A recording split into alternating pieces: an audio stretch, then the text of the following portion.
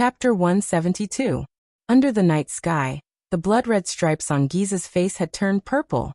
In the center of the ruined city, she stood on the black, slender multi-headed snake covered in ferocious spikes. From afar it looked like a giant long-legged spider. She smiled enchantingly. "You won't have the chance to endanger our hope anymore." The Heir mystic still had that calm expression on his face. He stared at Giza as if he did not care. "I will get rid of you directly." Haha. The blood mystic chuckled softly. A dimple appeared on her face. "Get rid of me? What are you going to do?" The Heir mystic's eyes flashed. The blue light on his face shone brightly. Asterisk whoosh. Asterisk a powerful gust of air exploded around Giza out of nowhere.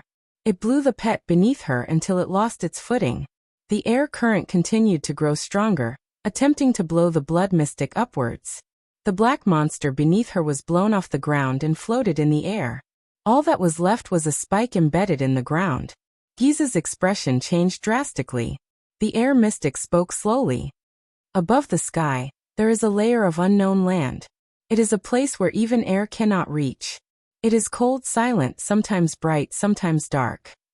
It is almost impossible for life to survive there. Even gravity has lost its meaning. You will not fall, nor will you rise. You will only meaninglessly revolve around the sun, the moon, and the stars." The Heir mystic's voice was emotionless. "Go there and sleep for a few thousand years. When we have completely won this battle for the survival of the mystics, which is measured in millennia." After the mystic evolved, his rational and dull voice trembled a little at this moment. "You will be in the new prosperous and magnificent world that we have built. There are no enemies, no fear, no escape, and you will be able to live in it. Awaken." On the deathly silent street, 2 light footsteps could be heard. Thales pulled Little Rascal along, and ran through a street at a speed that was close to walking. Both of them were panting from exhaustion. They had to stop and press their knees to rest for a while. Can we escape?" Little Rascal's voice trembled. She turned her head away, unwilling to look at the people who had fallen dead on both sides of the road. "We will find out. Once you're done resting, continue walking. Don't stop." Thales gritted his teeth and persevered. Little Rascal bit her lower lip and shook her head. Year 346 of the calendar of eradication. During the Third Peninsular War, the Eastern Peninsula Allied Army attacked Dragon Cloud City. From Shield District, Hammer District, Armor District, to Sword District, Bow District, Arrow District, Spear District. Thales lifted his head and glanced at Little Rascal. The little girl shivered and murmured, "Apart from Axe District and Heroic Spirit Palace, the entire city had fallen under the Nightwing King's army." That was until Chara raised his black flag in Northland. But even then, there were no casualties in Dragon Cloud City, and now? Little Rascal's eyes were red. She grabbed Thales' arm tightly, not daring to look at the corpses strewn all over the road. Dragon Cloud City. Is Dragon Cloud City going to be destroyed? "I don't know." Thales sighed with a heavy heart. "But we're still alive. That's enough." Thales straightened his body and dragged Little Rascal along without any explanation. Also, he stared at the ground beneath his feet, carefully avoiding the corpses that appeared every 2 steps. And Dragon Cloud City must have a way to fight against the mystics. Otherwise, Thales lifted his head and looked at the dead silent scene on the road. He gritted his teeth lightly. This is the power of the mystics in there? But Thales lowered his head and looked at a child who was about his age beside his right foot. Before he died, he was still holding onto a wooden stick. He felt a wave of desolation in his heart. Probably no one will survive. At this moment, a tired male voice rang from the ruins to their left. "If I were you, boy." Thales shuddered when he heard Little Rascal scream. Thales subconsciously took a step back and shielded Little Rascal behind him. He touched JC's dagger with his right hand. Then he stared at the source of the voice. "How?" Thales frowned in disbelief as he watched a corpse to his left begin to move. A moving corpse? Thales, who had a previous record, immediately felt his scalp tingle. Little Rascal closed her eyes in fear. The corpse turned over and revealed a hand? Thales widened his eyes and stared in shock at the hand that stretched out from the ground. He watched as it pulled away a pile of rubble and wood and dug a hole in the snow. A head popped out from inside. Thales felt a chill in his heart. No way. Fortunately, it's not what I imagined. If I were you, I wouldn't go over. Under the moonlight, a man with a dirty face, blood all over his body, and clothes full of holes crawled out of the hole. He panted and lay on his back. Asda's trick wasn't cleaned up very well. There are still things moving in front. With the help of the moonlight, Thales saw the man's face clearly. He could not help but shudder. He then stared at him. My God. He's Black Sword. Thales blurted out in disbelief. You're not dead? Little rascal opened her eyes and looked curiously at the dying man in the ruins. I played a trick, so I'm not dead yet. Black Sword, who had the face of a passerby, lay on his back on the ground. He flashed a weak and ugly smile and patted his left upper arm. It was wrapped tightly with a thick layer of white cloth, but there was a shocking bloodstain on the surface of the white cloth. My life is very tough. If one were to describe Black Sword's state as pathetic, when he was hiding from Asda, then his current state could only be described as miserable. Just the large and small wounds on his body made Thales furrow his eyebrows tightly. Black Sword raised his head with difficulty and looked at the corpses on the street. He fell back on the ground and let out a long sigh. There's a tentacle, made of that thing, and it's still alive. Black Sword gritted his teeth. He broke out in cold sweat and trembled nonstop.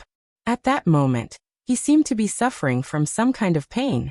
Thales even felt that something was happening in the depths of his body. And it's going crazy. You better not go over there. Thales narrowed his eyes and looked at the straight street. As expected, he found a frantically shaking blood-red tentacle in the distance. One of Giza's disgusting little pets. He began to worry. Is there another way? If not. Just as he pulled Little Rascal up, and was about to see if there was another way, Black Sword's voice rang behind him again. Wait, kid. Thales hesitated for a moment. The second prince turned and looked at Black Sword, who was lying on the ground in a miserable state. You. Black Sword exhaled abruptly, as if he had just been freed from a wave of pain.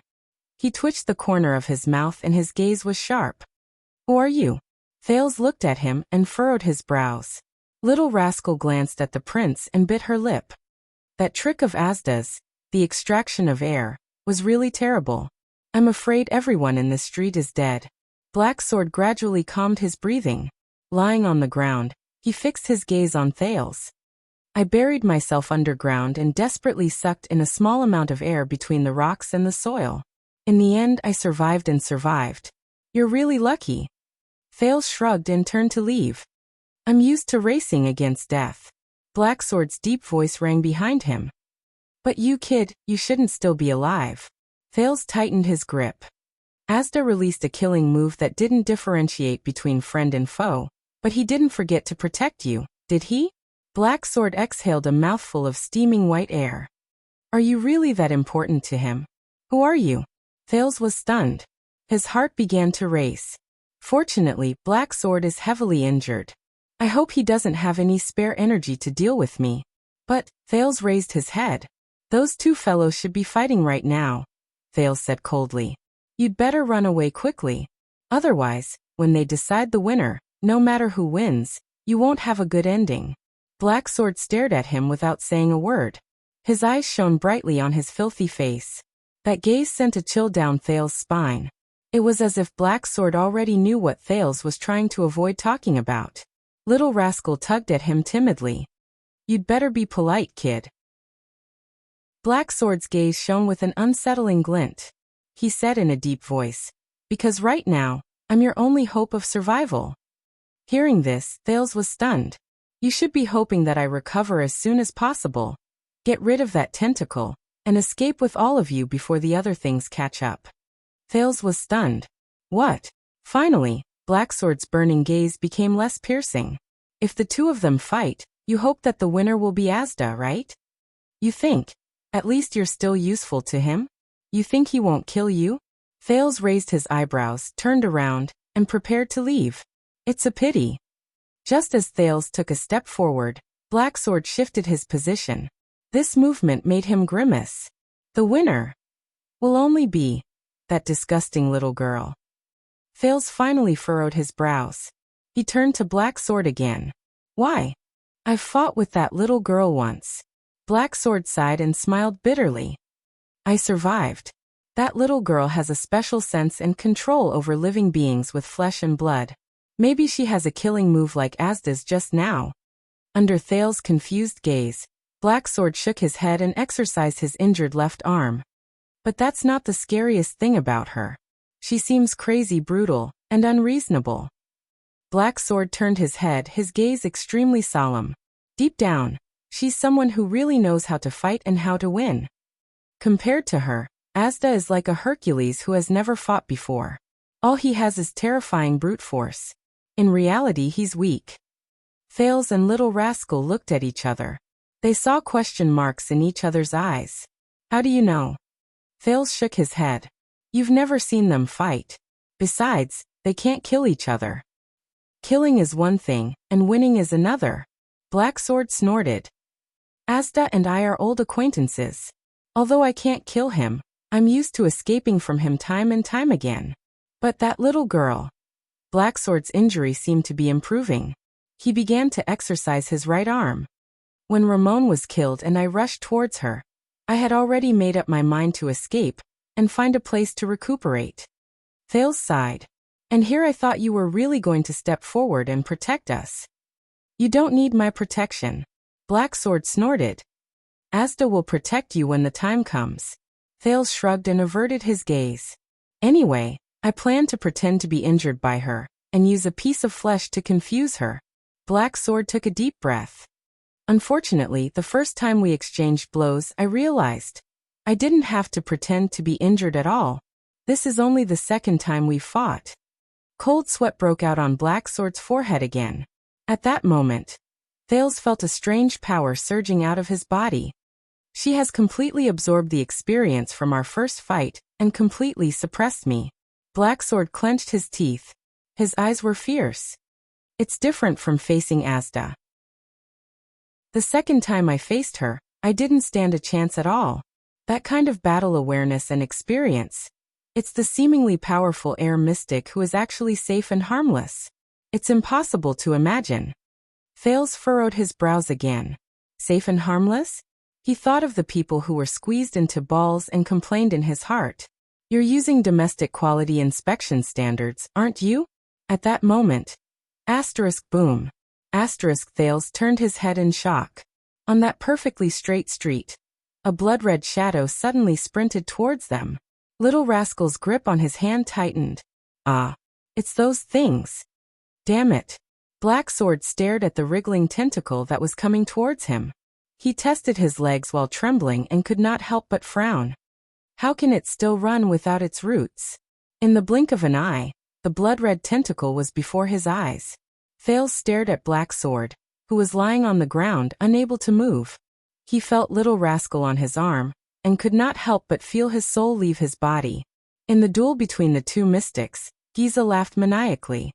A new world? Ha ha ha. I suddenly realized that you and Lebla should get along well. Why don't you consider joining us extremists? The air mystic did not answer. The next moment, the wind suddenly grew stronger. The blood mystic did not delay any longer. She crouched down and touched the huge, spider-like, pitch-black monster beneath her. The latter shuddered violently, and more black spikes extended from its main body, which was covered in spikes. They pierced into the ground with the swaying wind. A faint tremor came from the ground. Asda, who was calmly watching his opponent's attack, could not help but have a change in expression. A dazzling blue light flashed across his face again. The blood mystic and her pet swayed continuously in the wind, but the former still smiled and met the air mystic's gaze. A black spike protruded from the ground. Crack. Then, a shrunken version of the pitch-black monster, covered in spikes, broke out of the ground amidst flying soil and stones. Its speed was astonishing. 3 steps behind Asda, he launched a surprise attack at him. Bang. It crashed into a transparent barrier. The air mystic's expression did not change. He deployed the air wall in time, and blocked the incoming monster from the back of its master's head. However, more and more rustling sounds and cracking sounds came from the air mystic's body. Asterisk crack. Crack. Asterisk dozens of spider-like black spiky monsters swiftly and agilely broke out of the ground. They surrounded Asda and attacked him from all angles. The air mystic clenched his fist lightly. Visible water vapor immediately rose from a 10-meter radius around him. The dozens of monsters shuddered at the same time. But the shuddering only lasted for a moment. These monsters regained their mobility and rushed forward. The air mystic raised his eyebrows. It's useless even if you strip them of all the air. The blood mystic looked at Asda in amusement from above. They are little cuties who can survive tenaciously in a vacuum. Finally, the air mystic frowned slightly, but a second later, he let go of his clenched fist. Asterisk bang.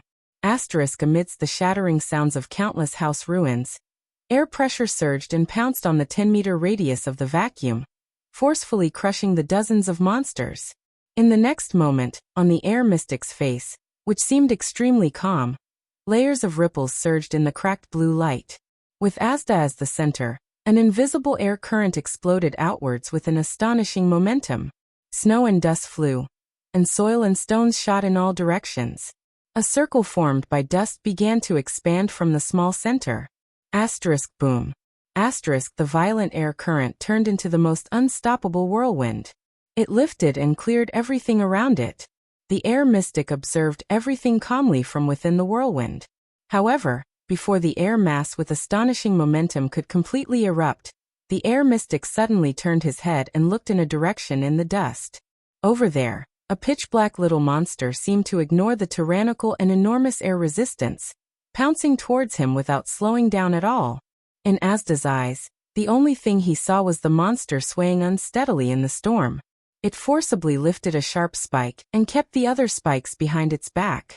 Like an octopus at the bottom of the sea, it sprinted forward with a strange posture. A hint of solemnity finally appeared on the air mystic's seemingly emotionless face. This posture and movement. It's how Black Sword dealt with it on the cliff just now. More and more pitch-black monsters used strange postures and movements to pass through his terrifying air currents and shot towards the mystic from all directions.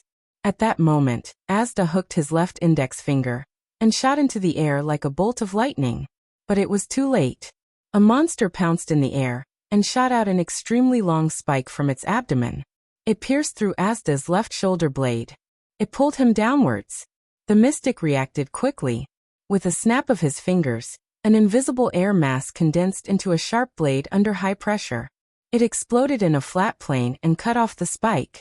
However, more and more monsters either shot out spikes or stepped on the bodies of their own kind, and used the momentum to pounce on him. A monster pounced on his back. Her other hand wrapped around his ankle. Another released a spike and pierced through his left eye. Another landed on his head. Countless more of their kind charged forward one after another. They had a clear division of labor. At that moment in the air, dozens of black monsters pounced on the air mystic from head to toe, completely covering the blue light on his body. The next moment, their spiked limbs trembled back and forth like a loosened bowstring. Asterisk shing. Asterisk asterisk pft. Asterisk the sound of flesh being scraped could be heard continuously. The next moment, under the countless monsters cutting, pulling, piercing and biting, Asda, who was in the air, turned into countless pieces. Fingers, elbows, arms, chests, heads, thighs, ankles. The mystic's broken body fell from the air and scattered all over the ground. The violent air flow finally stopped. The blood mystic and her black monsters landed on the ground. I've said it before. Life is great. The blood mystic raised her index finger in a seductive manner and wiped a purplish streak that disobeyed and was running around behind her ear. She looked like she was lecturing a naughty kitten. Then she said with a terrifying smile, "For these little cuties, the mission they were born for is to rely on their slender but dense bodies and their sensitivity to the air. In your unreasonable air pressure and cyclones. To hunt." The blood mystic chuckled. Asda's broken body turned into specks of blue light and slowly gathered to form a glowing humanoid silhouette. Those movements, those were all used by Black Sword when he fought against me. A voice came from the glowing blue silhouette. You saw my battle with him, and used the life you created to imitate him. Oh, that's all. Giza's body slowly descended. That fellow is very powerful. He actually tricked me with a useless piece of flesh just now. Such a powerful fellow. Of course he's my role model. After all, I was once a witch. The blood mystic walked down from the back of the gigantic black monster and covered her mouth as she chuckled. Learning and research were my past vocations. The young girl with the purplish-red cracks on her face gently bent down and picked up a black spider-like monster that was heavily injured by the cyclones just now. Her gaze was so gentle that it was as if she was stroking a kitten next door. But in the next moment, the blood mystic's gaze sharpened. The little monster in her hand leaped out and pounced on the air mystic's unformed blue light. As if they had received an order, countless black little monsters pounced on the blue light. Some of them exploded into broken limbs and blood, causing the blue light that was taking shape to fluctuate. Mystic energy interference? The glowing silhouette's tone was doubtful. You know that this won't work. At most, it can only delay my rebirth. But Giza's reply made it silent. That's enough. Asterisk bang. Asterisk, a gigantic blood-red tentacle suddenly burst out of the ground under the blue light. Countless smaller tentacles spread out and bound the other monsters in the blue light tightly. Gizu. The glowing silhouette spoke amidst the fluctuations. It seemed a little surprised. The blood mystic laughed heartily. Tell me, how much air is there under the ground that is a few hundred feet, a few hundred meters, or even a few thousand meters? How much time do you need to use that pitiful amount of air to return to the surface? It should be enough for me to kill that boy. The glowing silhouette did not speak again, but the speed at which it took shape was clearly increasing. It seemed to have become very anxious. Unfortunately, every black monster that exploded after entering the blue light could shake off a part of the blue light, greatly reducing its recovery speed. Of course, you can evolve to increase your control and range of effect. The blood mystic sighed. But I think that if you want to come back immediately from underground like that, the power you need. You must knock on the door to realize it, right? The glowing silhouette suddenly flashed. Come on, are you willing to knock on the door to protect that boy? The blood mystic said with a charming smile. Or are you willing to watch that boy die for your own safety? The glowing silhouette flashed more and more rapidly. See, this is the sorrow of never being on the battlefield. The blood mystic snorted softly and stroked her hair, which had turned blood red due to the evolution. You bunch of people who have never fought in a civil war. Newbies. A few seconds later, the glowing silhouette finally spoke. I don't understand. That's not your style. Your so-called reasons are also not valid. Why would you rather pay such a huge price and risk being sealed by the legendary anti-mystic equipment and being discovered by Helen? Asda's voice, which had yet to take shape, sounded illusory. You still want to kill that boy? Just because you don't want him to suffer? At that moment, the two mystics were silent for a moment.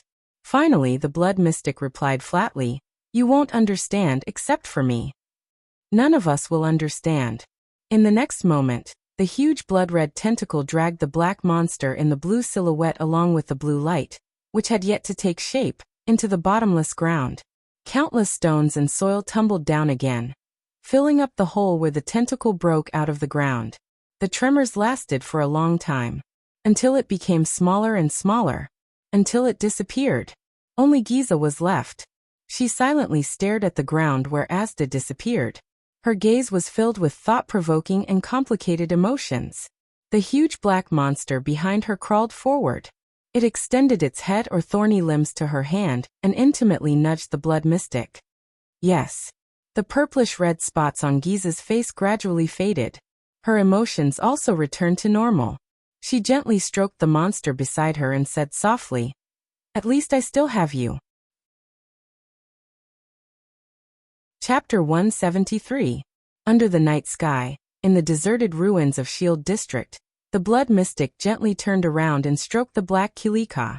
In the next moment, the dense shell on the spider-like Kilika's body began to tear, change shape, and expand. Its black exterior began to turn red, and a dozen blood-red tentacles formed from human limbs extended from its body, growing larger and larger. Kilika's body grew larger until it turned into the blood-red hydra that Thales had seen before. Like a giant squid that was dozens of meters tall, it shook its tentacles and let out a strange whistling sound. Find that child. Giza's madness and stubbornness just now disappeared without a trace as the purplish-red markings on her face faded. At that moment, she was quiet and peaceful, like an ordinary and innocent girl. The mystic gently stroked Kilika, her tone light and gentle. You know his scent, understand his presence, and are familiar with his bloodline. Giza exhaled softly, her expression strange. Belongs to that fellow's bloodline. That guy that you want to eat even in your dreams. The hydra's dozen or so giant tentacles trembled at the same time, and there was a sizzling sound of flesh and blood rubbing against each other. Asterisk boom. Asterisk the tentacles fell with a loud bang, creating dozens of deep ravines in the ruins. Smoke and dust rose into the air. Giza laughed. She looked at the terrifying Kilika with a doting gaze, as if she was looking at an angry puppy wagging its tail. Go. Find him. The girl next door. Giza paused for a second before she opened her mouth slightly and exhaled softly. Before he becomes a mystic, kill him. Even if it means destroying all of Dragon Cloud City. Even if it means exposing myself. Even if... Kilika's huge body once again let out a strange, unsettling sizzling sound. In the next second, its dozen or so blood-red tentacles plunged into the ground one after another from different directions. Asterisk bang. Bang. Bang. Asterisk its flesh and blood seemed to be multiplying endlessly, continuously extending the length of its tentacles and digging into the ground. Suddenly, Giza narrowed her eyes and turned her head with a solemn expression. A figure suddenly appeared in the smoke and dust stirred up by Kilika, slowly walking towards the mystic. Giza exhaled softly. As expected, I've wasted too much time. The silhouette in the smoke and dust approached slowly, one step at a time. The blood mystic closed her eyes and shook her head gently. He actually evacuated the people in the surrounding districts. Raikuru's descendants aren't completely useless. At this moment, boom, a medium-sized tentacle suddenly shot out from the ground beside the figure. Amidst the smoke and dust, tentacles broke through the ground and attacked the uninvited guest. However, the figure in the smoke only moved slightly. The sound of a weapon piercing flesh could be heard. The next moment, Giza's expression changed drastically. She fell to her knees. Ah, ah, ah. The blood mystic screamed in pain. Boom. In the districts adjacent to Shield District, more than 10 huge, blood-red tentacles broke out of the ground again. For example, in the Sword District, which was the closest to the few noble districts, there was a huge tentacle like this. After it destroyed a stone house on top, it broke through the soil and rocks, and shot towards the sky. The moment it came out of the ground, the heads of these terrifying tentacles, which were formed by bloody human bodies, suddenly burst open and scattered into countless smaller tentacles. The small tentacles first stopped in the air and slowly turned around, occasionally trembling once or twice. It was as if they were sniffing. Not long after, these small tentacles trembled at the same time, and then quickly grew, proliferated, and extended in all directions. At this moment, a thin figure in a white cloak suddenly appeared from a corner, and instantly landed in front of the roots of all the tentacles. The tentacles sensed the approaching flesh and blood. In that instant, countless tentacles attacked the cloaked figure like a wild beast with its hair standing on end. The figure turned around gently and brandished a special white-hilted blade. The blade flashed. Asterisk swoosh. Asterisk surrounded by countless tentacles. The figure flashed incessantly in that instant, even leaving afterimages. So much so that from afar, it looked like he was brandishing the blade in a few different directions. The blade grazed almost every tentacle, leaving a wound.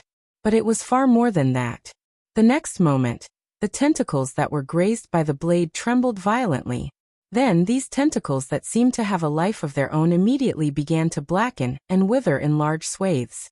Finally, as if they were burning, the entire tentacle turned into flying ash and scattered. Flesh and flying ash instantly floated into a ball. The cloaked man swung the blade again. This time, the strange blade stabbed into the roots of these small tentacles. The big blood-red tentacle, The huge tentacle shook violently, and bubbles and a large amount of steam began to emerge from the place where the blade had stabbed. Then it also began to blacken and wither, until it completely turned into flying ash. Left the roots?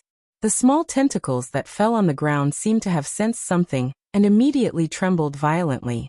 Like snakes, they scattered in all directions, escaping from that terrifying man. At this moment, countless hurried footsteps could be heard. Dozens of masked figures in gray appeared at the corner of the street. They wore special equipment: arm shields, light crossbows, and streamlined long blades with white hilts.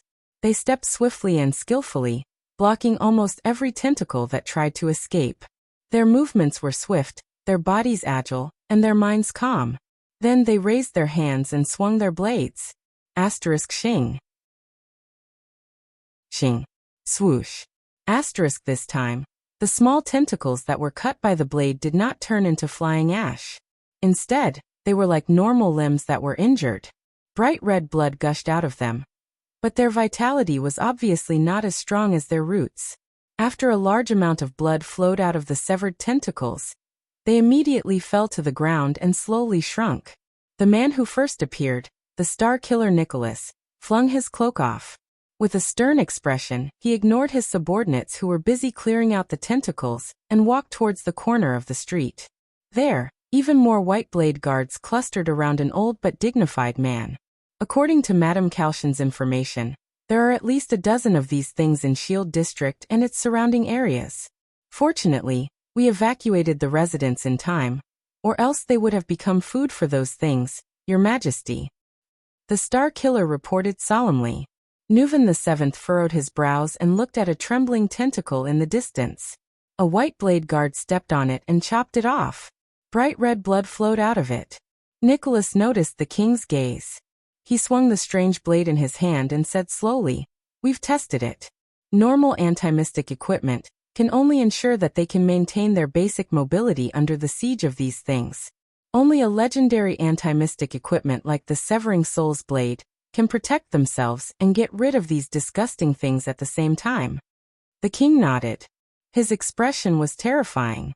Gleeward has already set off with the Soul Slayer pike. That calamity won't be jumping around for long. Behind the king, a bureaucrat who looked like a disciplinary officer said worriedly, "But these things are still expanding, trying to find more people to feed on. Now they've even appeared here. Sooner or later, they will extend out of Shield District and catch up to the residents we arranged to evacuate to other districts, and even to those outside the city. It's one thing for it to continue growing by absorbing, but if this goes on, the entire Dragon Cloud City." King Nuvan raised his hand abruptly and stopped his subordinate from reporting. His eyes flashed with anger and determination. The tentacles in this area were quickly cleaned up. King Nuvan clenched his fists and raised his head to look at the warriors around him. He shouted loudly, "White Blade Guards!" Yes. All the White Blade Guards, including Nicholas, turned their heads in unison and shouted angrily. They stared back at the Northland King with sharp gazes. King Nuvan took a heavy step forward. He glared at each of his personal guards, the elite White Blade Guards, the Dragon's Imperial Guards, the most valiant existence in Extet. The sound of earth and rocks collapsing came from afar again. King Nuvan took a deep breath. The flames in his eyes burned brighter. "Tell me, boys. When Extet needs your protection." The old king's old and powerful voice rang in everyone's ears. "When Northland needs your bravery. When you need to sacrifice your lives. When you bleed dry." King Nuvan turned his head and fixed his gaze on the blood-red hydra in the distance. He stared at the blurry but huge figure and roared ferociously. "Will you hesitate? Tell me." At that moment, all the White Blade Guards straightened their bodies without hesitation and punched their left chests with their right fists. Thud. The dull sound of a punch rang out at the same time. It was heavy and shocking, like a person. All the elite warriors roared angrily at the same time. Their voices were deafening.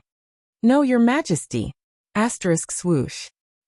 King Nuvan turned around and abruptly drew his saber. With a dignified expression, he nodded and looked at his guards. "Very good. Nicholas, you're in charge of dispatching The Star Killer knelt on one knee and punched his chest with a solemn expression. All White Blade Guards, equip yourselves with anti-mystic equipment and walk around the edge of Shield District. King Nuvan said calmly to the captain of his personal guards. Whether it's delaying, intercepting, or strangling, block this thing in Shield District. It can forget about touching a single Northlander. Nicholas nodded fiercely and stood up to give his orders. Everyone split into 8 teams. Each team has at least 30 people. Check the anti-mystic equipment and bring signal arrows. Send messages according to wartime standards. The Star Killer looked at his subordinates and said coldly, form a circular formation of 5 people each. Focus on dealing with these little things. Slashing and slicing are the most effective methods. Pay attention to your footsteps. Don't get entangled by more than one enemy. If you run into such a big fellow. Nicholas kicked the large tentacle that had already withered into black dried limbs, and shook his severing soul's blade. Send a message to inform me. King Nuvan sighed. Kalshan said that the more people that Calamity faces, the stronger it will become. So, you won't have any backup. The king extended his right hand and pressed firmly on Nicholas' right shoulder. He stared straight ahead. Whether it's the patrols or the recruits, they don't have anti-mystic equipment. They will only die in vain. Our hope lies with Gleeward and you, the Soul Slayer Pike and the Severing Soul's Blade. Gleeward has already gone to find that calamity. The Soul Slayer Pike is the best way to deal with it. What you need to do now, King Nuvan's eyes flashed, is to trap a rat in a cage. Completely cut off that thing's strength and escape route. Nicholas and the king exchanged a deep glance. Then he nodded firmly and respectfully. We have no problem, Your Majesty. Please wait for the news of our triumphant return in the palace. But King Nuvan shook his head. I'll go with you. In that second, Nicholas widened his eyes. Your Majesty, it's not safe ahead. King Nuvan raised his hand sternly and stopped him from speaking. Most of the White Blade Guards are here. Heroic Spirit Palace may not be as safe as here. And I have never doubted that the place where the White Blade Guards are located is the safest place in the world. King Nuvan's eyes were filled with unquestionable majesty. Do you have any objections to this statement? Nicholas shuddered violently. In that instant, Nicholas said nothing. He only gritted his teeth and nodded solemnly. King Nuvan let go of his shoulder and laughed boldly. Come, my brave warriors. Today we will set foot on the land of our homeland and rush into a war between humans and non-humans. The old king raised his head and looked at the cliff of the sky, at the valiant statue holding a spear. Today we will follow in Rikaru's footsteps, to hunt the legendary calamity. The White Blade Guard's expressions became solemn. Nicholas' pupils gradually narrowed. He slowly tightened his grip on the weapon in his hand. Nuvan VII turned to the Hydra in the distance. He took a deep breath and slowly exhaled. Take out those crazy criminals who have committed heinous blood debts in Northland 600 years ago and now. Take out those unreasonable freaks who have caused endless disasters for thousands of years. Take out those evil beings who take pleasure in killing and bloodshed. Take out those scum who see us as ants. King Nuvan clenched his fists. His gaze was fierce. Destroy them all. Giza suddenly collapsed to the ground. Her originally rosy and healthy face suddenly turned gray and shriveled. Moreover, this gloomy color continued to intensify on her face. Behind Giza, the Hydra Kilika sensed its master's condition and trembled madly. Following Kilika's movement, a few tentacles appeared around the figure again and attacked the uninvited guest. Asterisk swoosh. Asterisk asterisk rip. Asterisk 2 sharp sounds of flesh being pierced came from the smoke. No. Kilika, that's... Giza screamed in pain.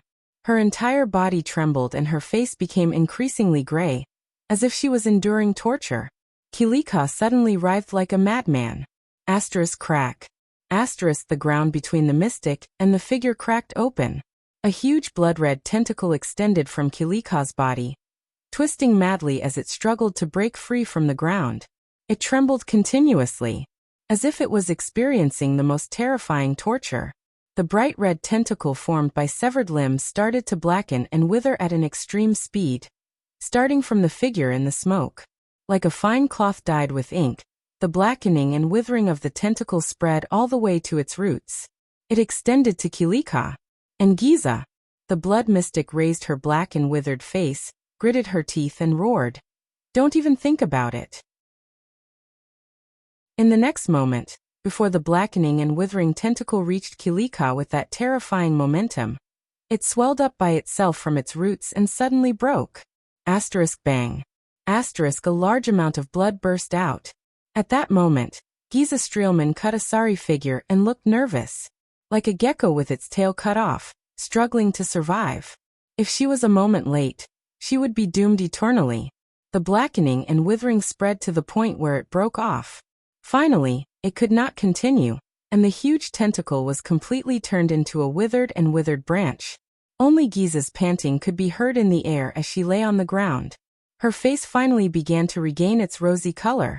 The mystic raised her head, gritted her teeth, and stared straight ahead. She stared at the figure walking towards her from the smoke. The figure in the smoke approached her slowly. What followed was an unpleasant sound of friction. Crash. Giza stood up from the ground and frowned slightly. The figure was tall, but his pace was strange. With every step, his right leg would drag. It was like a cripple. Crash. The unpleasant sound continued. It sounded like exquisite tools rubbing against a rough rock surface. Finally, a rough voice came from the smoke. Shield District is a sad place. The smoke and dust gradually dispersed, revealing a strong and capable man. Under the Northlander's forthrightness, generosity, optimism, and positivity, it hides the darkest and most obscure colors of Dragoncloud City. Crash. The noise continued. The crippled man was about 30 or 40 years old. The contours of his face were flat, but his nose was high. The stubble on his chin made him look rather boorish. Some people were born in this unfortunate place. Their parents only left them poverty and hardship, and they learned only tenacity. The man limped forward, his tone filled with grief. Crash. Giza's frown deepened. She found the source of the noise. The man was dragging a 2-meter-long metal spear behind him. The pitch-black spearhead was dragged on the ground, making an unpleasant sound of friction. The blood mystic's eyes were fixed on the spear. Her eyes were filled with a strange light. Some people came here for the sake of standing out. They used the most precious moment to exchange for the most unpredictable future, to preserve something memorable for themselves, for their families, and for their descendants. The cripple dragged the heavy spear with his right hand. As he turned, the left side of his face was revealed. Giza saw his most obvious feature clearly. The man did not have a left ear. There was only a round hole where his ear should have been. It was as if it had been cut off at the base. But no matter who it was, they were forced to seek shelter in this broken place known as Shield District. It doesn't even have a complete thick wall to shield them from the wind and snow. Here, some people are busy, petty, and unscrupulous. Some are illiterate and tremble in fear. Some are lonely and despairing, and covered in wounds. Some are impulsive, hot-tempered. Crash. The man limped forward. His expression was sad, and his voice was low. They are just ordinary people, but they are also pitiful people. But they are still living under the feet of the most powerful person in all of Extet. With the Northlander's most contented attitude and the strongest smile, they do the lowliest of jobs. They receive the merest income, have the most pitiful hope, and live the most miserable lives. They do not have unparalleled power, no great achievements, no respectable honor, no noble titles, and no glorious bloodline. But they still clench their teeth, swallow their blood, hold back their tears, tighten every muscle, and struggle to survive. The man stopped limping and stood in front of Giza. He turned his head and glanced at a ruin. There, a child's severed hand lay quietly. The man turned his head abruptly. This time, his eyes stared straight at the mystic without wavering. His eyes were filled with indifference, loneliness, disappointment, pain, hatred, and dead silence. This is Shield District, a filthy place where even the snow is black, the cripple said flatly. In the great Extet, in the majestic heroic spirit palace, under the dazzling glory of Northland. The man's gaze swept across the ruins around him, and there was a hint of pain in his eyes. We struggle bitterly, struggling at death's door. We are more like Northlanders than the strongest Northlander. The crippled man with only one ear had a cold expression. He raised the spear in his hand and looked at Giza. But you, even this tragic and unfortunate chance, this chance to grit our teeth and fight for hope, had to be taken from our hands, which were empty to begin with. Stripped of everything. We are in your eyes. The man closed his eyes gently. He tightened his grip on the spear in his hand. His words were filled with pain. Like worms, you can trample and knead us as you please. Is that so? Calamity. The blood mystic exhaled deeply. Her gaze was extremely solemn. She did not answer the man. It was as if she did not want to waste time. She only fixed her gaze on the spear. A few seconds later, Giza finally spoke slowly. 600 years later. The controller of the Soul Slayer Pike. Giza pacified Kilika behind her while panting. She said flatly, "So it's you, a cripple?" The man snorted. The blood mystic raised her head and looked at the cliff of the sky. She glanced at the heroic statue of the human hero, Raikuru Extet, and then looked down at the lame, one-eared man. She frowned. It was as if he was making a comparison. A moment later, Giza heaved a long sigh. "Isn't that too far off?" The man stared at her, without saying a word. "What in this era?" Giza said in disdain. "As long as you're a supreme class, you can master a legendary anti-mystic equipment." Phew. The one-eared man spun his hands. His spear whistled through the air, and the pitch-black spearhead was pointed straight at Giza. The spearhead vibrated slightly. Buzz. It was as if the spear had a life of its own. Drew Gleeward, an ordinary heavy swordsman in Dragon Cloud City, conscripted, he said in a low voice. By the way, the lame man named Gleeward said coldly with the Soul Slayer pike in his hand. The entire Shield District. I'll cover it. Oh. Giza's expression turned cold. She gritted her teeth, but she did not show a smile, which was a rare sight. Then you'll have to thank me. She looked around at the ruins on the streets around them, and shook her head. You're home. It's so clean. Gleeward was not angered by her words. The man only dragged his lame leg and took a light step forward. I was just greeting you just now. You should also know the origins of this weapon, right? Gleeward tapped the ferocious-looking spear in his hand and said quietly, When I received it 10 years ago, Merc almost nagged me until my other ear fell off. The man's gaze became pure. The Soul Slayer pike, King Raikuru's great weapon. All life in this world, from great dragons to ants, demons to flowers and plants. Once pierced by this pike. Gleeward stared at the tip of the pike, his eyes sparkling. All life in one's body will be drained. At that moment, the one-eared lame man's aura began to change. It was as if he had arrived at the most horrifying battlefield. All life. Every part of your body. Giza did not speak. The touch of death, Gleeward raised his head and emphasized coldly, only requires a light touch. The girl, who had always smiled gently, now stared at the pike without any emotion. Her gaze did not shift for a long time. It was as if she was recalling something.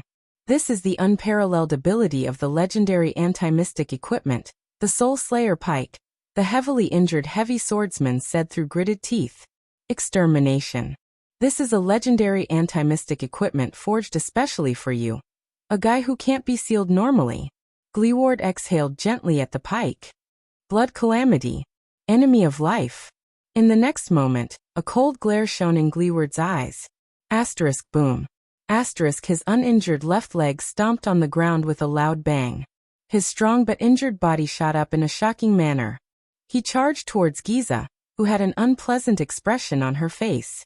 The ferocious Soul Slayer pike thrust forward with an invincible momentum, as if it was charging on a battlefield. Asterisk buzz, asterisk in the air, the pitch-black pike released a joyful vibration. It was as if it was longing for something. Chapter 174. The moon was gradually setting in the west. Asterisk bang. Asterisk a loud rumble came from the center of Shield District. The once insufferably arrogant Hydra, Kilika, had once again dived into the ground and disappeared without a trace. In the endless smoke and dust, a man with only one ear dragged a long metal spear behind him. He limped and rushed up a slope made of ruins at an extremely fast speed. His posture was strange. Gleeward swept his gaze around him. He could only see a few blood-red tentacles scrambling to crawl into the ground. The boss of Shield District calmly raised the Soul Slayer pike and swept the spearhead in all directions. Just as the spearhead swept to the left, the Soul Slayer pike suddenly trembled. Buzz. Gleeward no longer hesitated. He took a step forward and rushed in that direction. Swoosh. His pike was faster than a human figure. It instantly pierced into the smoke and dust. Bang. One of the ruins exploded. A disheveled girl revealed herself in the blasted ruins. She avoided the pike by a hair's breadth and flew out. Gleeward did not stop. He chased after Giza and stabbed at her head. The spearhead swept past the left side of Giza's face. The latter's face immediately sizzled as if it was being roasted and began to melt. Damn it! As the blood mystic cursed softly, a few tentacles suddenly extended from under Giza's simple dress. They struck the ground violently and pushed her away from Gleeward's pike. Very well. Gleeward stopped in his tracks. His eyes were filled with coldness, and he said calmly, "Hide. Run. Hide. This is the attitude you should have, Calamity." Giza gritted her teeth and glared at Gleeward with a furious expression. Then the latter charged at her again. Giza moved. She rushed through a ruin without stopping. The many tentacles under her dress swung swiftly, allowing her to leap as if she was running on flat ground. Gleeward chased after her relentlessly. At that moment, boom. A blood-red monster with 4 tentacles and 2 sharp pincers crawled out of the ground beside Gleeward. Thud. The lame man's footsteps came to an abrupt halt, and he abruptly stepped on a large rock to stop himself, narrowly avoiding a sharp pincer that swept past the tip of his nose. This weird and disgusting creature was actually made up of blurred and sticky limbs. On what seemed to be its head, there was a huge eye that was spinning. Gleeward frowned. "These are your warriors." Giza did not say a word. She just looked at him coldly. In the next instant, the monster expanded into a strange form that was several people tall and several people wide. It attacked the man with the gun from 6 directions at the same time. The tentacles curled around his limbs, one of them stabbing towards his crotch, the other reaching for his head. But Gleeward still did not move. He had no intention of dodging even in the face of a fatal encirclement. He just stared at the mystic. "That's a bad idea." Gleeward was unmoved. His tone was flat as he continued to observe his opponent. A second later, the crippled man's eyes flickered, and he swung the Soul Slayer pike in an arc. The moment his opponent's killing move was about to reach his body, the pike lightly brushed past one of the monster's tentacles. The monster shuddered violently. Its shockingly powerful tentacles and sharp pincers began to tremble uncontrollably. Giza's expression changed as she witnessed all of this. Then her body swayed as well. In the next moment, Gleeward quickly rushed down the slope. Behind him, the monster had already changed its shape and color as it trembled. It cracked open like a piece of charcoal and fell down. Aya! 5 meters away from Gleeward, Giza screamed uncontrollably again. She covered her face with her hands as she trembled and contorted. Her face, which was starting to turn black, was filled with pain. "How does it feel to be killed?" Gleeward's voice was heavy, and his footsteps were steady as he swiftly approached his inhuman opponent. "Whether it's Kilika or these monsters you created, they're all essentially you, right?"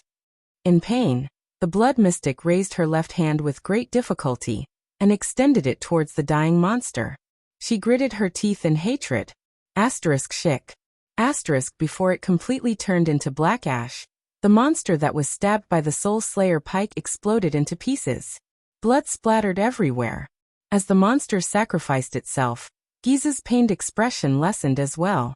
However, in the next moment Gleeward, whose expression did not change but whose killing intent was hidden, had already rushed in front of her. He thrust the pike mercilessly. Giza's expression was ferocious. She screamed and quickly retreated. But it was too late. The power of eradication in Gleeward's body surged freely. His pike suddenly sped up. Asterisk whoosh. Asterisk the wind howled. In the next moment, the Soul Slayer pike's black pike twisted in the air in a bizarre manner, as if it had a life of its own. The body of the pike bent in a terrifying arc. It stabbed Giza's left hand. Aya! The blood mystic screamed in pain. This time, her screams were far louder than before. A visible blackness spread from her left arm to her entire body. Gleeward rotated the pike with ease. He knew that extermination had taken effect. The moment she was stabbed by the Soul Slayer pike, Giza did not hesitate. Her right hand immediately turned into a blood-red blade. Asterisk crack. Asterisk before the blackness spread to her chest, the blood mystic's expression was fierce. She chopped off her left arm. Her left arm fell to the ground. Then, before it completely turned into charcoal and ashes, it swelled and exploded. Giza clutched her severed arm and took a painful step back. Beautiful. But do you feel pain as well? Gleeward was the one who praised her, but he did not have any intention of showing mercy. His cold eyes reflected the girl's image. It also reflected the black pike he was thrusting towards the girl. The wind howled. The pike was raised again. The pike was pointed at the disheveled Giza. It was about to pierce her face. Giza clutched her left arm weakly. She gritted her teeth and stared at Gleeward with a mournful gaze. A satisfied smile finally appeared on Gleeward's face. But it was also at that moment that a few blood-red lines that looked like the branches of a tree and blood vessels slowly rose on Giza's face. The pike thrust forward. It was unstoppable. In the next moment, a figure burst out of the ruins on the ground. Asterisk boom. Asterisk it stood between Giza and Gleeward. Asterisk thud. Asterisk it was a dull thud, not the muffled sound of metal piercing flesh. Gleeward, who held the pike with both hands, frowned deeply. The tip of the Soul Slayer pike stopped right before the tip of Giza's nose. It was only half a second away.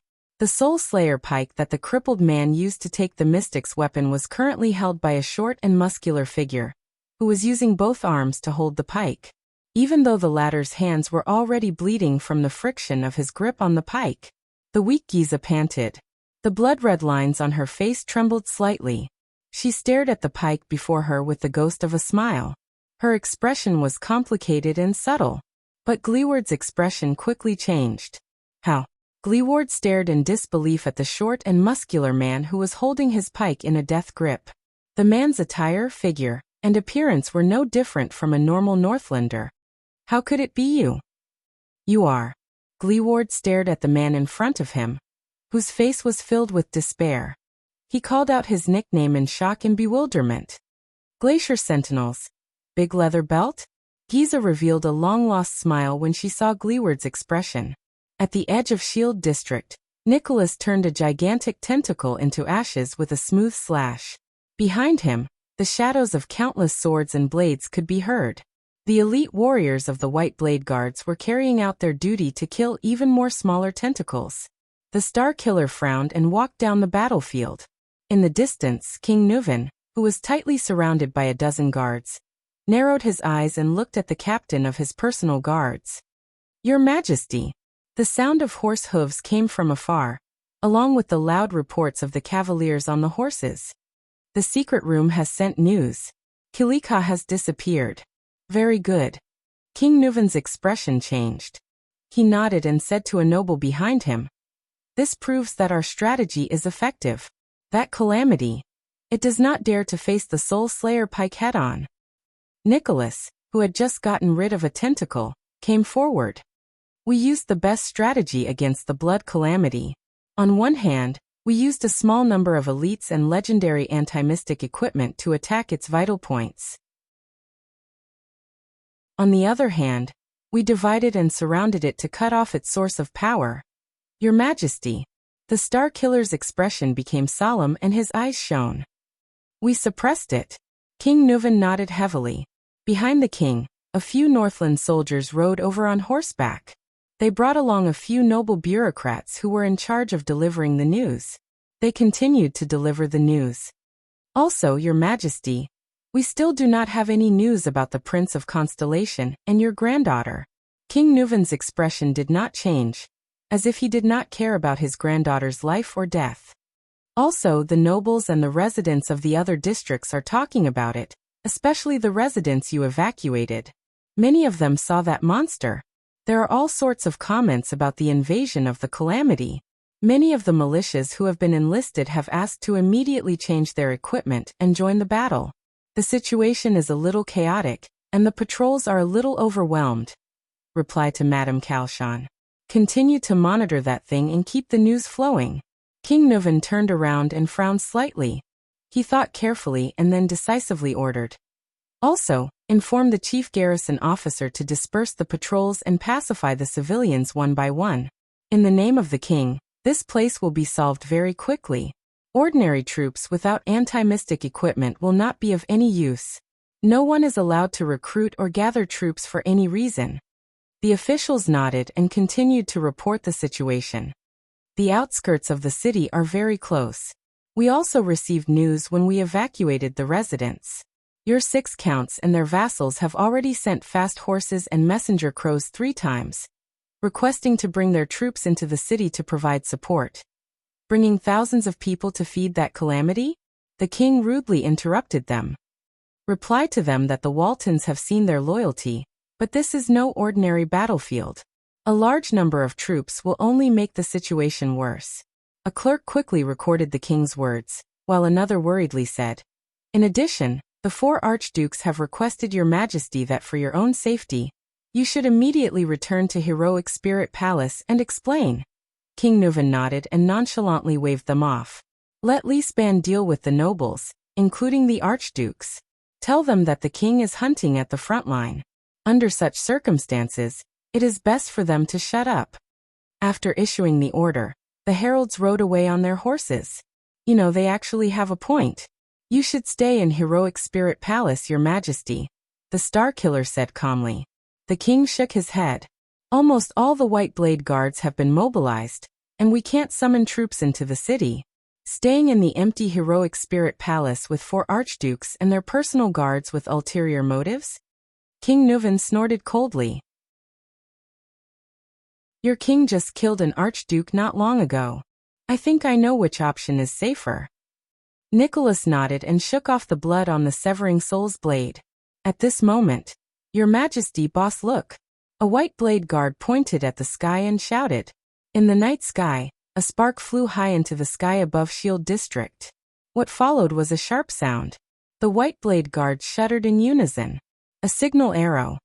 This means. Nicholas' gaze flickered. It's the first group from the east. They found a big guy that's hard to deal with. We have to immediately. At the same time, a similar spark bloomed in the sky from another direction. At the same time, there was a sharp whistle. King Nuvan frowned. 2 places? But in the next second, a third signal arrow rose from afar. At the same time? That's not right. King Nuvan stared at the spark and frowned. We've strictly assigned the routes. We split them into 2 directions, east and west, and gradually surrounded them from the edge of Shield District. While the 1st and 5th groups were clearing the route in front, the troops at the back shouldn't have met the big guy. Just as he spoke, a 4th signal bolt appeared not far away. Nicholas' expression changed drastically.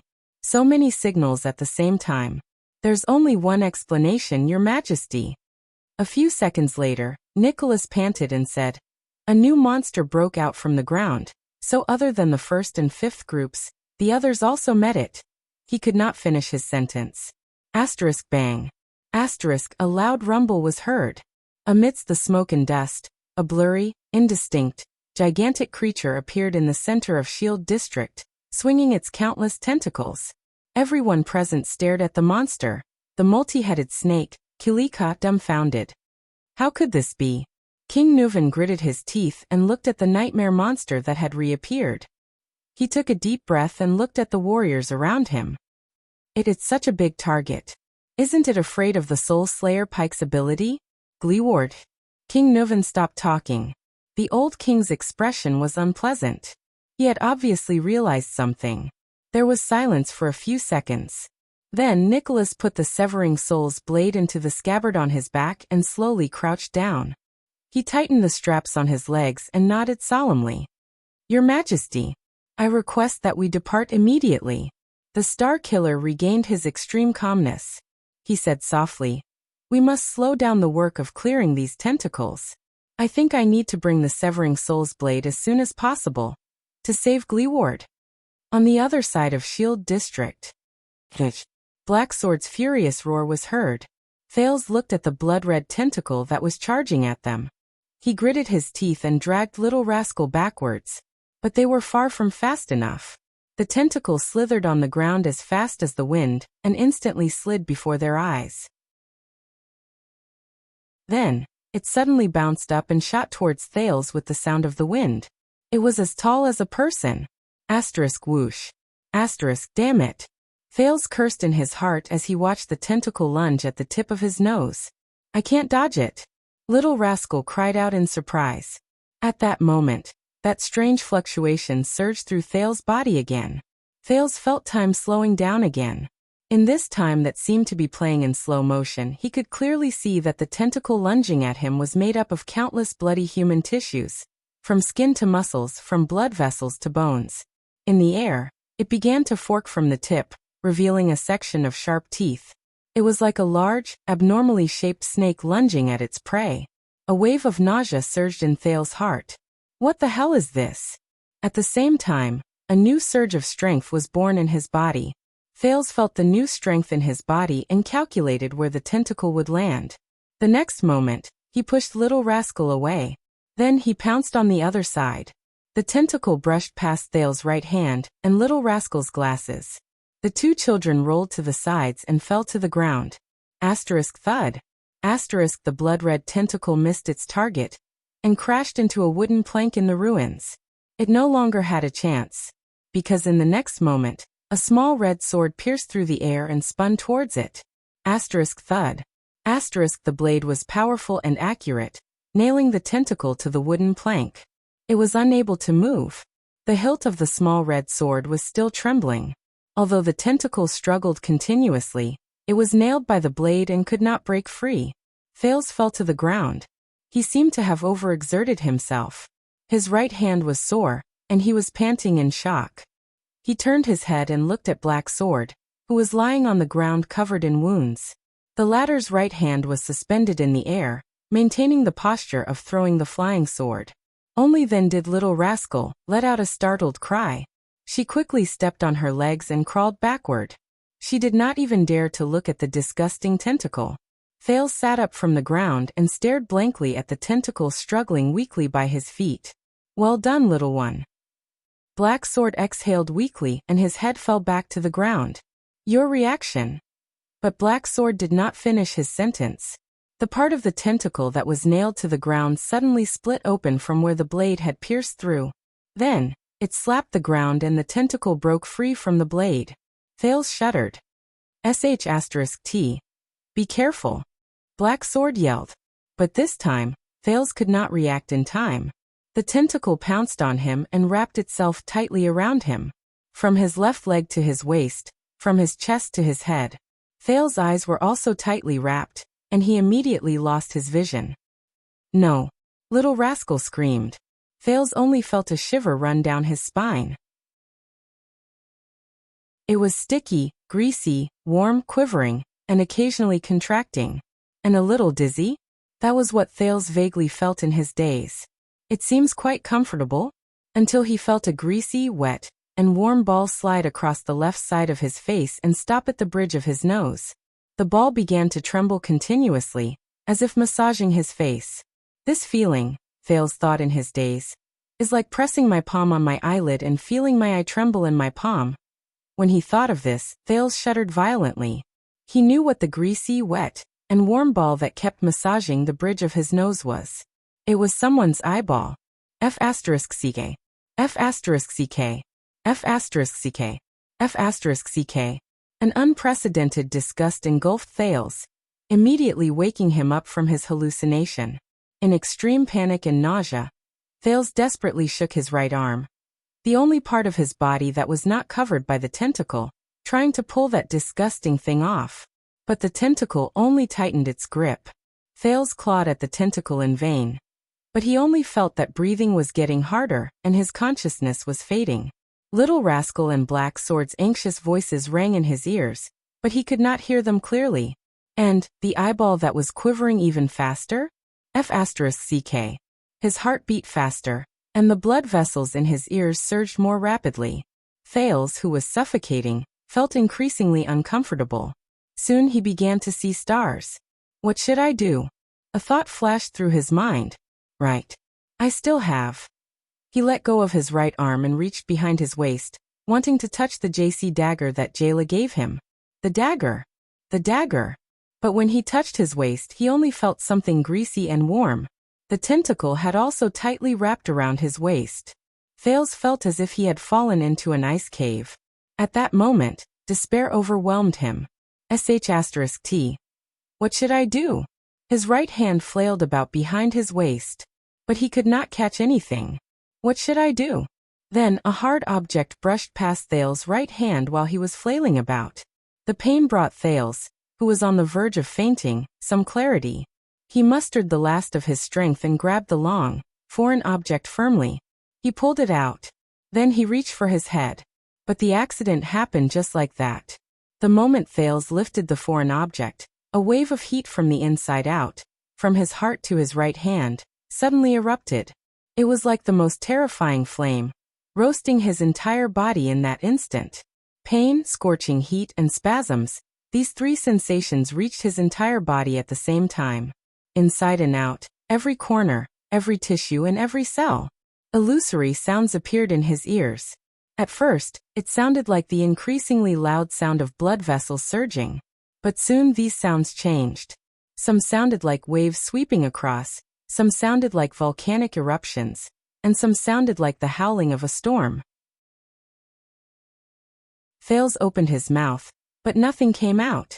The only thing that entered his mouth was the fishy, salty taste of the tentacle, and the disgusting organs that slid past his tongue, pieced together from an unknown person.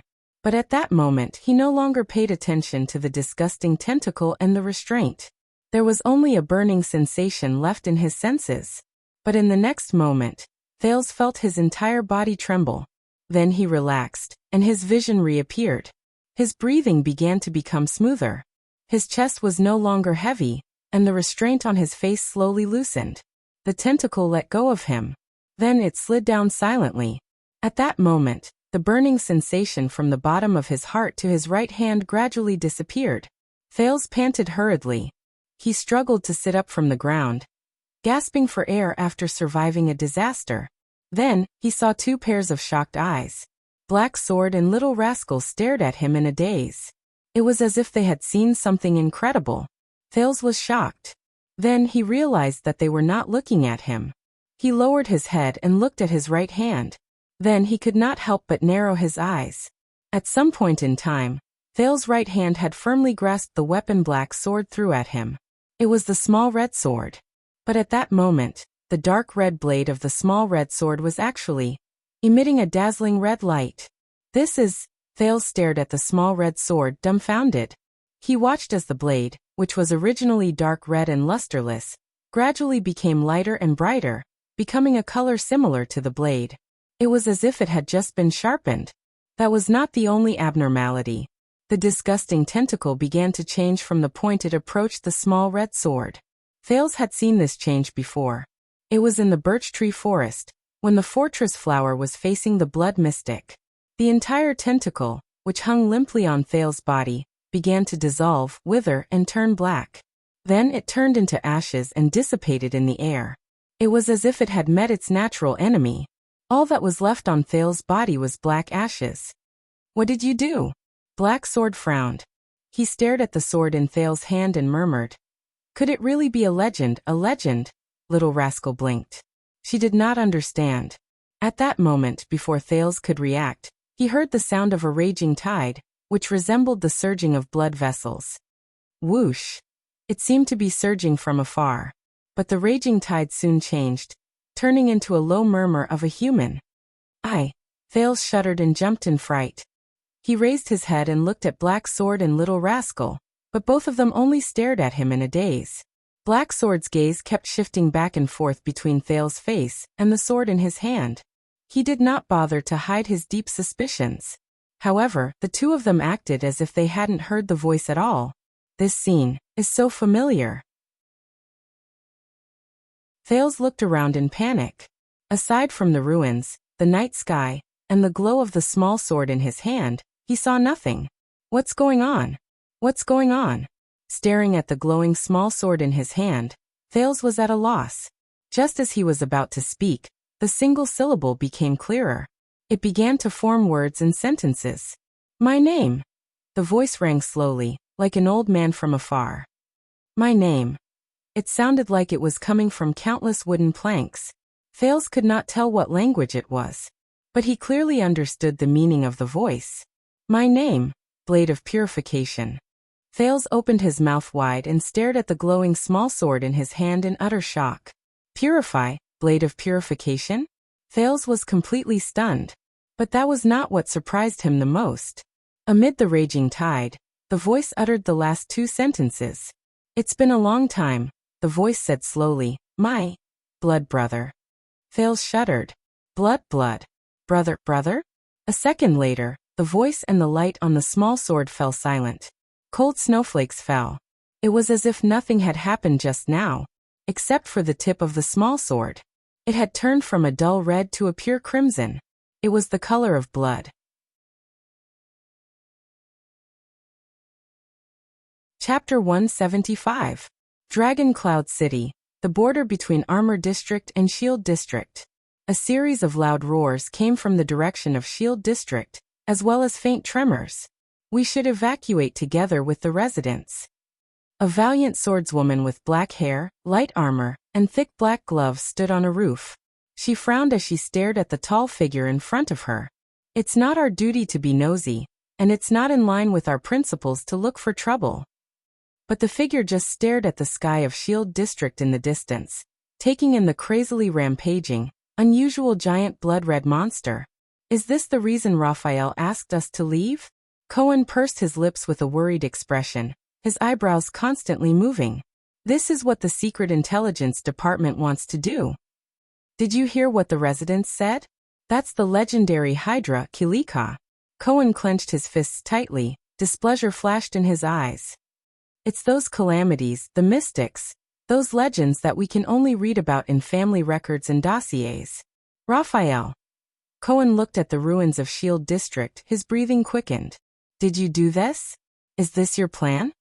Miranda frowned and looked at her colleague with a complicated expression. The disciplinary officers didn't evacuate the area for no reason. This is not something you should worry about. Dragon Cloud City definitely knows how to deal with calamities. Miranda looked at the Hydra flinging out another giant tentacle in the distance, sighed and shook her head. And no matter what Raphael did, or what he wants to do, it's not something we can interfere with. Cohen was still staring at the Hydra. His golden hair was covered in snowflakes, but he did not notice it at all. That's Shield District, Big Leather Belt lives there. We even sat in his house before. Do you remember the man who fought against the orcs in the Glacial Sentinel? Listening to the sounds of destruction, Cohen's eyes were filled with sorrow. Him and his daughter. Miranda did not say anything, only lowered her eyelids slightly. After a while, she said quietly, "We can't do anything." Cohen was silent. In the distance, as the Hydra Kilika's movements intensified, the tremors grew stronger. Do you know what's the most ironic thing? A few seconds later, Cohen said to Miranda behind him with an expressionless face, "On the day we, you, me, and Raphael became seeds, what Master Shao said to the 8 of us on the Night Colossus."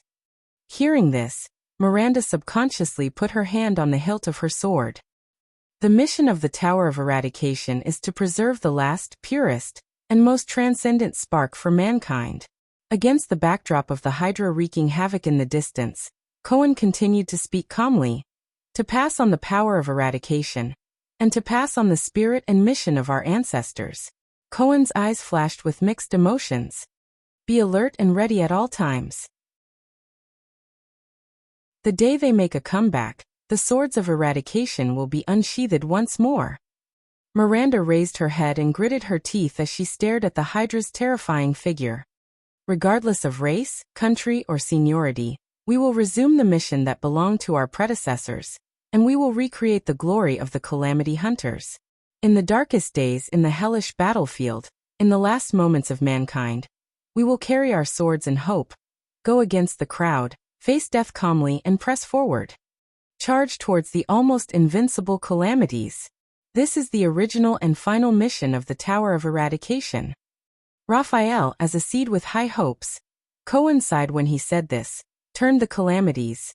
Stop your meaningless and baseless guesses, Miranda interrupted him coldly. We don't know what Raphael and the Secret Intelligence Department did. Maybe the Secret Intelligence Department has a more important political purpose. Maybe if they didn't do this, the Hydra would have appeared in Eternal Star City instead of Dragon Cloud City. Cohen sneered, which was rare. Politics. The blonde police officer shook his head in disappointment. The Tower of Eradication passes down skills to protect mankind, and is above politics. This is also the most valuable thing about it.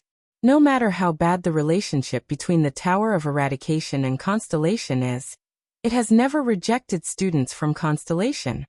Cohen lowered his head and said in a low voice, but we use these treasures which have been passed down for thousands of years, to kill each other. Swordsmen are proud to be born in the Tower of Eradication. But over the past 600 years, how many swordsmen of eradication have truly died in the hands of the calamities? Died while guarding the path of mankind?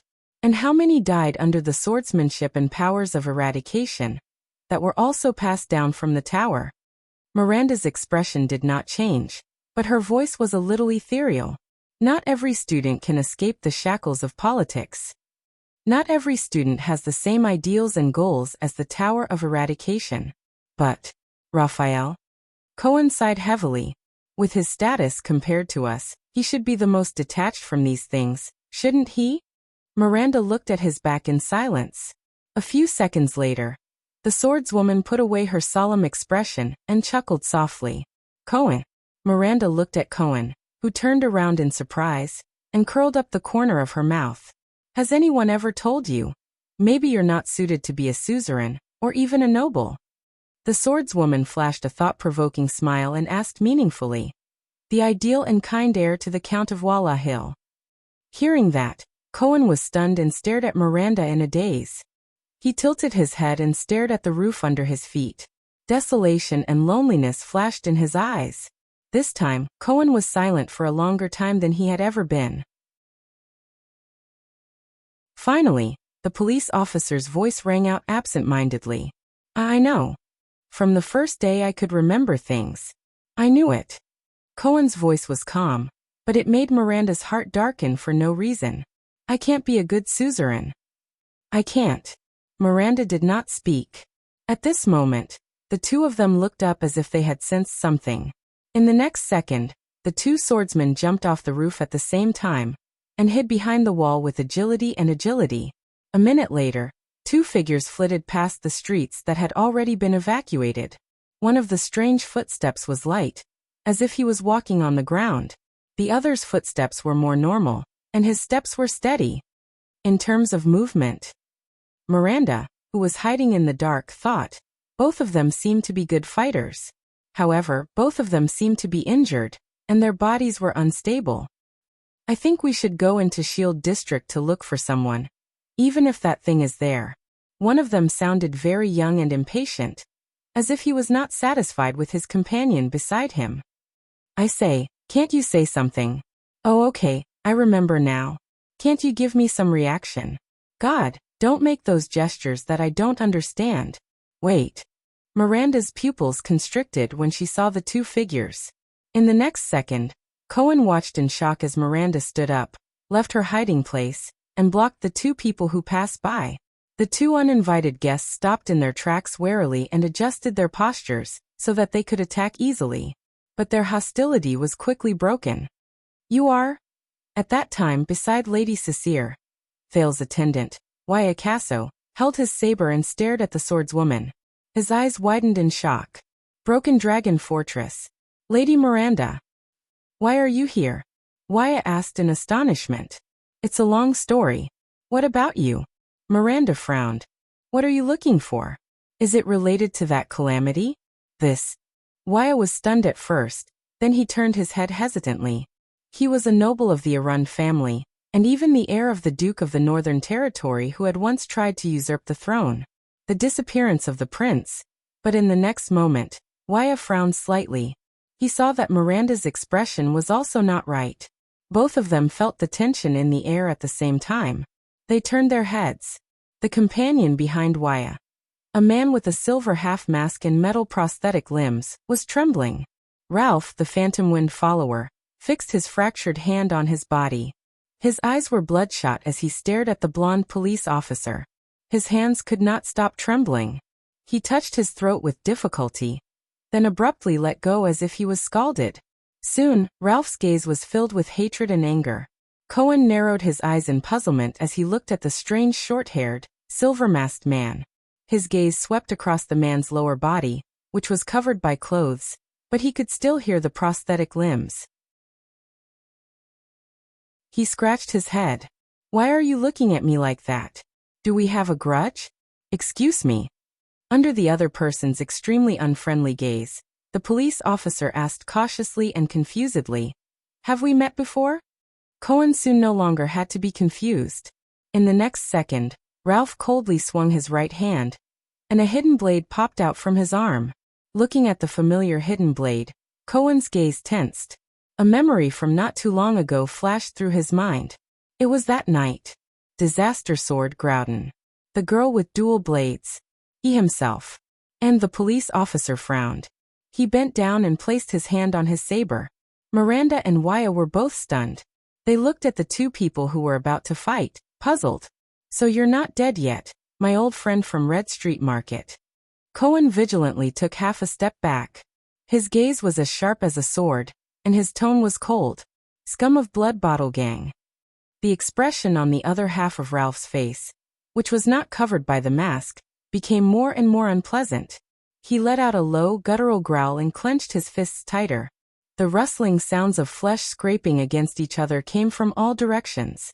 It was as if thousands of snakes were swimming wildly in all directions.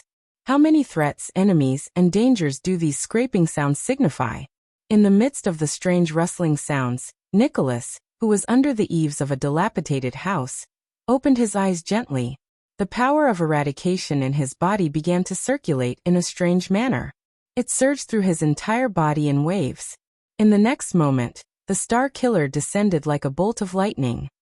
He broke through the eaves with an astonishing momentum. Asterisk bang. Asterisk as Nicholas' figure appeared. A dozen blood-red tentacles of various sizes appeared in front of him. The tentacles trembled in unison and attacked him from different angles. Nicholas, who was in the air, should not have been able to dodge.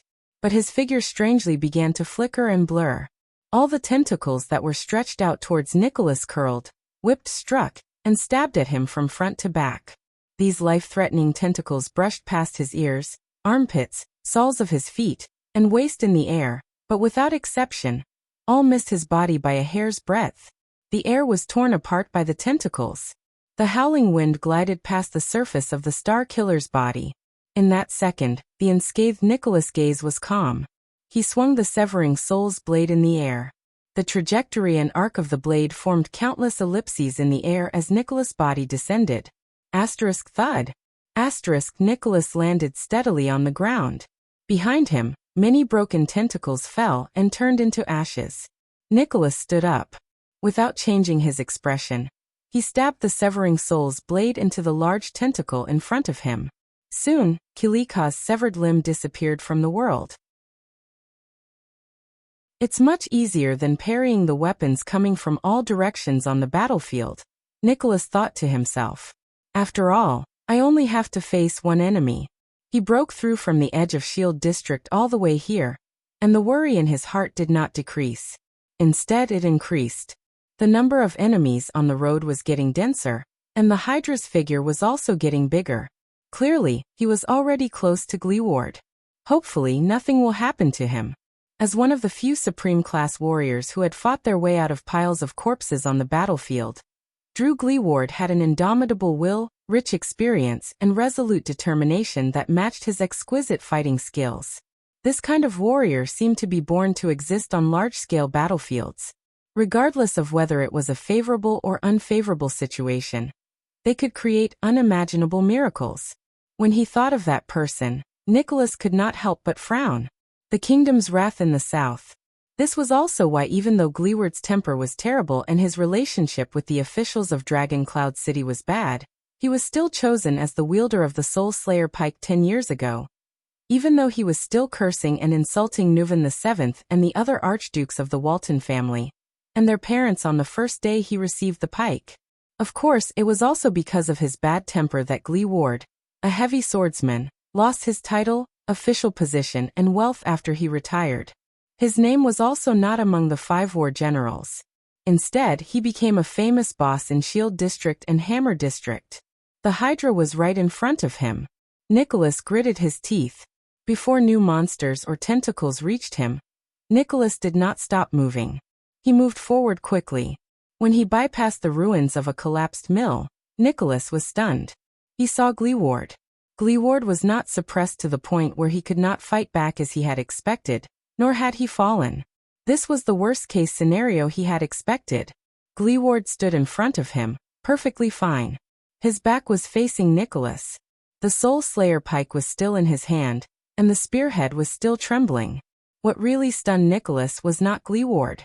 Instead, it was his surroundings. Behind Gleeward were countless corpses. Adults, children, old people, men, women, most of them were dressed in rags and had serene smiles on their faces. But their faces were as black as dried wood. Nicholas stared at the corpses all over the ground with an unpleasant expression. He had seen this kind of death before. It was the effect of being hit by extermination. But Nicholas stared at Gleeward in disbelief. "Gleeward!" Nicholas shouted loudly. Gleeward shuddered slightly and turned around slowly. Nicholas tightened his grip on the severing soul's blade in his hand. Gleeward did not even notice that he was behind him. This was unimaginable in the past. There's something wrong with his current state of mind. The Star Killer thought to himself. The lame former heavy swordsman turned around while trembling and looked at the Star Killer. Nicholas stared at Gleeward's face in shock. It was covered in tear stains. "It's you." Gleeward bit his lip, and another tear fell. He said hoarsely and weakly, "Walton's lackey." When he heard the familiar and rude form of address, Nicholas felt slightly at ease. But he still stared at the corpses all over the ground and asked in puzzlement. "What happened? These people. What happened?" Gleeward shuddered violently, and his voice rose sharply. "What happened?" Gleeward clenched his teeth tightly and closed his eyes in pain. "Didn't you see it?" Nicholas walked forward and stood next to Gleeward. He faced the young girl in front of him. The young girl with a face full of blood-red spots and a gentle smile. "Oh," the blood mystic chuckled. "Another one?" A puzzled look appeared on Nicholas' thin and pale face. "It's okay." Giza shook her head. Her gaze was relaxed, as if she did not care. "I have enough reserves." In the next moment, the mystic gently stroked Kilika behind her. The Hydra shuddered again and released 2 large tentacles. The tentacles trembled continuously on the ground, then slowly tore apart, creating 2 openings that were as tall as a few people. Nicholas' pupils shrank. From the 2 openings, 1, 2, 3 people slowly walked out. There were dozens of people. The person who walked toward them was an old woman with a face that looked like she had gone through the vicissitudes of life. She was puzzled at first, then confused, and then terrified as she looked at her own body. There were dozens of people of all sizes, men, women, the elderly, and the young. After their initial bewilderment, they became astonished. Then they all walked towards Gleeward at the same time. Nicholas turned his head abruptly and looked at Gleeward. Could it be? Gleeward shook his head laboriously. His eyes were filled with tears of grief, indignation, and desolation. Gleeward. The old woman who led the group opened her fearful eyes. She seemed to know Gleeward. "Good child, what is going on? I remember that just now." The old woman lowered her head in surprise. She looked at her thin and shriveled legs, one in front of the other, as she dragged her body forward. "How did I I stand up? My legs are healed? Granny Daval. Gleeward looked at the old woman's figure and closed his eyes in grief. He stabbed his spear into the ground. Bastard. No. The old woman immediately realized something.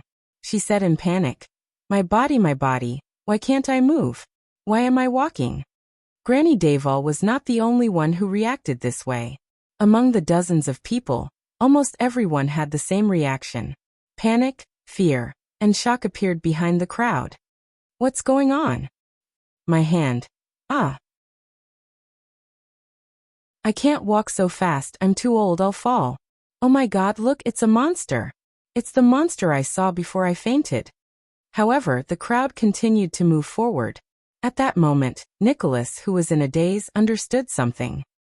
They can't help themselves. Tears flowed out of Gleeward's tightly shut eyes again. His voice was intermittent. These civilians of Shield District, after they were eaten by that monster, that bitch, I don't know what she did. Now she's controlling their bodies. Nicholas watched the crowd move forward towards them in disbelief. He watched as they continued to quarrel, question, argue, and even cry, shout, and roar. Just like the most ordinary residents of Shield District. Ah, I didn't eat them. They are perfect, independent individuals. The blood mystic sighed. Every single one of them is a life. Nicholas looked at the corpses on the ground beside Gleeward and completely understood. He took a step forward, and his palm unconsciously twisted due to anger. The Soul Slayer Pike? Gleeward swallowed hard and shook his head in pain. She's different from the other tentacle monsters. The crippled, one-eared man suppressed his grief. Extinction can't hurt her directly. It can only kill these people themselves. The blood mystic smiled like a flower. That's right. Didn't you say that you're in charge of this district? At that moment, the demon-like maiden smiled. The blood-red stripes on her face were especially strange and terrifying. Then let me see your determination. I have thousands of people. The terrified crowd quickened their pace and blocked the path between the two supreme-class warriors and the mystic. Ah! Gleeward let out a furious roar. Nicholas took a deep breath and calmed down. They're just ordinary civilians. Or, we can break through them without stopping, regardless of the cost. The Star Killer swung the Severing Soul's blade in his hand and said coldly, go straight for that monster. Under the Star Killer's gaze, Gleeward still shook his head laboriously. Nicholas frowned. He suddenly noticed that Gleeward had many wounds all over his body. The mystic answered his doubts. Ordinary civilians? Giza smiled softly. No. There are thousands of them. Their thoughts are clear, their minds are clear, and they can even speak on their own. But they're not afraid of death, they're not afraid of pain, they don't cower, they don't stop, they don't hold back, they don't hesitate. The blood mystic tilted her head, swiped her finger across her lips, and smiled charmingly. Flesh and blood dolls. As she finished speaking, Granny Daval, who was leading the group, suddenly cried out in surprise. The next moment, the old woman suddenly lowered her body and got down on all fours. The crowd behind her instantly burst into an uproar. As she cried out in surprise, Granny Daval used her hands and feet like a feline. With agility and speed that did not match her age and body, she leaped more than 10 meters in a few seconds and pounced on Gleeward as if she was hunting prey. No, Gleeward roared in pain. He turned the pike around and used the handle to sweep Granny Daval back. As Granny Daval cried out in pain, she flew back to a ruin and fell hard. Asterisk bang. Asterisk the old woman's bones seemed to be very fragile. Just like that, Granny Daval's left hand was bent and deformed. Nicholas widened his eyes in anger. He watched as Granny Daval used her broken left hand to support herself on the ground again, and pounced on Gleeward while she cried out in pain. The old woman's pain screams echoed in Nicholas' ears. I'm sorry. I'm sorry. Gleeward raised his head abruptly and roared. Aya. This time, Gleeward widened his eyes in anger. As tears flowed down his face, he trembled as he handed over the pike. Asterisk rip.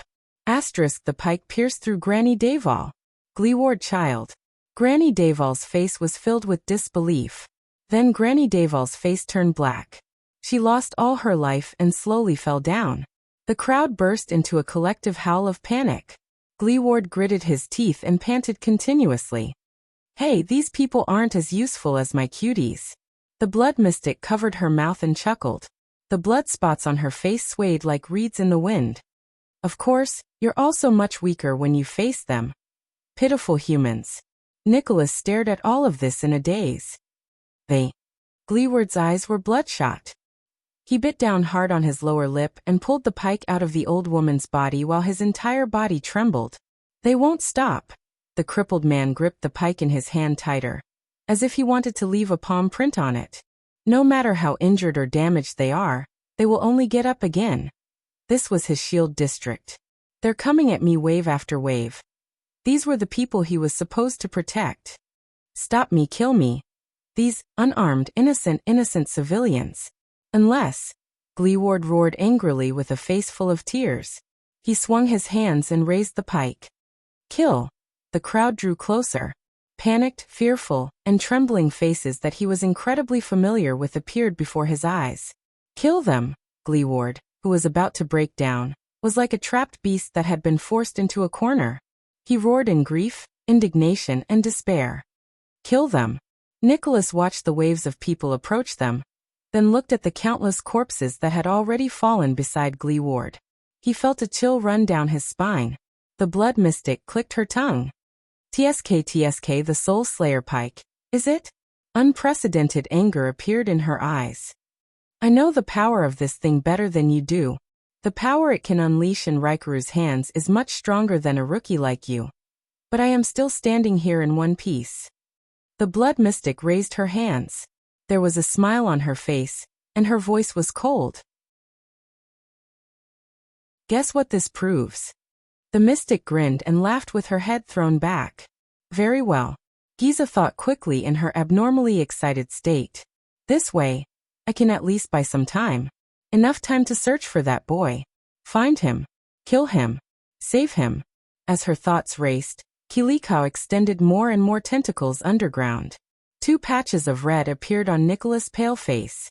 He spoke slowly and laboriously. So you've already planned how to face the Soul Slayer pike from the beginning, right? Starting from absorbing your food. The mystic flashed a bright smile. Gleeward could not stop trembling. He raised his head and looked at the approaching crowd. His eyes were filled with numbness and determination. Nicholas stared at his inhuman opponent. His heart grew heavier. What should I do? Kill all the residents of Shield District who are not dead yet? Kill thousands or even tens of thousands of them? Fight her again? How could this be? The Star Killer took a deep breath and shook his head slowly.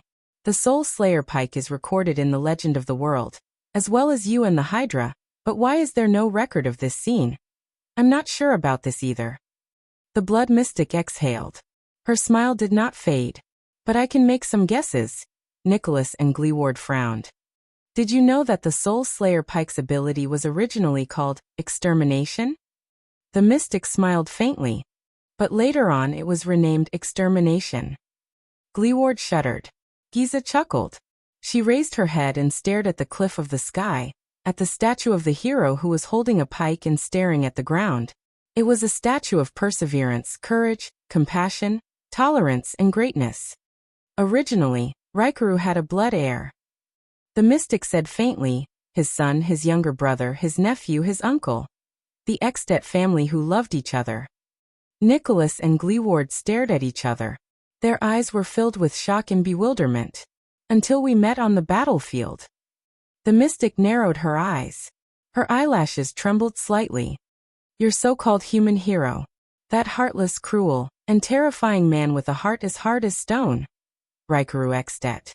In their eyes, the terrifying and cruel blood calamity gently raised her slender fingers and slowly pointed at the advancing crowd, personally lifting the Soul Slayer pike. Giza's eyes shone with a strange and subtle red light. She parted her cherry lips and revealed a secret that sent chills down their spines. All of them. Did not spare a single one. Killed them all.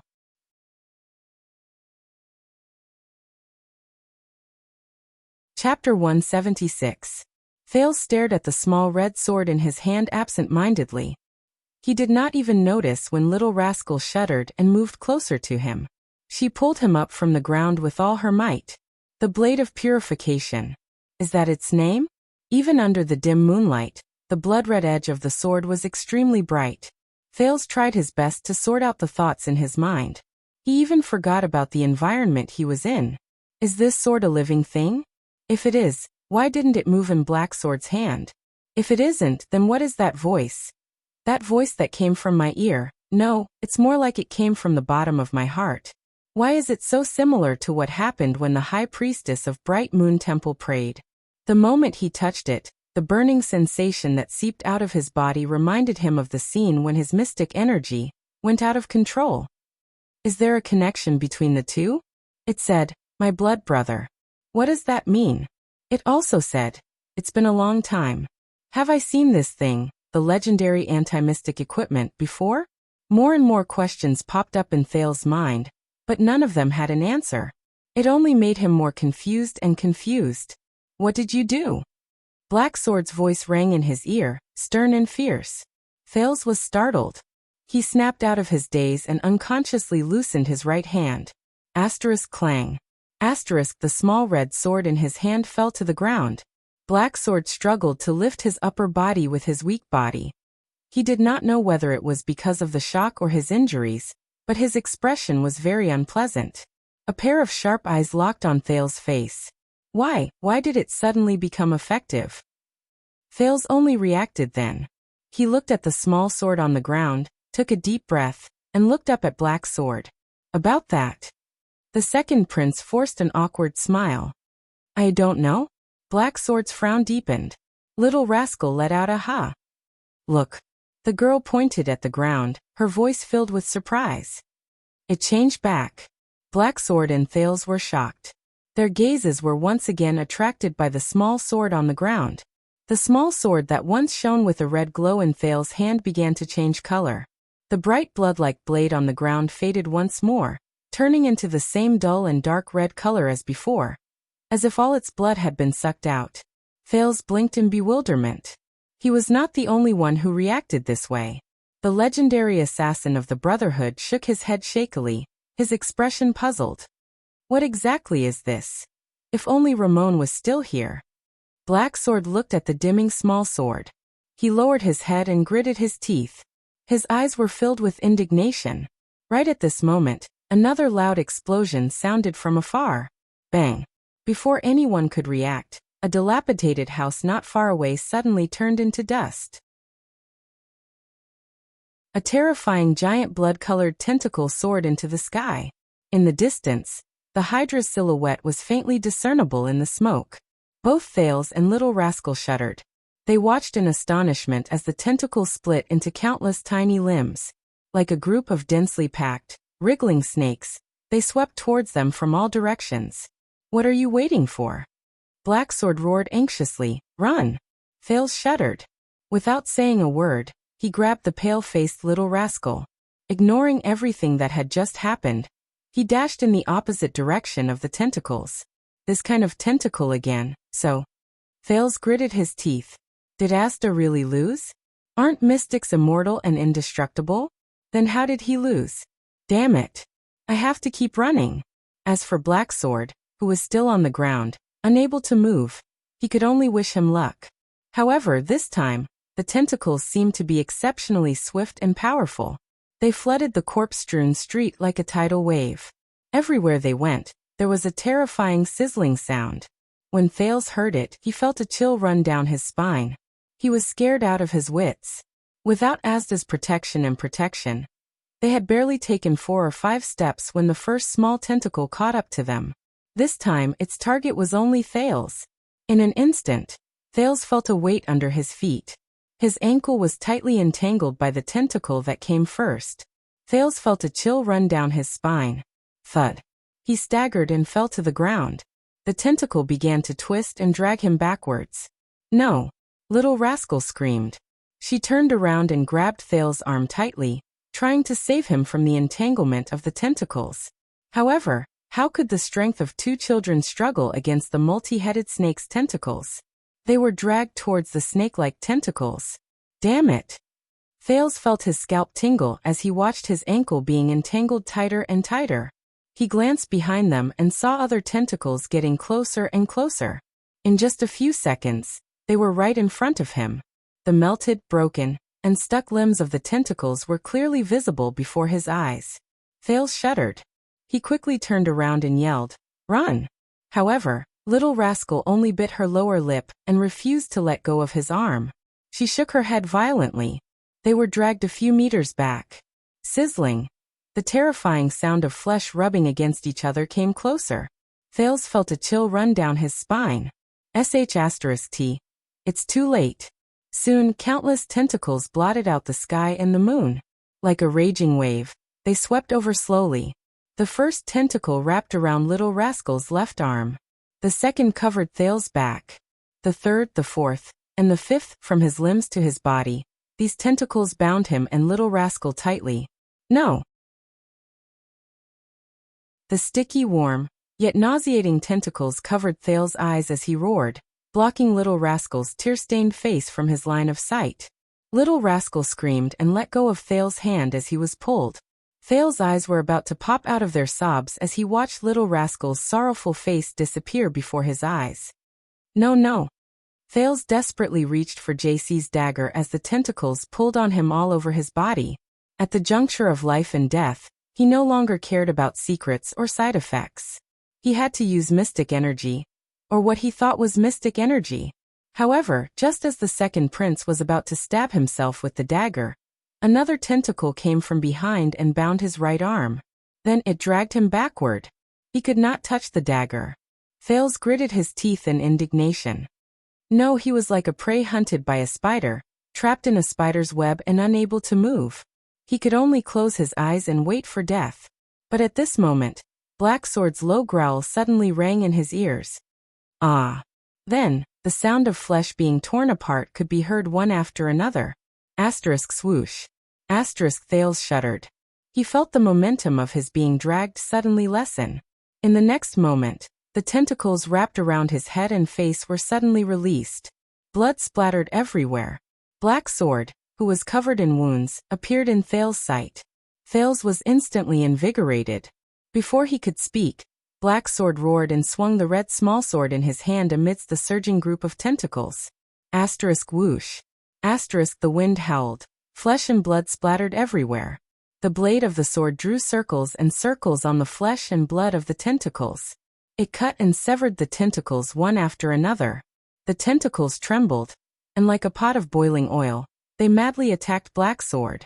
With a body riddled with wounds, Black Sword displayed a speed that did not match his physical condition. His body sometimes trembled to break free from the entanglement, and sometimes he turned to dodge the attacks. He fought with all his might in the group of tentacles that surrounded him from all directions. Black Sword dodged a tentacle that reached for his left shoulder. His right arm trembled, and with a strange rhythm, he shook off a tentacle that was resting on it. Then he roared and cut off a tentacle that was binding Thales' left leg. Black Sword's expression was unpleasant. He stepped on the ground full of tentacles. His legs had been unknowingly entangled, but he was still oblivious. The small sword in his hand never stopped swinging.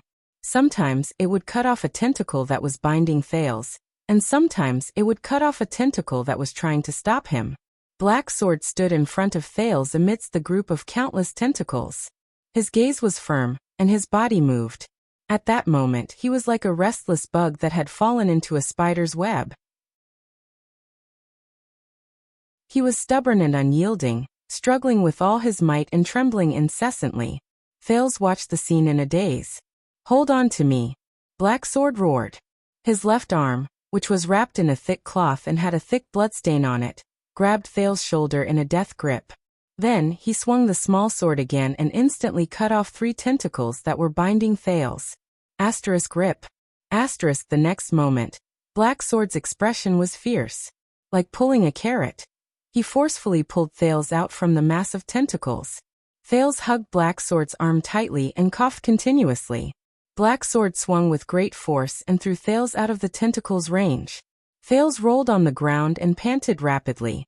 A few tentacles wanted to follow Thales, but they were mercilessly cut off by Black Sword before his eyes.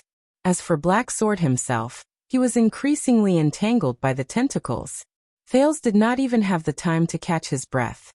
He quickly turned around and saw Black Sword, who was almost drowned in the tentacles, struggling bitterly after saving Thales with a burst of power.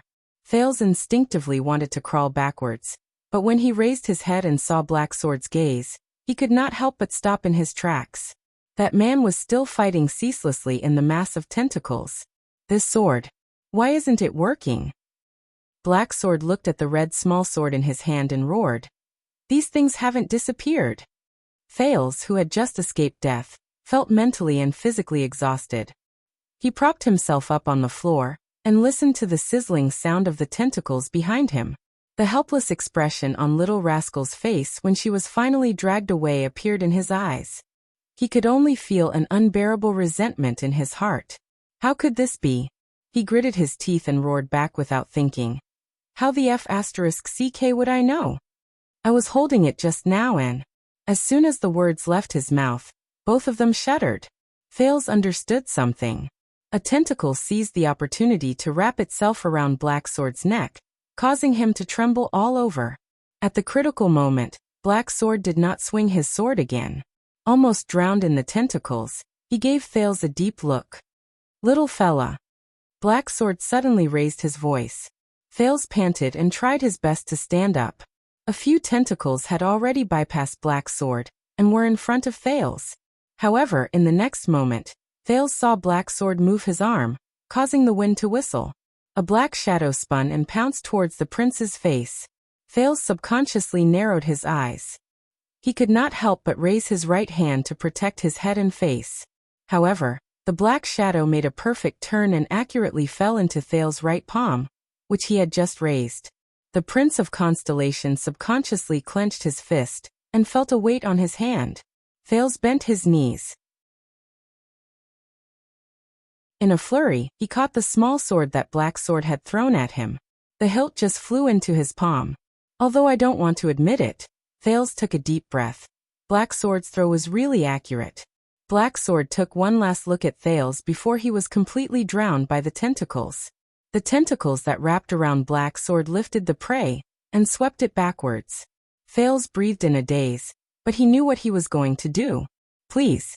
He gritted his teeth and brandished the small sword. Stepping on the ruins and snow, he ran forward. Hurry up and give it to me. Make it work. Ah! In the next moment, Thales roared with all his might, as if that would calm him down. He swung the small sword at the tentacles that were pouncing towards him. One of the tentacles touched Thales' face, causing him to feel numb. The other tentacle reached for his hands and made an unpleasant sizzling sound. However, in the next moment, that strange burning sensation attacked his heart again. His blood vessels began to surge endlessly again. Thales' smallsword changed. As if it had been injected with some kind of power, its dull, dark red blade, starting from the hilt in Thales' hand, gradually changed color and glowed. It became bright red again, as if it had been revitalized, just like before. Red light spread out. The two tentacles that were closest to Thales immediately trembled before the small sword's blade. In just a few seconds, their warm and strong flesh curled up and withered into dull gray limbs. With the sizzling sound of roasting flames and red steam, they were turned into ashes. Thales was shocked. It's effective. He did not stop. Instead, he charged forward without a care for his life. Not far away, the blood mystic, who was facing off against Gleeward and Nicholas, turned her head and cast a glance in his direction. Giza's tentacles were very memorable. Thales did not want to experience the warm, solid, sticky, and slippery sensation when he bumped into them. It's too disgusting. But this time, Thales only lowered his head, raised his small sword, and charged forward with all his might. Surprisingly, Thales did not run into any substantial obstacles that could stop him for more than a few seconds. Even though the group of tentacles looked so terrifying, Thales stared at the ground, not letting the surging tentacles in front of him affect his vision. With just one breath, he continued to run. His entire body crashed into the mass of tentacles that wrapped around the black sword in a disorderly manner. The wall of flesh and blood formed by the tentacles crumbled the moment he touched it. Ashes fell continuously in front of him. If he was entangled by a tentacle, Thales would subconsciously lean the blade against that spot. In just a few seconds, the tentacles would tremble slightly, then loosen and turn into ashes. Like ripples on the surface of a lake, the tentacles trembled, retreated, and dispersed in front of him. At a speed faster than when they came, they curled towards the roots. But Thales still did not care. He just raised his sword and charged forward. The next second, he felt the ground beneath his feet become empty. Thales panicked and fell to the ground. But he did not fall. Asterisk thud. Asterisk a dull thud was heard. Thales felt a pain in his head. He felt as if he had crashed into a thick wall. Something caught him just in time. Enough! Blacksword's cold voice rang in Thales' ears. Thales shuddered, and only then did he raise his head. Freed from his predicament, Blacksword's expression was unpleasant. He grabbed Thales' wrist tightly and held the red smallsword in front of his neck. That's enough, Blacksword said coldly and let go of Thales' arm along with the smallsword. Thales, who was still in a state of shock, finally found his breath. Having survived the disaster, he looked around. He saw the tentacles retreating in defeat. They curled back in a sparse and sporadic manner. Either withered on the spot or disappeared into the darkness.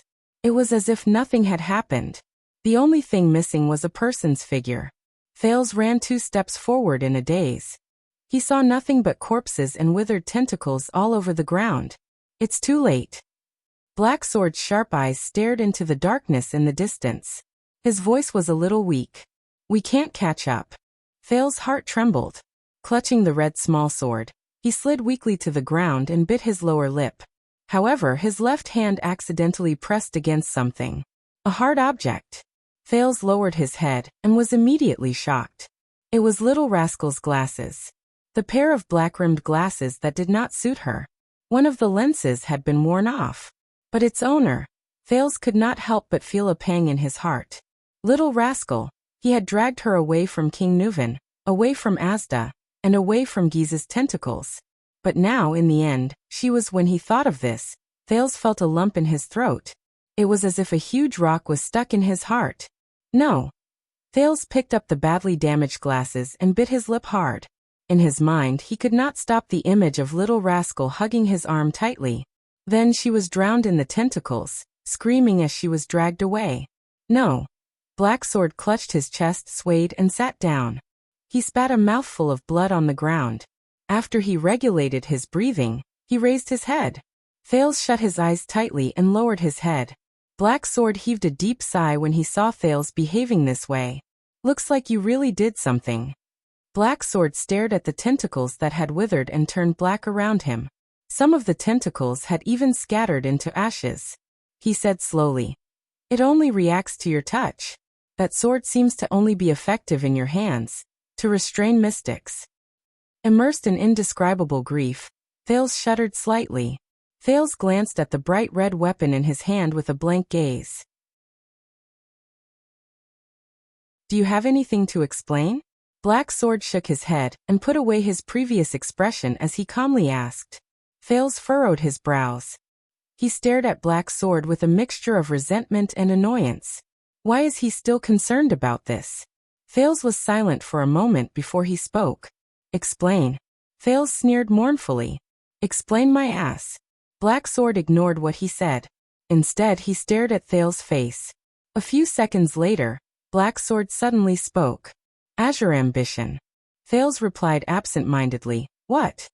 What do you have to do with that place?" Blacksword asked seriously. At that moment, Thales felt a surge of resentment in his chest. He had no intention of paying any attention to Blacksword. He said coldly, "What the F***ck do I have to do with it?" Thales lowered his head and gritted his teeth.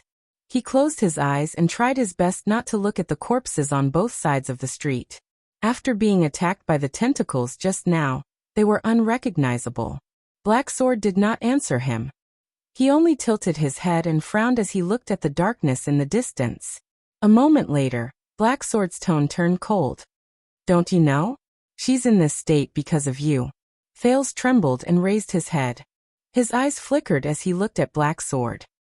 "Everyone here, including Ramon, thousands of people died because of you. You should know this very well, Black Sword said indifferently. How do you feel? Thales breathed without realizing it. His eyes were empty and lifeless.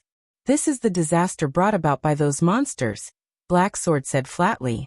12 years ago, I saw such a tragedy. Corpses were strewn all over the place, countless ruins, companions who were snatched away, innocent people involved, and the monsters' indifferent and hateful gazes, as though no one was around. To those monsters, we're just worms that can think and talk. Compared to their goal, even if it's an extremely ridiculous goal, we're not worth mentioning. Thales gritted his teeth and narrowed his eyes. What are you hinting at? The mystics destroyed the entire city. You and I have to take responsibility for it. Black Sword let out a long sigh. The injuries on his body seemed to have healed a lot. So we have to do something. Even if it's for the sake of the girl beside you, isn't that right? Thales pinched the black-rimmed glasses in his hand and regulated his breathing. You need my help, Thales said with certainty. Black Sword nodded slowly. This sword can only be effective in your hands. Black Sword stared into Thales' eyes. Since we've already obtained this weapon, we have to do something. So yes, I need your help. Black Sword repeated his words. What do you want to do? Thales' breathing became erratic. His voice was a little hollow. This time, Black Sword stared at him for a long time before he slowly spoke. Look around us. Look at the ruins they left behind. Black Sword stood up shakily from the ground and gazed into the distance. That thing is still wreaking havoc. I'm guessing that Dragon Cloud City can no longer control the situation. Thales' entire body trembled. He came to a realization. You want? Thales was a little surprised. He followed Black Sword's gaze and turned his head to look at Kilika in the distance. You want to find the Blood Mystic? We want to end all of this. Black Sword nodded. To end this city's nightmare. If we're lucky, we might even be able to save that girl. If she hasn't been eaten by that thing. Thales' breathing slowly quickened. Otherwise, as long as you're still here, as long as that thing is still here, Black Sword said meaningfully, you and the unlucky people around you won't have peace. Even if that girl is rescued, she'll eventually fall into the hands of those monsters again. Even if you have this sword. Thales furrowed his brows and looked at the small sword in his hand. A few seconds later he said in a low voice, the blade of purification. What? Black Sword furrowed his brows. Thales stared at the sword in his hand, and its blood-red blade. A resolute look flashed in his eyes. The name of this sword is the blade of purification. Black Sword looked at him and suddenly laughed. You really do know something. Not much more than you do, Thales said emotionlessly, his eyes lifeless. So little guy, what's your decision? Black Sword did not continue the topic. He looked at the young prince with a forceful gaze. As the youngest wielder of the legendary anti-mystic equipment in history, Thales took a deep breath. He stared at the blade of purification in his hand. Only the howling cold wind and the faint sizzling sound of the Hydra remained in his ears. Asda's profound gaze appeared before his eyes. Giza's sweet and gentle smile. Little Rascal's tearful expression. The screams of the Northland residents fleeing for their lives rang in his ears. In that instant, Thales' gaze became resolute. All right, I'll go with you. But before he could finish, Black Sword suddenly said, by the way, let me remind you. Thales was stunned. Excessive use of the legendary anti-mystic equipment will put a huge burden on the body. Black Sword said calmly. If you can't control its power, it'll be dangerous. Hearing that, Thales was slightly stunned. He lowered his head and scrutinized the blade of purification in his hand again. Under the moonlight, its blood-red blade looked so bright and dazzling. Dangerous, he said in a daze. Especially for those who have not reached supreme class. They can't guarantee absolute control of the legendary anti-mystic equipment. Black Sword's voice continued to ring. And you better think it through. Black Sword's words were extremely cold. Thales frowned heavily. In that instant he suddenly thought of Gilbert, Yodel, and Gines. He thought of their gazes, even though he had never seen Yodel's gaze. He thought of what Gilbert had told him, that he had to protect himself first when he encountered a calamity. But he also remembered his own identity. Every time I use mystic energy, I have to pay a heavy price, right? And he thought of Giza's smile again, and her gentle but determined gaze. She won't let me go. Thales sneered. You were persuading me to go with you to find the mystic, and now you're saying this? What's your answer? Black Sword raised his eyebrows slightly. Thales' gaze gradually focused. He raised his head and looked at Black Sword's sharp gaze. Then he nodded heavily. Let's go, Thales said flatly. Let's go and see that cute big sister.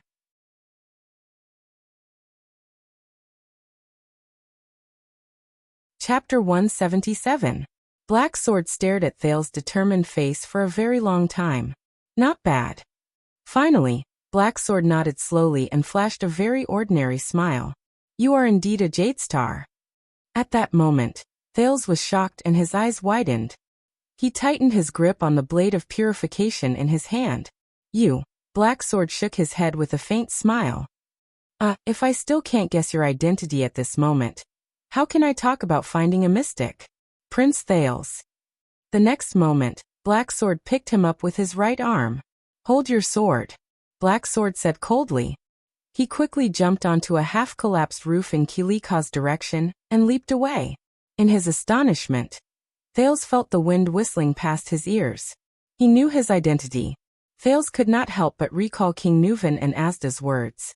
The mercenary leader's skills are strange, carrying a strange longsword. The map of Renaissance Palace. You're the assassin who killed the crown prince, aren't you? Thales' heart pounded. What would he do? But there was no turning back. An earth-shattering explosion came from afar. It was as if Kilika was angry. What should we do? Thales only reacted after a long while. He forcefully suppressed the nervousness and shock in his heart, and asked with a trembling voice. What should we do? Black Sword held him in his arms with his uninjured right arm. His feet did not stop, and he continued to advance with his weakened body. The blood mystic. The second prince frowned. That person. I saw it with my own eyes. She can't be sealed by the legendary anti-mystic equipment. If we can't seal her, if we have to fight her face to face with those strange abilities. Thales could not suppress the worry in his heart. Of course there is a way, Black Sword said with certainty. There has never been an enemy that cannot be defeated. That kind of creature only exists in night novels. They are called protagonists. Thales was stunned. What way?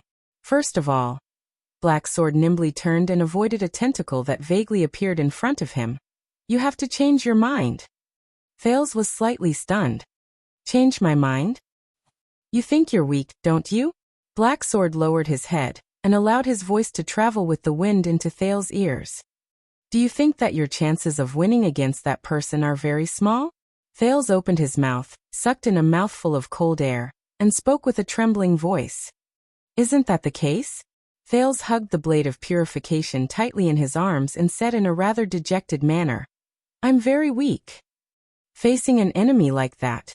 Other than you, not to mention me, even a transcendent magus would be insignificant. When Black Sword heard that, he sneered without a doubt. Actually, I'm far from finished what I said to Asda just now. Black Sword's tone suddenly became a little solemn. Now listen to me. Black Sword paused and stopped in front of a low wall. Next to them was a pair of lovers who were hugging each other, motionless. No, little fellow. Black Sword's tone was extremely cold. The sound of a house collapsing came from afar. The battle seemed to be very intense. Under Black Sword's murderous gaze, Thales suddenly felt inexplicably nervous. He said resolutely and decisively, You're not weak at all. This time, when he heard Black Sword's unquestionable tone, Thales was truly stunned. Do you think that you're powerless and vulnerable, and that anyone with the slightest bit of ability can manipulate you? Black Sword lowered his voice and hid behind the low wall with Thales, listening to the sizzling sound that came from nearby. Then why are you still standing here? Thales was a little speechless. I'm lucky? I'm occasionally a little clever? I can bluff my way through every time. Black Sword's eyes narrowed into slits, but the light that shone from them was unprecedentedly threatening. A few seconds later, the leader of the Brotherhood said in a casual but unquestionable tone, Only a truly weak person would use pure strength as proof of their strength. Thales's eyebrows twitched. For a truly powerful person, strength is but a decoration. True strength does not lie in how many heavy axes you can swing, how fast you can stab with your sword, how sturdy your bow is, or how accurate your blade is. When he saw Thales frown, Black Sword only paused for a moment before he continued expressionlessly. In fact, it does not lie in how many tens of thousands of soldiers you can command, or how many sturdy cities you can break. I've seen famed supreme-class elites die in humiliation in a beggar's sack. I've also seen powerful suzerains fall hopelessly under their servants' axes. Black Sword's pupils narrowed, and his words were cold and threatening. I've also seen an insufferably arrogant mystic being frightened by a frail and sickly girl, panicking and at a loss for what to do. Thales took a deep breath and raised his head. His eyebrows were tightly furrowed as he whispered, "Supreme-class suzerains and even mystics. Those are just coincidences. Under very rare circumstances, coupled with some impossible luck, they only have the chance to die in the hands of the weak." However, as Thales spoke, his voice slowly became weaker. He stared at Black Sword, who was shaking his head slowly. "You're right." The ordinary-looking man exhaled. "Coincidences, circumstances, luck, opportunities, and so on. When all of these are added together, they are the key to determining the difference between the strong and the weak, the superior and inferior, and the difference between victory and defeat." Thales widened his eyes, slightly startled. "You mean?" The corners of Black Sword's lips curled up slightly, as though he was looking at a mischievous student. "A truly powerful person views all the factors that determine victory and defeat as their own strength." The sizzling sound disappeared beside his ears. In the next moment, Black Sword's figure rose from the ground again. Thales shut his eyes tightly, feeling the frost and snow blowing against his face. But Black Sword's words still reached his ears without missing a single word. They were clear and unmistakable. "A truly powerful person turns disadvantages into advantages, disadvantages into advantages, death into opportunities, and absolutes into uncertainties. They turn their enemy's strength into their weakness, and infinitely magnify their own strength. They seek hope in a hopeless situation, fight for a turnaround in a loss, sublimate a favorable situation into a sure-win situation, and turn unforeseen circumstances and accidents into their own aid." Black Sword stepped over a man who had fallen to the ground. The dead man's face still showed signs of suffocation. They turned into an alley that was missing half of its entrance. The sounds of intense battle ahead were getting closer. As the cold wind blew against his face, Thales could not help but say, But Black Sword did not allow him to interrupt. Instead, he continued. "They unfold a chessboard in the vast world, using all living beings as chess pieces and everything in the world as chess pieces.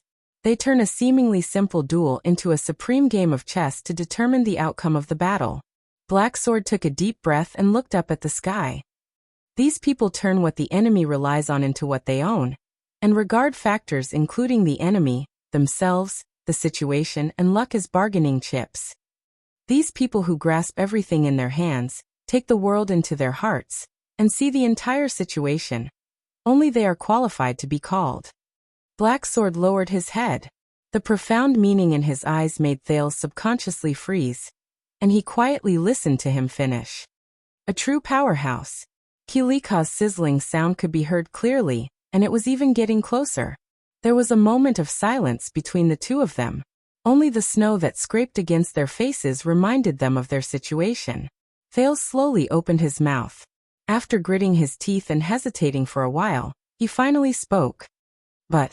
Thales revealed a bitter smile, which made him look rather haggard. "For a mystic who breaks the rules, no matter what kind of scheme or how many factors are considered, their effects are limited." "You're wrong again," Black Sword said with a cold expression. Black Sword made a sharp turn and held Thales in his arms. With a slide shovel, he slid across a dry and frozen ditch. The action was a little rushed, and Thales only felt dizzy. Even those who seem to have unparalleled power, who can destroy cities and countries with a wave of their hands, who are invincible in the world, and who are even immortal. At this point, Black Sword seemed to intentionally look around at the ruins around him. But Thales could only squint and try his best to reduce the impact of Black Sword's movement on his sense of balance. Black Sword slammed his left palm on the ground and leaped up. He raised his head and snorted softly. If you can't do this, then you're still a weakling. At best, a relatively strong weakling. The Hydra in the distance was already right in front of them. It was clearly visible. Didn't it notice us? Thales was a little nervous. I have my ways. Black Sword glanced at him indifferently. How do you think I survived the Blood Mystic's attack? They stopped again. Black Sword extended his hand and touched a spot on the ground. He closed his eyes slightly. It was as if he was feeling something. But his words rang out again. In short, in the eyes of the truly powerful, even those calamities, even their seemingly unstoppable power, are nothing more than a slightly larger chess piece on the chessboard. As long as this large chess piece is gently removed from their chessboard because of you. Black Sword retracted his hand from the ground and gently tapped the blade of purification in Thales' hand. His eyes were filled with wisdom and shrewdness. These so-called invincibility will be useless, and even laughable and despicable. Thales lowered his head thoughtfully. Black Sword took a deep breath. His gaze was unfocused and profound, as if he was immersed in his past memories. He spoke in an ethereal tone. Have you ever seen a supreme-class swordsman who lost both his arms break down in tears after waking up? Thales was slightly taken aback. Black Sword continued. Have you ever seen an elite scout who can travel thousands of miles in a day get drunk and depressed after his leg bones are completely shattered? Have you ever seen a high-ranking official who lost his power and status spend his days in the countryside and go crazy every night? Have you ever seen a famous general who was convicted after commanding 1,000 troops, lose hope in prison and die of depression? Have you ever seen a 1,000-year-old noble who was stripped of his family name and gave up on himself like the most desperate beggar? Have you ever seen a terrifying calamity who is unparalleled and has boundless power tremble in front of a small legendary anti-mystic equipment and flee? I have, the man said faintly. Thales' breathing became heavier and heavier. Ah. Thales exhaled softly and flashed a tired smile. Cheat factor dependence. But I've seen more than just them. Black Sword did not understand what he said. He only took a deep breath as if he was concentrating. I've seen a prince who fell into the enemy's hands overnight. His legs were broken, his reputation was tarnished, and he was reduced to a lowly slave. In 2 years he overthrew his slave master, and led a new army to travel thousands of miles back to the capital. I've seen a weak woman who has been deprived of all her strength, but she is able to maneuver among the malicious enemies like a gust of wind. She is able to kill people without leaving a trace and destroy an army in an instant with her sweet laughter and graceful gestures, as well as her eloquence and eloquence. Thales did not speak. Black Sword frowned slightly and pressed his palm on the ground in another direction. Black Sword's keen senses gave him invaluable information about the battlefield. Someone was confronting and dealing with the Blood Mystic. 2 of them. Based on this situation, it's highly likely that they have a legendary anti-mystic equipment. Good chance. But it's not the best chance. I have to wait patiently. That's a true powerhouse. Black Sword, who was distracted, came back to his senses and nodded slowly, as if he had confirmed that the path ahead was safe. The existence of this kind of person is free from the shackles of all power, authority, and status. No matter where they are, they can shine. Even the smallest ant can shake the supreme gods. Thales frowned slowly. Are you also this kind of person? Black Sword fell silent. No. The man's tone was low. I can only be considered as one of the people who strives to catch up to them. But you, young man, you have this kind of potential. Black Sword turned his gaze. His gaze was like a blade that cut through Thales' face. Your performance on the cliff surprised me. Thales widened his eyes. You have fewer chess pieces than everyone else, but you try your best to seize all useful and useless factors. You hold on to every possible bargaining chip and place the most crucial piece, thus changing the entire battle. Young man, just based on those few points just now, you are stronger than most people in this world. Black Sword observed the scene in the distance. Kilika's figure was already right in front of him. You're a powerful person. You were able to find a way to escape from that adversity just now and stand firm. This is something that many so-called supreme-class powerhouses can't do, Black Sword said in a low voice. Then, you have to believe in this even more. You have to uphold the attitude of a true powerhouse.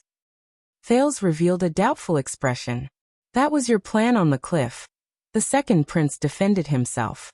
From the initial probing attack to holding me hostage to find an opportunity, I even suspect that you accepted my suggestion in the end. Throwing me off the cliff was also part of your plan. Don't forget that you prepared the climbing rope beforehand. Don't comfort me when you talk about the crucial piece and whatnot. Thales pursed his lips. Black Sword's expression froze. I'm doing this to encourage you.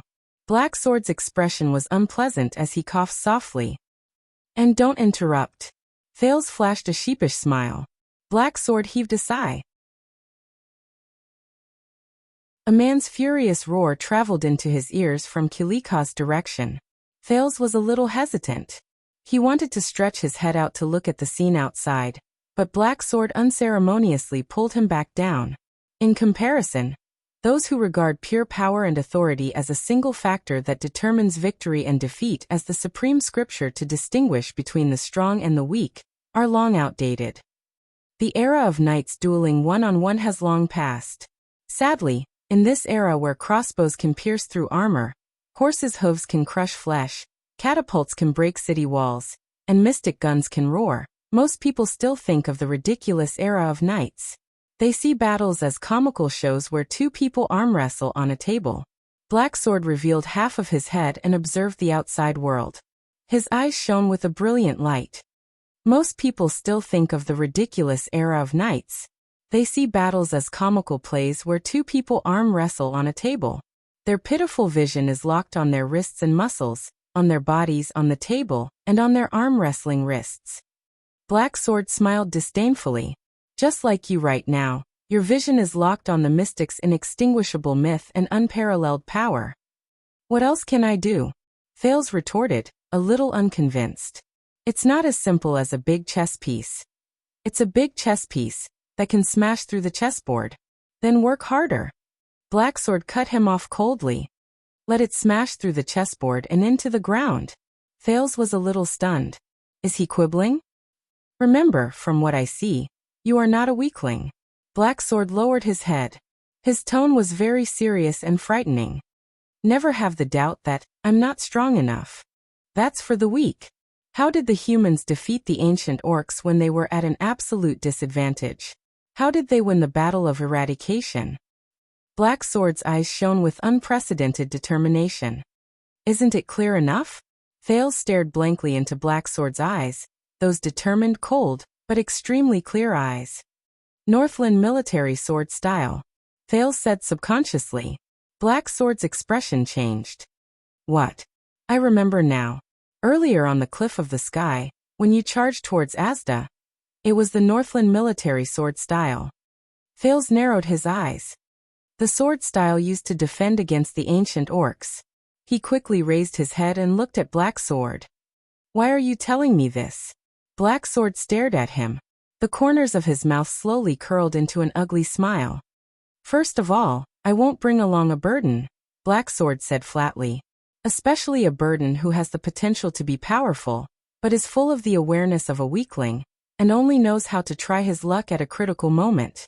This kind of person is the most troublesome. Thales raised his eyebrows in resignation, but he was a little anxious. What are they waiting for? Kilika and Giza are right in front of us. But Black Sword stubbornly finished his sentence. Secondly, only when you change your mind and understand this principle can you make the best use of all your chess pieces. Thales thought of something. He looked at Black Sword, puzzled. Chess pieces? You mean this sword? Thales scratched his head and raised the blade of purification in his hand. Yes. But it's not just this. Black Sword slowly adjusted his breathing. His gaze became colder. You have a strange power, don't you? In that instant, Thales felt as if he was struck by lightning. No way? Strange power? Don't tell me he's talking about my mystic. However, Black Sword's next words stirred up waves in his already shocked heart. It's that power that allowed you to see Asda's wall, see through its essence, and even warn me. Black Sword's words were like a heavy hammer, pounding on Thale's heart. It even allows you to see further, run faster, have more strength, and have more acute reflexes. Power. Thale stared at Black Sword in a daze. Not mystic energy? Wait a minute. It's that fluctuation? How did he know? It's because of that power that you were able to dodge that tentacle just now, Black Sword said coldly. Thales opened his mouth wide and could not close it for a long time. The silence lasted for a few seconds. You mean? Thales could hear his heart beating faster and his blood surging. He could not help but frown. That power. That's the power of eradication. Black Sword answered his doubts straightforwardly. It's an extremely rare power of eradication. The sin of Hell's River. Thales widened his eyes. His pupils kept shifting between focusing and unfocused. Power of eradication? Hell's River. Hell's River. Although I don't know how you obtained it at such a young age. Black Sword took a deep breath and furrowed his brows, as if he was a little disappointed. But there's no doubt that it's one of your most powerful chess pieces. It can even decide the outcome of the battle. Sin of Hell's River? After a long while, Thales came to his senses and said absent-mindedly, "What the hell is this name?" "I didn't say that its name is nice." Black Sword stared at his expression, as if he wanted to see flowers blossoming on his face. "It just needs to be useful. That's enough." Useful? Thales raised his head and tried hard to adjust his chaotic thoughts. He remembered the first time the fluctuation surged in the birch tree forest. He also remembered the moment when he first saw those strange fluctuations on Ramon's body in Broken Dragon Fortress. "I don't even know what that is." Thales frowned. "Do you?" Sparse rumbling sounds came from behind the low wall. A few seconds passed. Under the moonlight, Black Sword's ordinary face actually looked a little frightening at that moment. In that moment, Thales vaguely felt that Black Sword's expression was a little lonely and sorrowful. "I don't just know." Thales blinked. As the Hydra's hissing became increasingly noisy, Black Sword spoke softly. "We're more of the same kind. The kind of slaves who are cursed." Thales sucked in a breath in shock. Same kind? Slaves. Wait, that power. But Black Sword did not give him any chance to ask. Listen carefully. The legendary leader of the Brotherhood raised his head and looked at Kilika's terrifying body that was growing stronger by the second. Using the most ordinary and even somewhat dull tone, he said in a low voice, "Before we make our final move, about how to use the sin of Hell's River."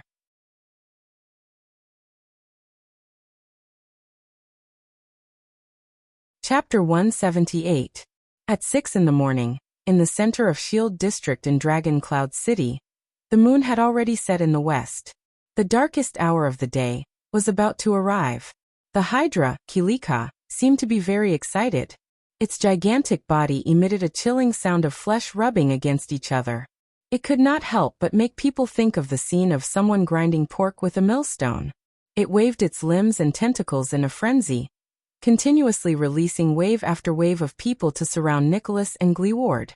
The two Supreme-class elites, who held legendary anti-mystic equipment, fought with all their might in the crowd controlled by the mystic and advanced with all their might. With great willpower, the two of them endured the cries and screams of the residents as they killed their way through a layer of the crowd. With great difficulty, they managed to get closer to the mystic. However, the girl with a bright smile only shook her head slightly. A gigantic tentacle reached out from behind her and sent her 20 meters away. More people who were controlled walked out of the tentacle in confusion and surrounded the two Supreme-class humans. They could not help but block the space that the tentacle had vacated. Just a dozen meters away, under an inconspicuous low wall, Thales listened attentively to Black Sword's explanation with shock and astonishment. The power of eradication originates from the untapped potential in the human body. We use special methods such as specific martial arts and sword styles to guide it into usable power. Black Sword's words seemed to carry a faint sense of authority, causing people to unconsciously perk up their ears to listen. It can more or less increase a person's abilities for a short or long period of time, or adapt to certain battles. He stared at Thales sternly and fiercely. The forms of existence of the power of eradication vary from person to person. There are many types of power of eradication. Some will form visible light, some will fuse with organs and tissues, some will even circulate around the body day and night, some will be used on special parts, and some will permeate the entire body. Even if it's the same type of power of eradication, when used by different people, there are often great differences. Thales frowned. If there are great differences, how should I teach him? Black Sword seemed to have heard his thoughts. As the Hydra roared from its flesh, he said calmly, but they still have something in common that can be used as a reference. Most of the powers of eradication have a specific form and function at the moment of awakening. Black Sword exhaled. His muscles trembled, as though he was doing his final warm-up. He said, for example, the glory of the stars, which greatly increases nerve excitement and human endurance, the thawing of glaciers, which continuously increases one's resistance to pressure and senses, the Pegasus music, which maximizes the resonance with the external environment, and the death of the sword, which instantly breaks the human body's self-protection mechanism. The people who awaken these powers of eradication will naturally form biases and habits based on the specific forms of their powers of eradication. When Thales blinked, Black Sword changed the topic. But the sin of Hell's River is different. Black Sword's expression turned cold. It is one of the least recorded powers of eradication. Based on my and some of my predecessors' experiences, it comes from the most unbelievable potential of life, Black Sword said slowly. Survival. Thales' heart tightened. He remembered the encounter in the birch tree forest. Serena strangled him in midair. So, the sin of Hell's River exists to prolong a dying life. Black Sword inhaled slowly and adjusted his breathing.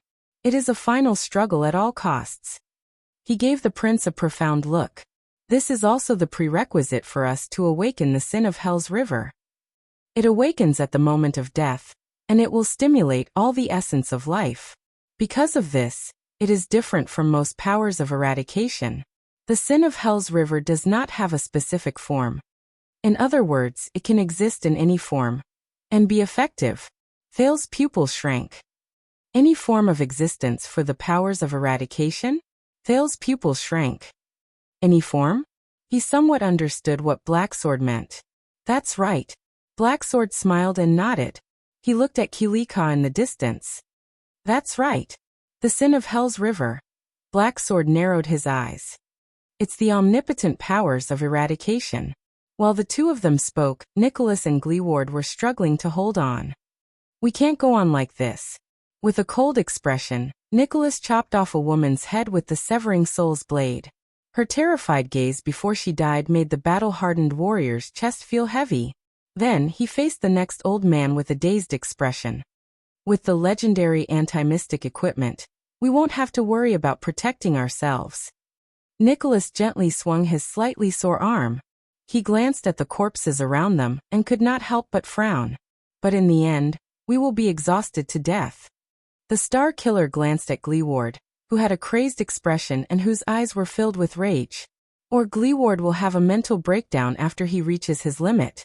Gleeward roared and brandished his spear. The spearhead slashed through 3 people, but his left arm was scratched by a little girl who attacked him from behind. The civilians of Shield District who were scratched by the spear died under the effect of extermination. Gleeward tried his best not to look at their expressions before they died, but his entire body was trembling violently. Do you have any way to break through? Gleeward gritted his teeth and took a step back. He was very agitated. Don't tell me that you're actually the kingdom's wrath. We can't break through. Nicholas stared at the girl standing in front of the Hydra and drew a blade. But we can make it so that she can't retreat. Gleeward's expression changed. In the next moment, the Star Killer's aura changed. 2 patches of red appeared on Nicholas' pale face. He retracted his arm and stopped attacking the densely packed crowd in front of him. He stroked the severing soul's blade with his finger. In an instant, with a loud crack, the severing soul's blade, which had 2 curved sections, broke into 2 halves from the protruding part of the blade's spine. The blood mystic raised her eyebrows as she watched all of this. She instinctively felt that something was wrong, and the blood-red stripes on her face shuddered. The cut on the blade seemed to be very regular. The Star Killer held the broken blade in one hand, and the remaining half of the Severing Soul's blade in the other. He revealed a mysterious smile. "World break begin," he said softly. In the next second, Nicholas moved. The power of eradication in his body began to tremble. He turned his body sideways and squeezed past the 3 civilians controlled by the mystic in front of him with unbelievable movements. As they screamed involuntarily, he tapped the ground lightly, stepped on their shoulders, and leaped into the air. If Ida was here, she would immediately recognize that this was the same movement Nicholas displayed when they first met. It was the kind of footwork that allowed him to weave through the crowd perfectly. Yet it was impossible to dodge. Giza's expression changed slightly. Immediately, a few controlled civilians bent their knees and jumped like monsters, pouncing towards Nicholas in the air. But at that moment, Gleeward's Soul Slayer pike drew a circle in the air, which was rarely seen. Schick. Bearing the injuries on his shoulders and back from the encirclement, Gleeward roared and swept away all the civilians who tried to stop Nicholas, turning them into lifeless corpses. Nicholas leaped into the air without any hindrance. In that second, he cast a profound glance at Giza in the distance. Separated by dozens of densely packed people, the Star Killer shook his arm. The broken blade let out a whooshing sound in the air as it sliced through the air, and went straight for the mystic's face. Giza's expression changed drastically. Amid the piercing sound of the wind, she cautiously extended 2 tentacles from her body, struck the ground, and pushed herself backwards. Thud. The blade stabbed into the ground, only a few meters away from the blood mystic. Nicholas' expression did not change. He descended from the air and used the broken blade to block an enemy who was about to ambush him from behind. Giza narrowed her eyes and stared at the broken blade on the ground. She did not say a word. However, a second later, Nicholas swung the blade lightly. His eyes shone brilliantly, and he said coldly, "World break completed." The mystic's expression did not change. He did not even look puzzled. But at that moment, Nicholas suddenly let out the most emotional roar he had since the start of the battle. "Charge!" As if he had received a supreme order, Gleeward opened his mouth and brandished the trembling pike with a ferocious expression. He pierced through the 2 innocent enemies in front of him and charged forward with tears in his eyes. "Whoa!" As Gleeward roared, Nicholas did not show any signs of weakness. The half-broken blade in his hand shone with a glint so bright that it was difficult to see with the naked eye. In an instant, he slit the neck of a wailing teenager and charged towards the mystic.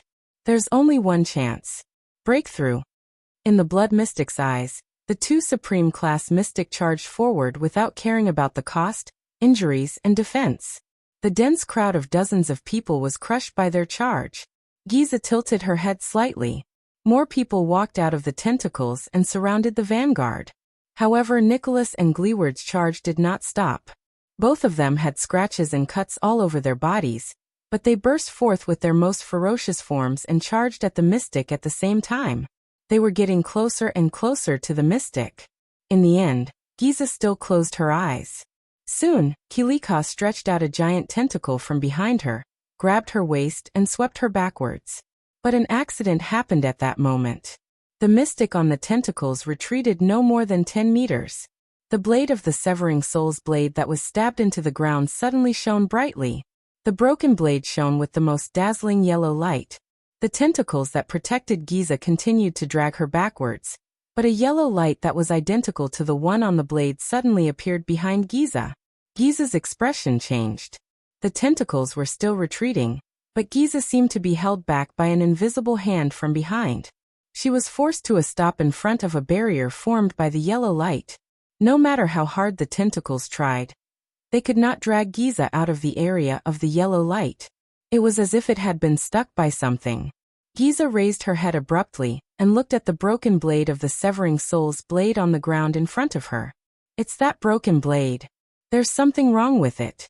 Giza did not have much time to think, because in an instant, the 2 supreme class elites broke through the densely packed crowd. Covered in blood, They charged fiercely towards the mystic, who could not retreat even a single inch. 10 meters, 5 meters, 4 meters, 3 meters. The distance between the two of them and Giza was getting closer. Attack! Nicholas roared and elbowed an enemy to his left. Then he turned around and swung his blade decisively. As blood splattered, he cut down 3 or 4 people, protecting Gleeward at all costs. With tears still on his face and a heart full of resentment, Gleeward swung the fatal Soul Slayer pike and stepped within 3 meters of the mystic. Then he thrust the pike forward. The yellow light behind the blood mystic flashed faster and faster. It still obstructed her and prevented her from retreating or dodging. The tip of the pike approached the spot between Giza's eyes. Asterisk thud. Asterisk at that critical moment. The body of the Soul Slayer pike was once again gripped tightly by the veteran Big Leather Belt, who suddenly appeared beside Giza. Chief Gleeward. Big Leather Belt held the Soul Slayer pike with a face full of tears. I'm sorry. Nicholas' figure flashed again. The broken blade flew and clanked against metal. In a short period of time, Gleeward was protected so tightly that not even a drop of water could escape. It's nothing.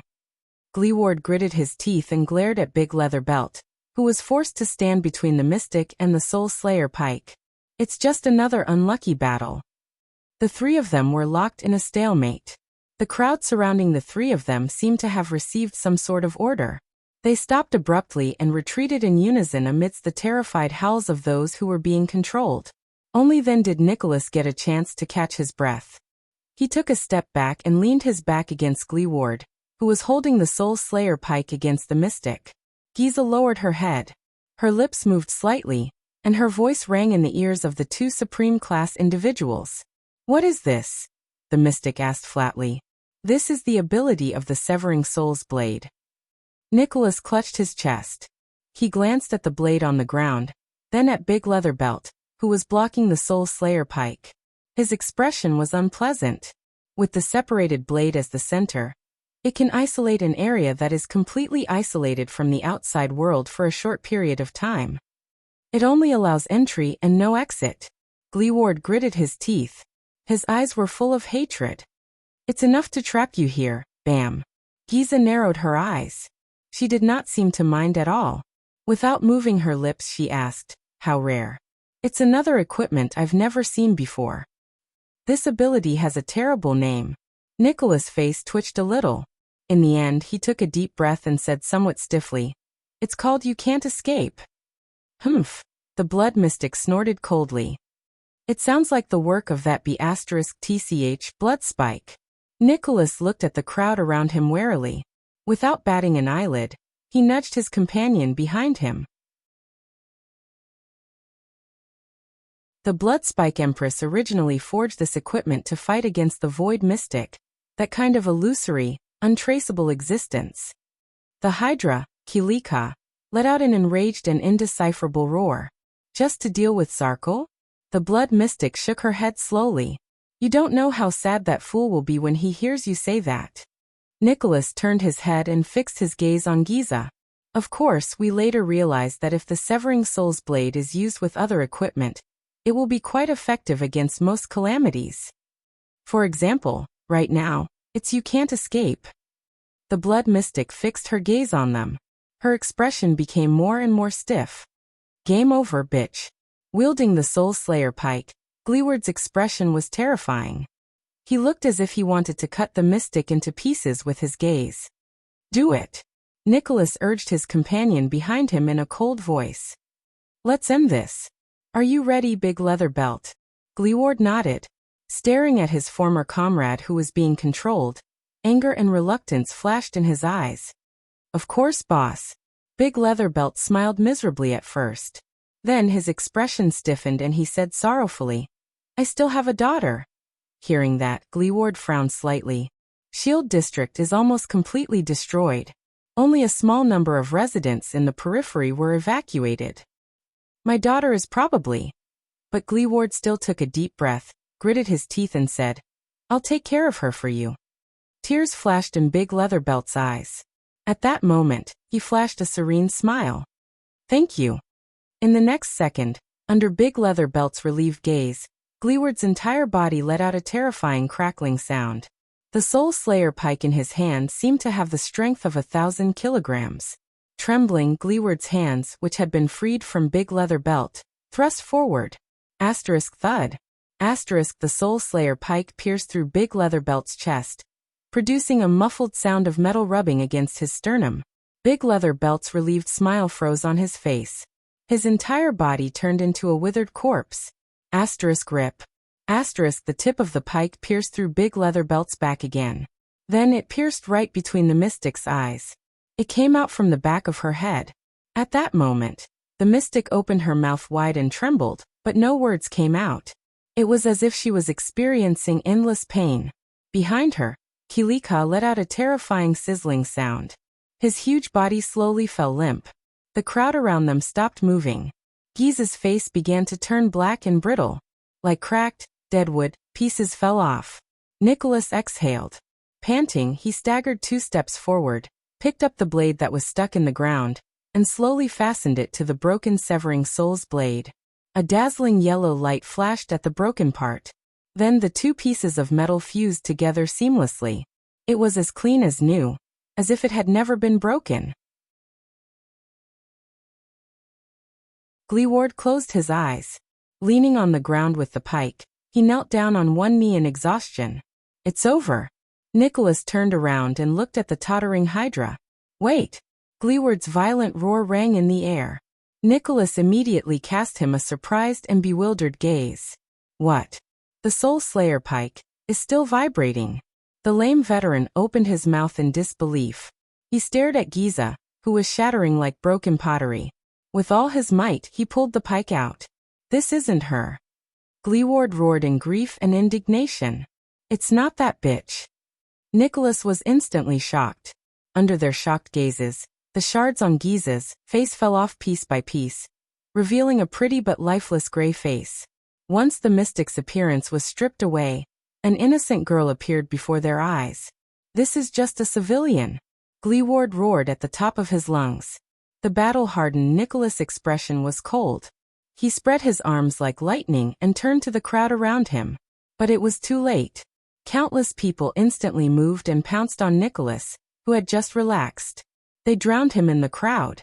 In the next moment, a tentacle was quietly flung out from the crowd and reached him in an instant. Asterisk bang. Asterisk unable to react in time, Gleeward was struck by the tentacle. Under the boundless force, the lame veteran flew more than 10 meters away. Asterisk thud. Asterisk like a broken sack, Gleeward crashed into a ruin. Dirt and stones flew everywhere, and he rolled a few times before he fell to the ground, motionless. He seemed to have lost consciousness. His Soul Slayer pike flew in another direction, and rolled on the ground with a dull clang. No! Nicholas' sorrowful and indignant roar pierced through the crowd. He fought his way out of the countless people whose strength, speed, and reflexes surpassed that of ordinary people. He was covered in wounds. Blood splattered everywhere. The Star Killer rolled a few meters away. With one hand on the ground, he lifted his head weakly and looked at Gleeward, whose fate was unknown. The multi-headed snake, Kilika, who was on the verge of collapse, became active again. It sent out a tentacle and split it open. A gentle and beautiful girl, the real blood mystic, appeared in the tentacle with a pleasant smile on her face. With a gloomy expression, Nicholas looked at Giza, then at the substitute who had fallen under the Soul Slayer pike. No. You. When did you change your true form? Nicholas said, trembling in disbelief. Giza only looked at him with a smile, as if she was looking at a naughty child. Nicholas closed his eyes, punched the ground, and howled in grief at the sky. It was his fault. He should have thought of it earlier. From the beginning, the mystic had never smiled, never moved her lips, and never had much of an expression on her face. Now that I think about it, that was just a substitute. The blood mystic's gentle voice came from afar. Look, it's not that difficult to change a person's appearance with a bit of dead skin tissue, right? Giza shook her head mischievously. It saves my little cuties the danger of being attacked by the Soul Slayer pike, which would affect me. I can also enjoy the wonderful expressions on your faces when you get tricked. Giza giggled as she looked at Nicholas' resentful expression and waved her hand. And I only need to stand in a straight line with the substitute. Even the Soul Slayer pike, which can locate mystics, can't tell whether it's a substitute or the real one. The Soul Slayer pike is out. The mystic narrowed her eyes and looked at Gleeward in the distance. Listen up, this is a lesson from the bitch. At that moment, Giza's expression became extremely cold. Never let your guard down at any moment. In the next moment, countless tentacles and the controlled crowd pounced on the unconscious Gleeward, and the injured Nicholas like a raging flood that broke through a dam. They covered the sky and the earth, and they blotted out the sky and the moon. In the end, the two controllers of the legendary anti-mystic equipment were defeated by the mystic. Nicholas gritted his teeth. The hand that held the blade trembled in anger. He staggered to his feet and looked at the enemies attacking him from all directions. He lifted the blade helplessly. The blade sliced through a tentacle and turned it into ashes. The hilt knocked away a wailing child who pounced on him like a hunting eagle. Goodbye, Gleeward. Nicholas felt the blood trickling down his forehead and thought in despair. We failed. But at that moment, the blood mystic's expression suddenly changed. She turned her head abruptly and looked in another direction. There, Kilika's two giant tentacles trembled at the same time.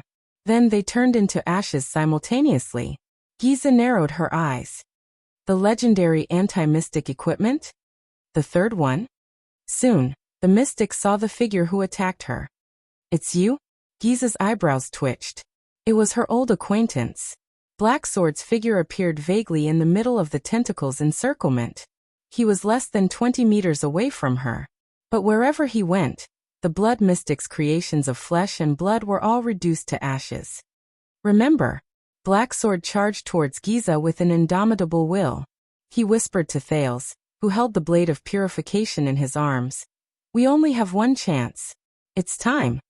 Thales took a deep breath. His gaze was firm as he nodded slowly.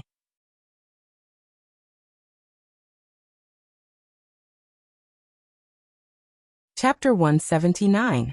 The battle later will be very intense. If you feel nervous, afraid, and your limbs are stiff, it's very normal. Recruits are like that. When that time comes, you only need to do one thing. Repeatedly think about what I'm saying now to focus. Blacksword charged through countless obstacles and rushed towards the blood mystic at an astonishing speed. The shadow of the Northland military sword style could be vaguely seen in his movements.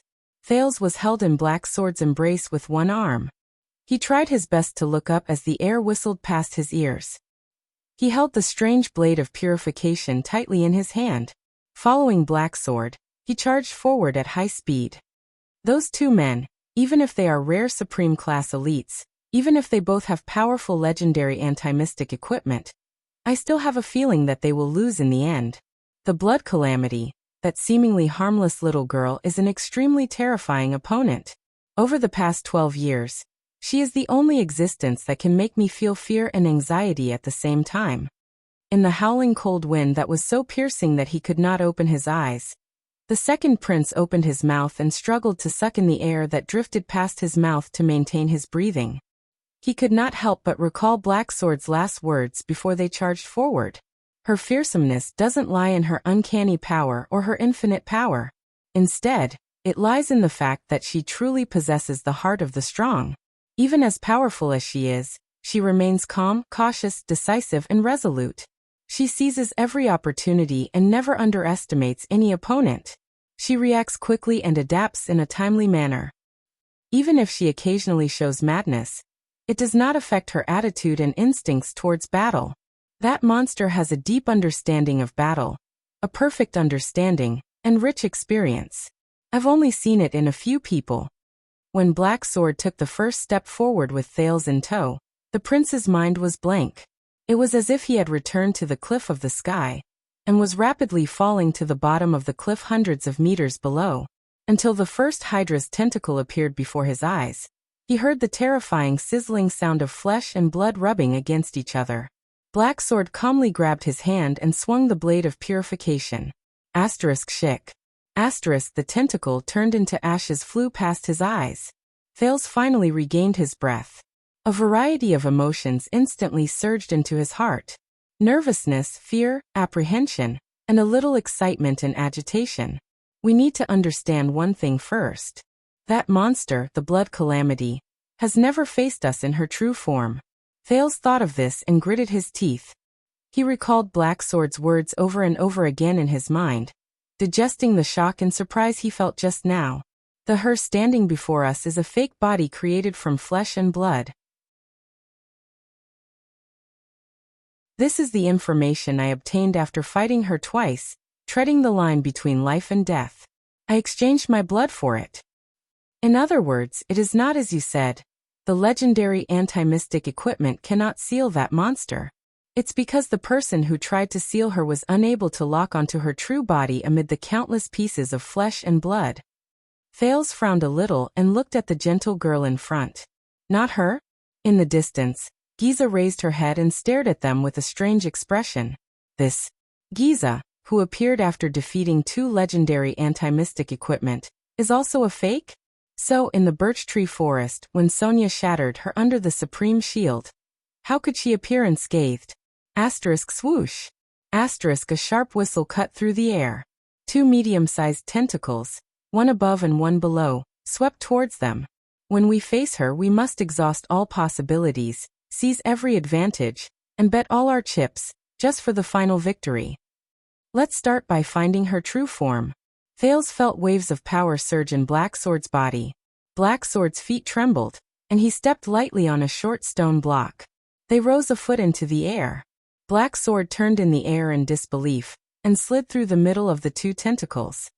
First, it's the time to attack. When the 2 men completely fail and she kills them, it will be the moment we step into the battlefield. At that time, whether she hesitates, is bewildered, or is simply distracted, it will be a precious, weak advantage for us. Even if it can only save us half a second to charge and get close to her fake body. In the air, Thales looked up and watched as one of the tentacles flashed past his eyes. In the distance, he could vaguely see Nicholas, who had fallen to the ground. The Star Killer fought with all his might, and in the end, he was drowned in the mass of tentacles. There was a piece of tissue that looked like half a tongue in the tentacle. It brushed past Thales' nose and gave off a nauseating smell of blood and acid. Thales suppressed the discomfort in his stomach and throat, and forced himself not to close his eyes.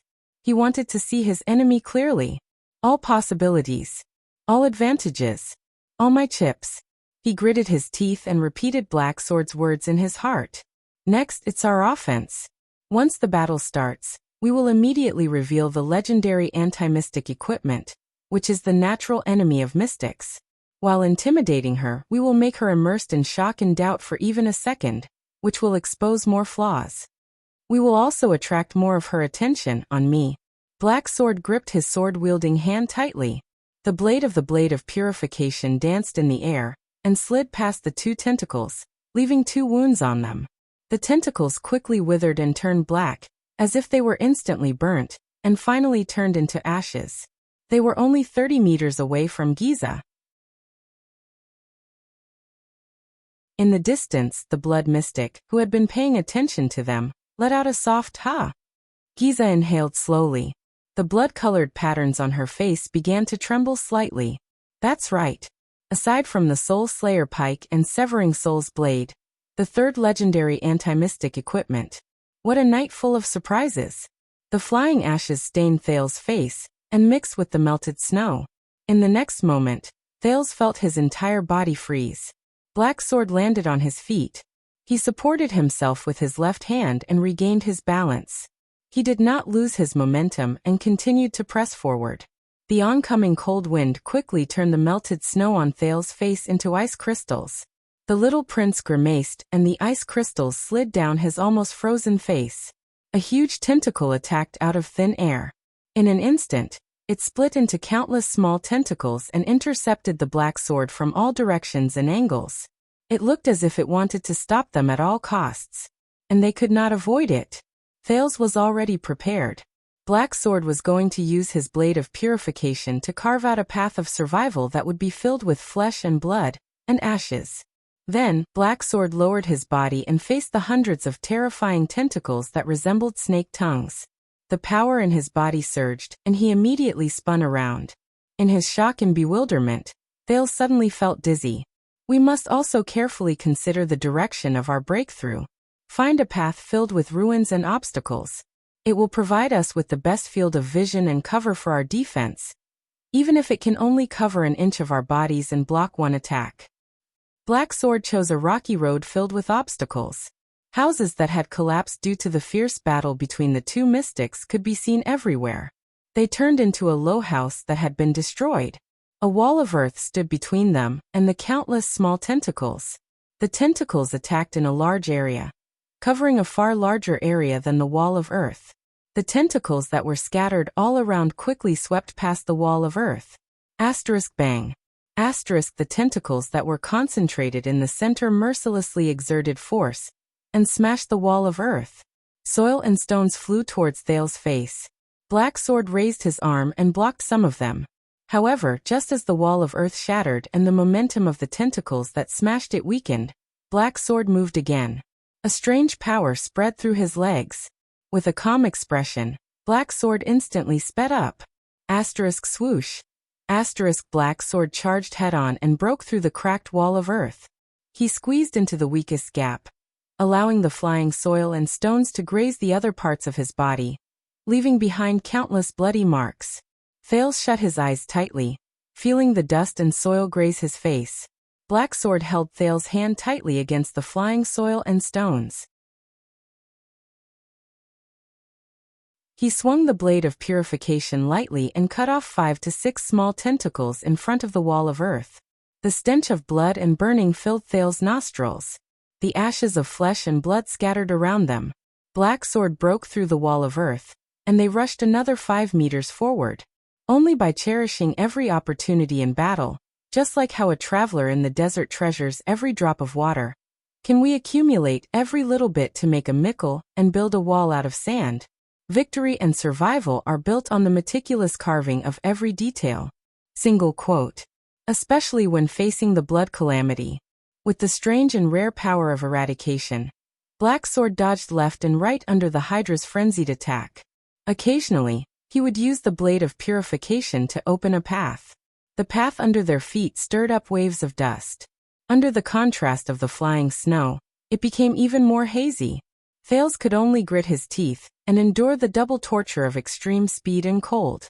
He only felt that Black Sword's right arm, which was holding on to him, was tightening, almost cutting him into two. However, they were getting closer and closer to Giza. There were less than 20 meters left. When we reach a certain distance, you will enter her field of vision. Giza saw the boy in Black Sword's arms clearly. She then smiled. I see. I was wondering why Kilika couldn't find you after searching everywhere. The mystic said softly. Her clear voice sounded as if it was right beside his ear. Thales could vaguely see the blood mystic's terrifying expression as he moved, dodged, broke through, and fought with Black Sword in a frenzy. My condition is terrible. I can't maintain my charge for too long. Fortunately, we have the blade of purification, which can ensure that we are not affected by her ability. At least, we won't be suddenly captured by her bizarre manipulation of flesh. So you found yourself a new bodyguard. What an amazing child. Giza glanced at the expressionless Black Sword, who had extraordinary skills. She watched as their charging figures closed in. Don't worry. The blood-red stripes on Giza's face branched off again, making her smile look even more bizarre. Everything will be over soon. Thales shuddered. If her target is you, with such a close distance and a weak prey that she is determined to capture, there is a high chance that she will not retreat or evade. She will rely on the advantage of being unable to be sealed as you said to kill me, and take you down in the shortest time possible. Giza raised her hands abruptly. Poochie. Behind her, the Hydra, Kilika roared. 6 gigantic tentacles grew out of its body. Amidst the exaggerated tremors and noises, the gigantic tentacles attacked them from the ground, under the ground, and in the air. That will be our chance. A giant tentacle of flesh and blood blocked their path. Black Sword gripped Thales' right hand calmly. At that moment, Black Sword turned his gaze and looked in one direction with a cold expression. Hiss! The tentacles split open. Countless black monsters with long, narrow, tiny limbs and hideous spikes instantly sprang out from the flesh formed by the broken limbs. They were the size of a child and were covered in hideous spikes. The monsters landed on the ground and shuddered one after another. The spikes on their bodies stretched out like blades. Her true body should be hidden in those disgusting creatures made of flesh and blood. Underground in the tentacles in that huge monster, or in any other possible flesh and blood. Just like how water melts into the sea and trees are hidden in the forest. We need to find her true body among the countless piles of flesh and blood. Asterisk hiss. Asterisk like starving larvae. The monsters opened up an organ in their bodies and let out a terrifying hissing sound. In the next moment, the pitch-black monsters raised their heads and swung their limbs. Some of them ran, some jumped, some rolled, and some crawled. There were even a few monsters who spread their equally ugly black wings in the air. They swarmed towards Black Sword and Thales, covering the sky and the earth. They surrounded Black Sword and Thales in a densely packed manner. At that moment, the smiling Giza in front of them was obscured by these terrifying little things. Asterisk hiss. Hiss, asterisk Thales shuddered. He looked at the horrifying scene in front of him and felt his skin crawl. The blood mystic is extremely good at gaining experience in battle and quickly turning it into combat power. When she encounters enemies and methods she has used before, such as myself, for the second time, she will immediately have a corresponding new method to counter them. This means using the same move a second time is ineffective against the remaining fighters. Bah. Thales threw away the unnecessary thoughts and tried his best to focus his mind. He was in the most dangerous battle. I can't be distracted. Thales faced the cold wind that blew against his face. He opened his eyes in pain. He felt as if his heart was about to jump out of his chest as he moved at high speed. He bit his lip hard and could only focus by recalling Black Sword's words. The first time we fought, I used Tremor, a move I learned from a Supreme Class assassin and modified. I slid her tentacles away. However, the second time we met in the alley, once I used Tremor again, she immediately changed her strategy and used a new method. She transformed her flesh and used sharp bone spikes to break the move. Did you see that? The monsters with bone spikes. Black Sword's words traveled into Thales' ears intermittently amidst the sound of the wind. They exist to suppress my tremor. Thales sucked in a deep breath and focused his gaze on the black monsters. They were hideous in shape, but when they were combined with their shocking numbers, Thales felt a chill run down his spine. That feeling was like a group of child-sized black locusts, tens of thousands of them, blotting out the sky and covering the earth as they pounced towards him. Without hesitation, Black Sword rushed towards the group of monsters in front of him, as if the danger before him was not life-threatening, but a beautiful dream. So the second time we fought, I was suppressed by her in just a few seconds. I almost died in the hands of these little monsters. This time, Black Sword did not hold back. He did not use tricks or save energy. Thales felt Black Sword's body tremble beside him. A pulsation that seemed to have a substance surged from the depths of his body. He knew that this was the sin of Hell's River. It was the sin of Hell's River that belonged solely to Black Sword, and it was 10,000 times stronger, more skillful, and more effective than Thales' own power. The chill that surrounded the surface of his body seemed to have a substance that seeped into Thales' heart, causing him to tremble. Thales felt that the man beside him had become different. Black Sword's expression became solemn and gloomy. His faintly discernible aura began to become fierce and violent, and the muscles on his body began to swell. Black Sword's pupils, which were already firm and fierce, slowly widened as more and more light entered his eyes. At that moment, Black Sword was like a fierce beast that slowly opened its eyes and bared its claws and teeth. Finally, the first pitch-black monster attacked from the air. It was only a foot away from Black Sword's head. The bone spikes on its body trembled slightly, and seemed to have become sharper. Behind it were countless ferocious and terrifying monsters of the same species.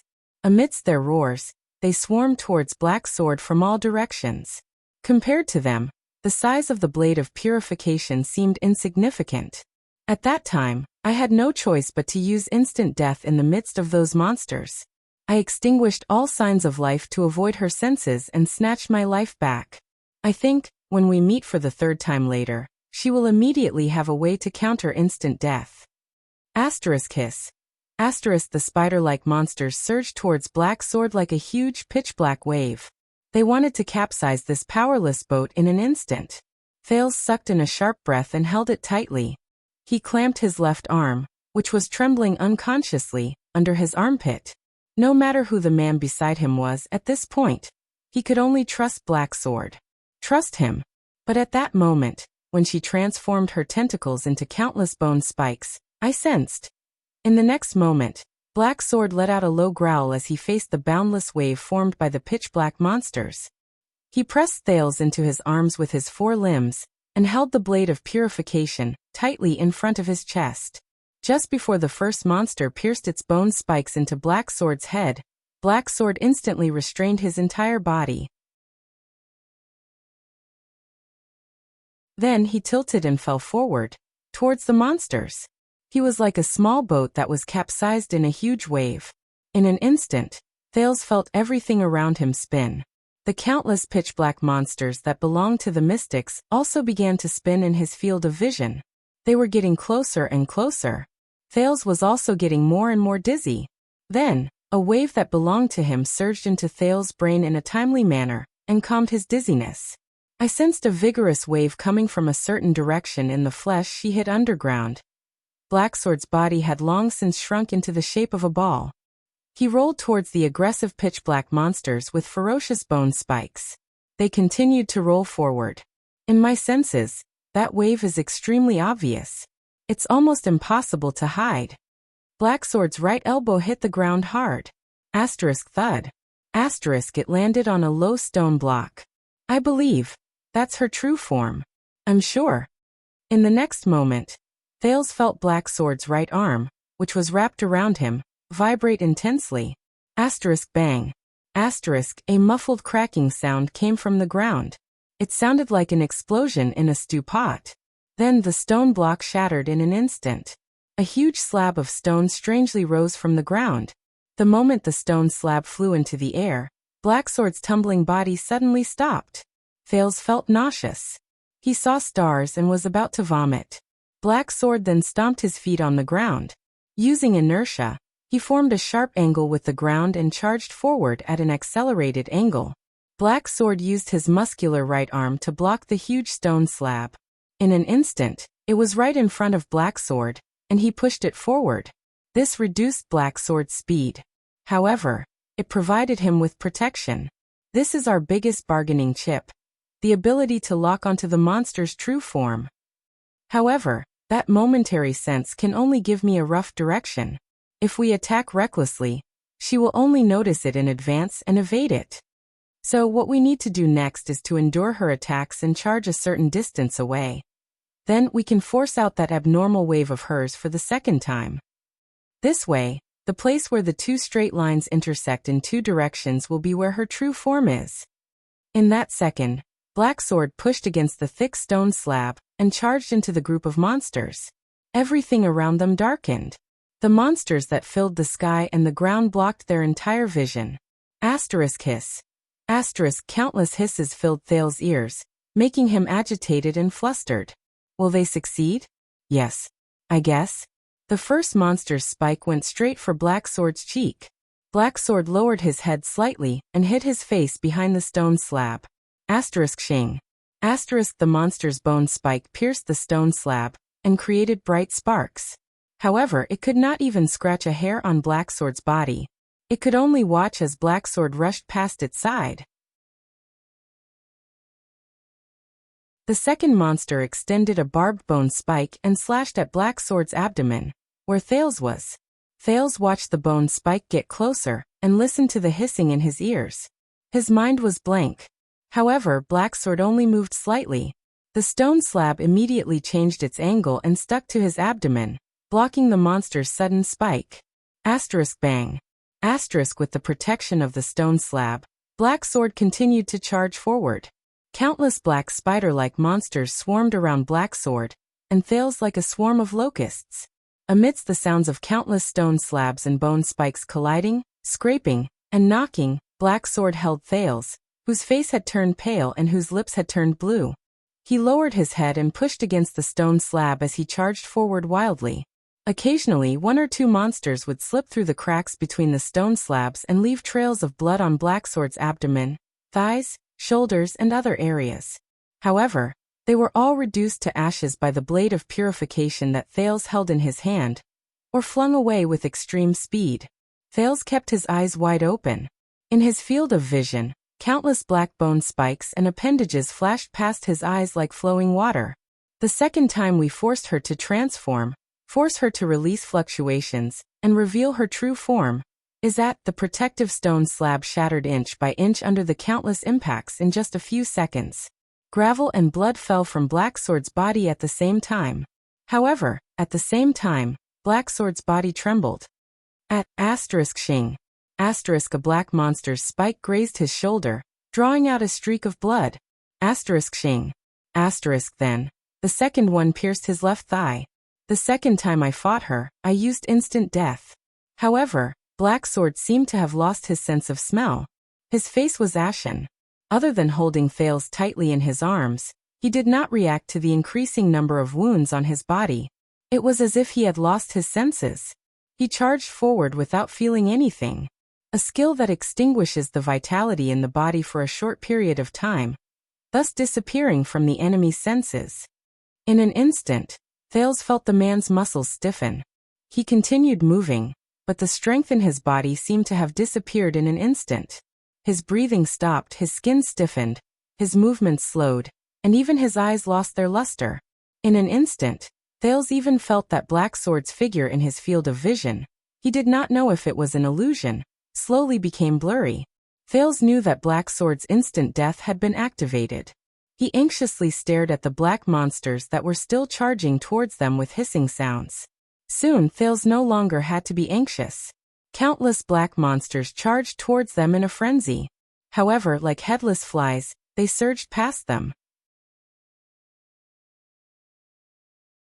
Amidst the terrifying hissing sounds, the monsters that were originally charging in the same direction like a raging wave suddenly became chaotic, like disturbed lake water. Almost every monster froze on the spot and trembled madly. Like helpless children, they continuously looked around them. The monsters started jumping and circling around them, but they did not notice Blacksword, whose movements had slowed down. Blacksword was like an old man slowly crossing a river, but also like a small boat going against the current. He slowly advanced through the densely packed black monsters on the ground. It made Thales' skin crawl. From time to time, Blacksword was tripped by a monster, bumped into his shoulder, and even got scratched. However, he still carried Thales and walked among the monsters, unscathed. All the way forward. Thales exhaled slowly. Blacksword, along with himself, had completely disappeared from the monster's senses. At the same time, he remembered Blacksword's warning. Double quotes, she has seen instant death before. She will definitely have a new way to counter me, whether it be transformation, rampage, amplification, proliferation, or instigation of that big monster to transform. In the distance, Giza's figure paused for a moment. The mystic's lips twitched slightly. In the next moment, the Hydra Kilika behind her roared again. At that moment, all the black monsters beside Blacksword transformed simultaneously. Thales watched in astonishment as 1 to 3 bone spikes on the back of these little monsters let out cracking sounds before they turned into soft, straight, and thin limbs. The limbs became smaller, sharper, and softer. Like antennae? The monsters that had transformed into antennae seemed to have suddenly seen light in the dark.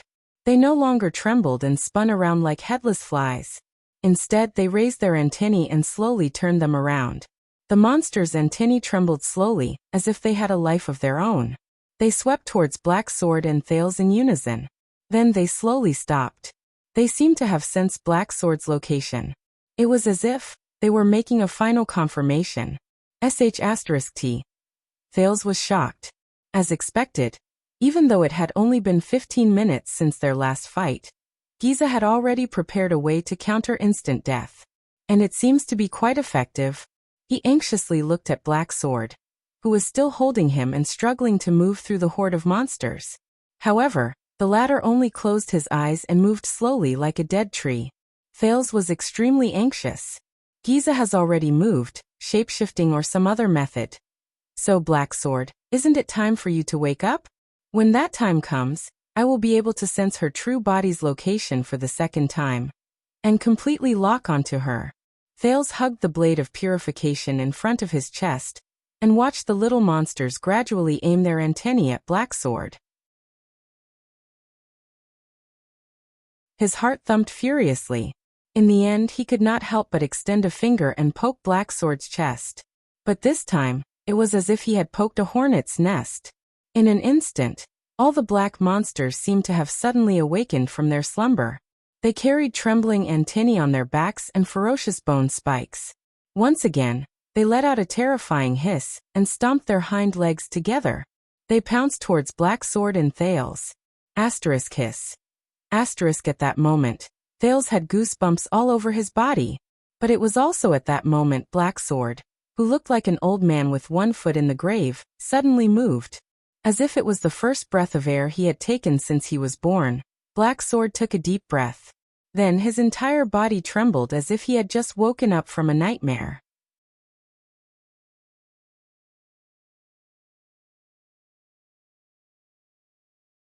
Chapter 180.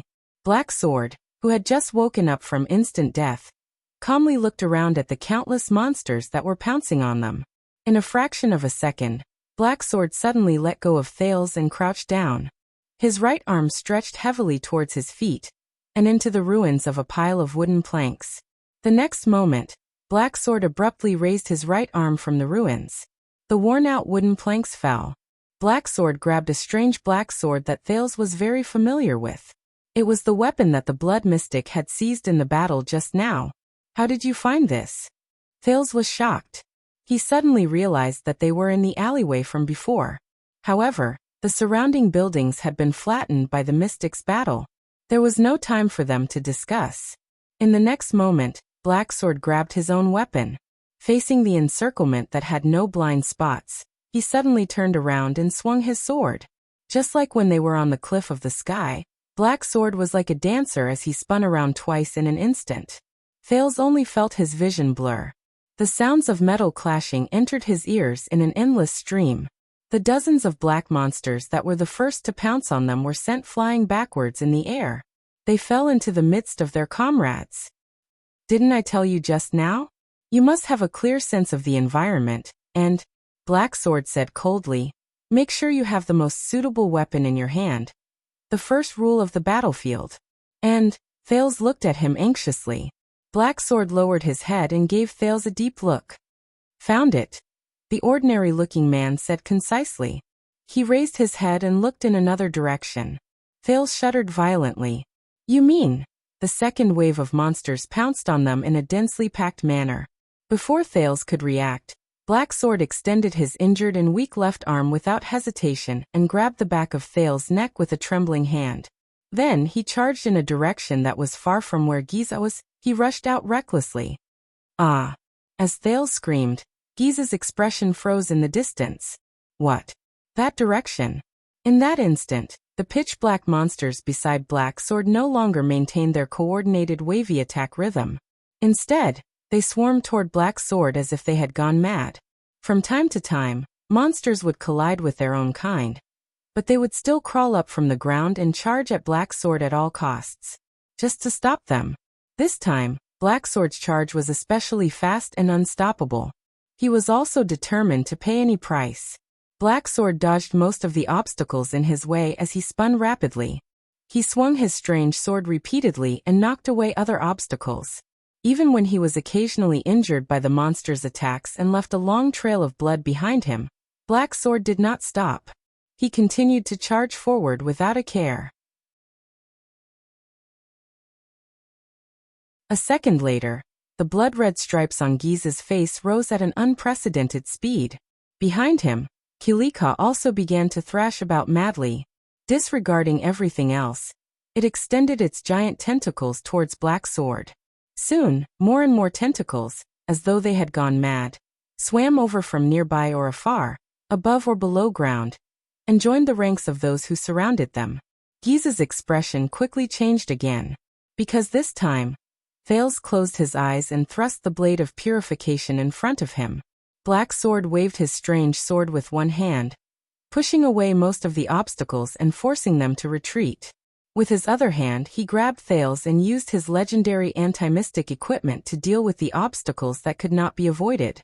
The blade followed Black Sword's charge and moved forward. It turned the pitch-black monsters into ashes.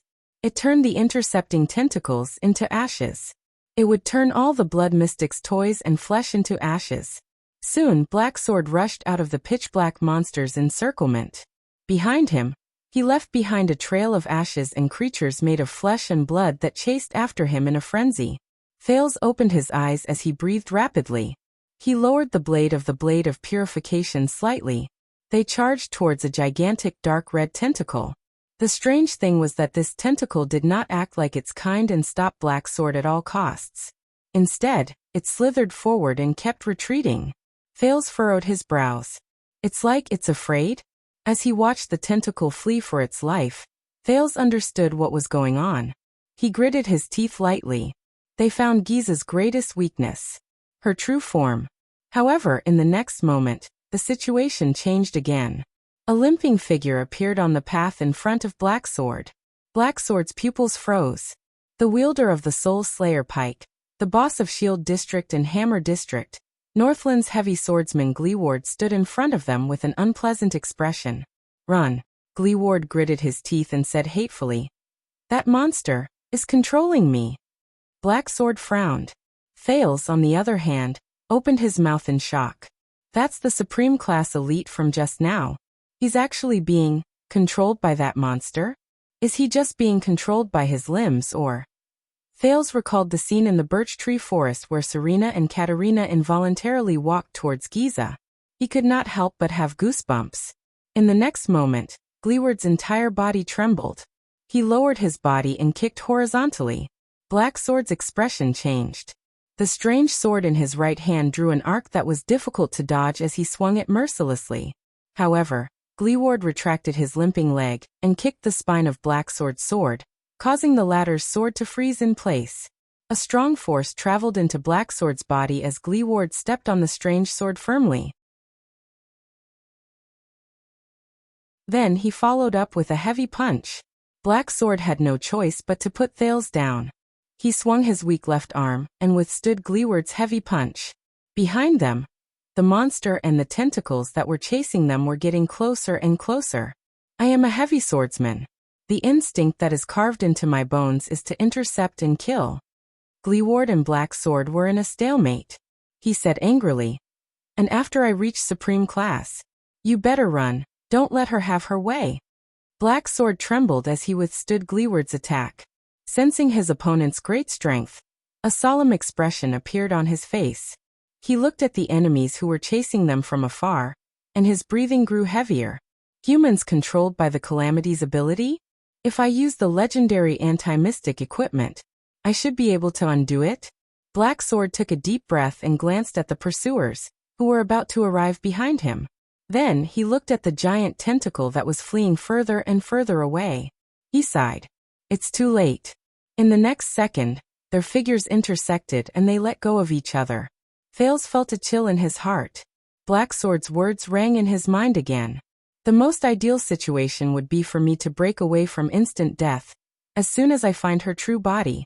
Then, I'll bring you to attack her vitals and seal her true body, before she can react and escape. But as I said before, the Blood Calamity is an expert in combat. She has an endless stream of strange tricks up her sleeves. Besides, I'm far from being in my best condition. Hence, there will definitely be accidents in my plan. We have to minimize these accidents as much as possible. For example, consciously gather these accidents at the places we want them to happen. For example, me. Thales' heart rate increased without him realizing it. In that instant, Black Sword had already exchanged several blows with the empty-handed Gleeward. The unarmed Gleeward had the flesh and blood granted to him by the mystic. He fought with his life on the line, and with his combat instincts, he actually managed to suppress the injured Black Sword to the point that he was in a dire situation. She doesn't know that you're the user of the legendary anti-mystic equipment. She'll focus all her attention on me. So once an accident happens, once I'm held back by the Blood Calamity and can't You little one, you're our final trump card. When I'm held back, restrained, suppressed, or even directly killed, you have to take over my role. Take the blade of purification and continue with my unfinished goal. Thales took a deep breath and heard Black Sword suddenly speak. I'm counting on you, little one. The next moment, Thales felt his collar tighten. Wait. Thales was so shocked that he could only spit out one word. Then the scene before his eyes instantly changed. It was only when the whistling sound of wind brushed past his ears that Thales suddenly realized that he had been thrown out by Black Sword once again. Thales could only hold the blade of purification tightly in his bosom. It fell towards the tentacle that might contain the blood mystic's true body. In that instant, the sin of Hell's river surged into Thales' brain, making him shudder. Everything around him slowed down again. Thales watched himself float in the air and slowly descend towards the giant tentacle. Black Sword's words lingered in his ears. To ensure that nothing goes wrong, I hope that you can also do this. Use the sin of Hell's river and the blade of purification to identify and seal the blood calamity. I've said it before, the sin of Hell's river is an omnipotent power of eradication. It can instantly increase or strengthen your agility, reflexes, explosiveness, speed, strength, perception, vision, willpower, nerves, thinking, recovery, endurance. Everything you can think of. Thales took a deep breath and felt the sin of Hell's river fluctuate under his skin and blood vessels.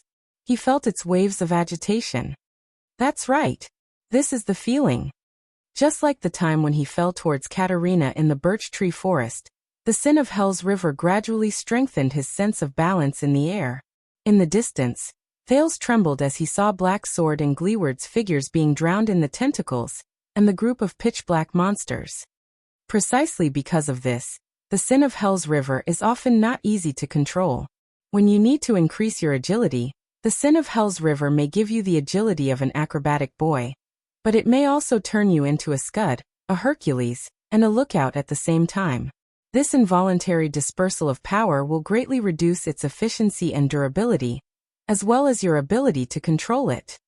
Hence, as the controller of the sin of Hell's river, your first lesson is to learn how to summon. Summon. Unlike other powers of eradication, you need to consciously guide the sin of Hell's river to focus on something you want to accomplish. Don't treat it as a tool. Instead, treat it as a companion that you can talk to. Tell it, as the master of life, what do you want? While in midair, Thales gently closed his eyes and let the cold wind blow past his ears. Very good. The sin of Hell's river. It was an instinct that came from between life and death. Right now, I am faced with such a choice. What was needed was seal the blood mystic. So I need your help. The sin of Hell's river.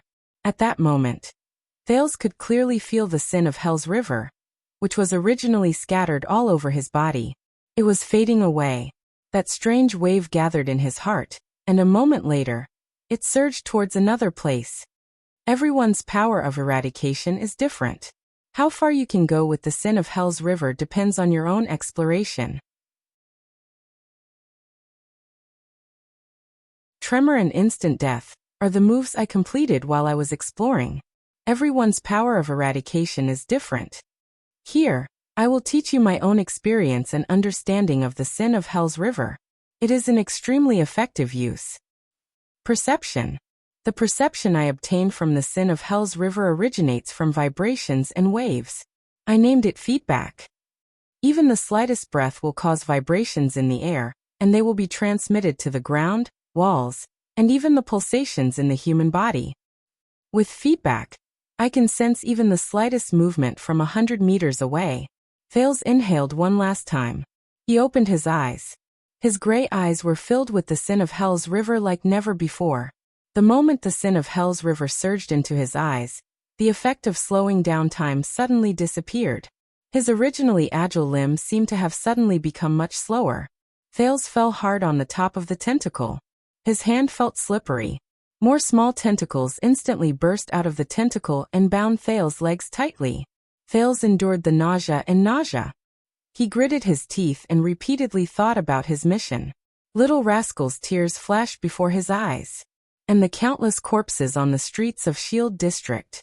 When he thought of this, Thales could not help but grit his teeth and roar to gather his spirit. Arg! But at that moment, he noticed something unusual. Thales raised his head. He immediately felt that the scene before him was different. Thales was stunned.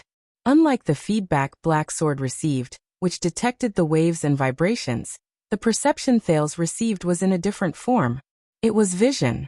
His vision became clear again. This time, the sin of Hell's river gave him another world. It was colorful, but the details were vivid and full of life. This time, the sin of Hell's river's feedback gave him another world. It was colorful, but the details were vivid, and it was full of life. It was as if the resolution had been increased by countless times. He could see every inch of flesh and blood in the huge tentacle before him clearly.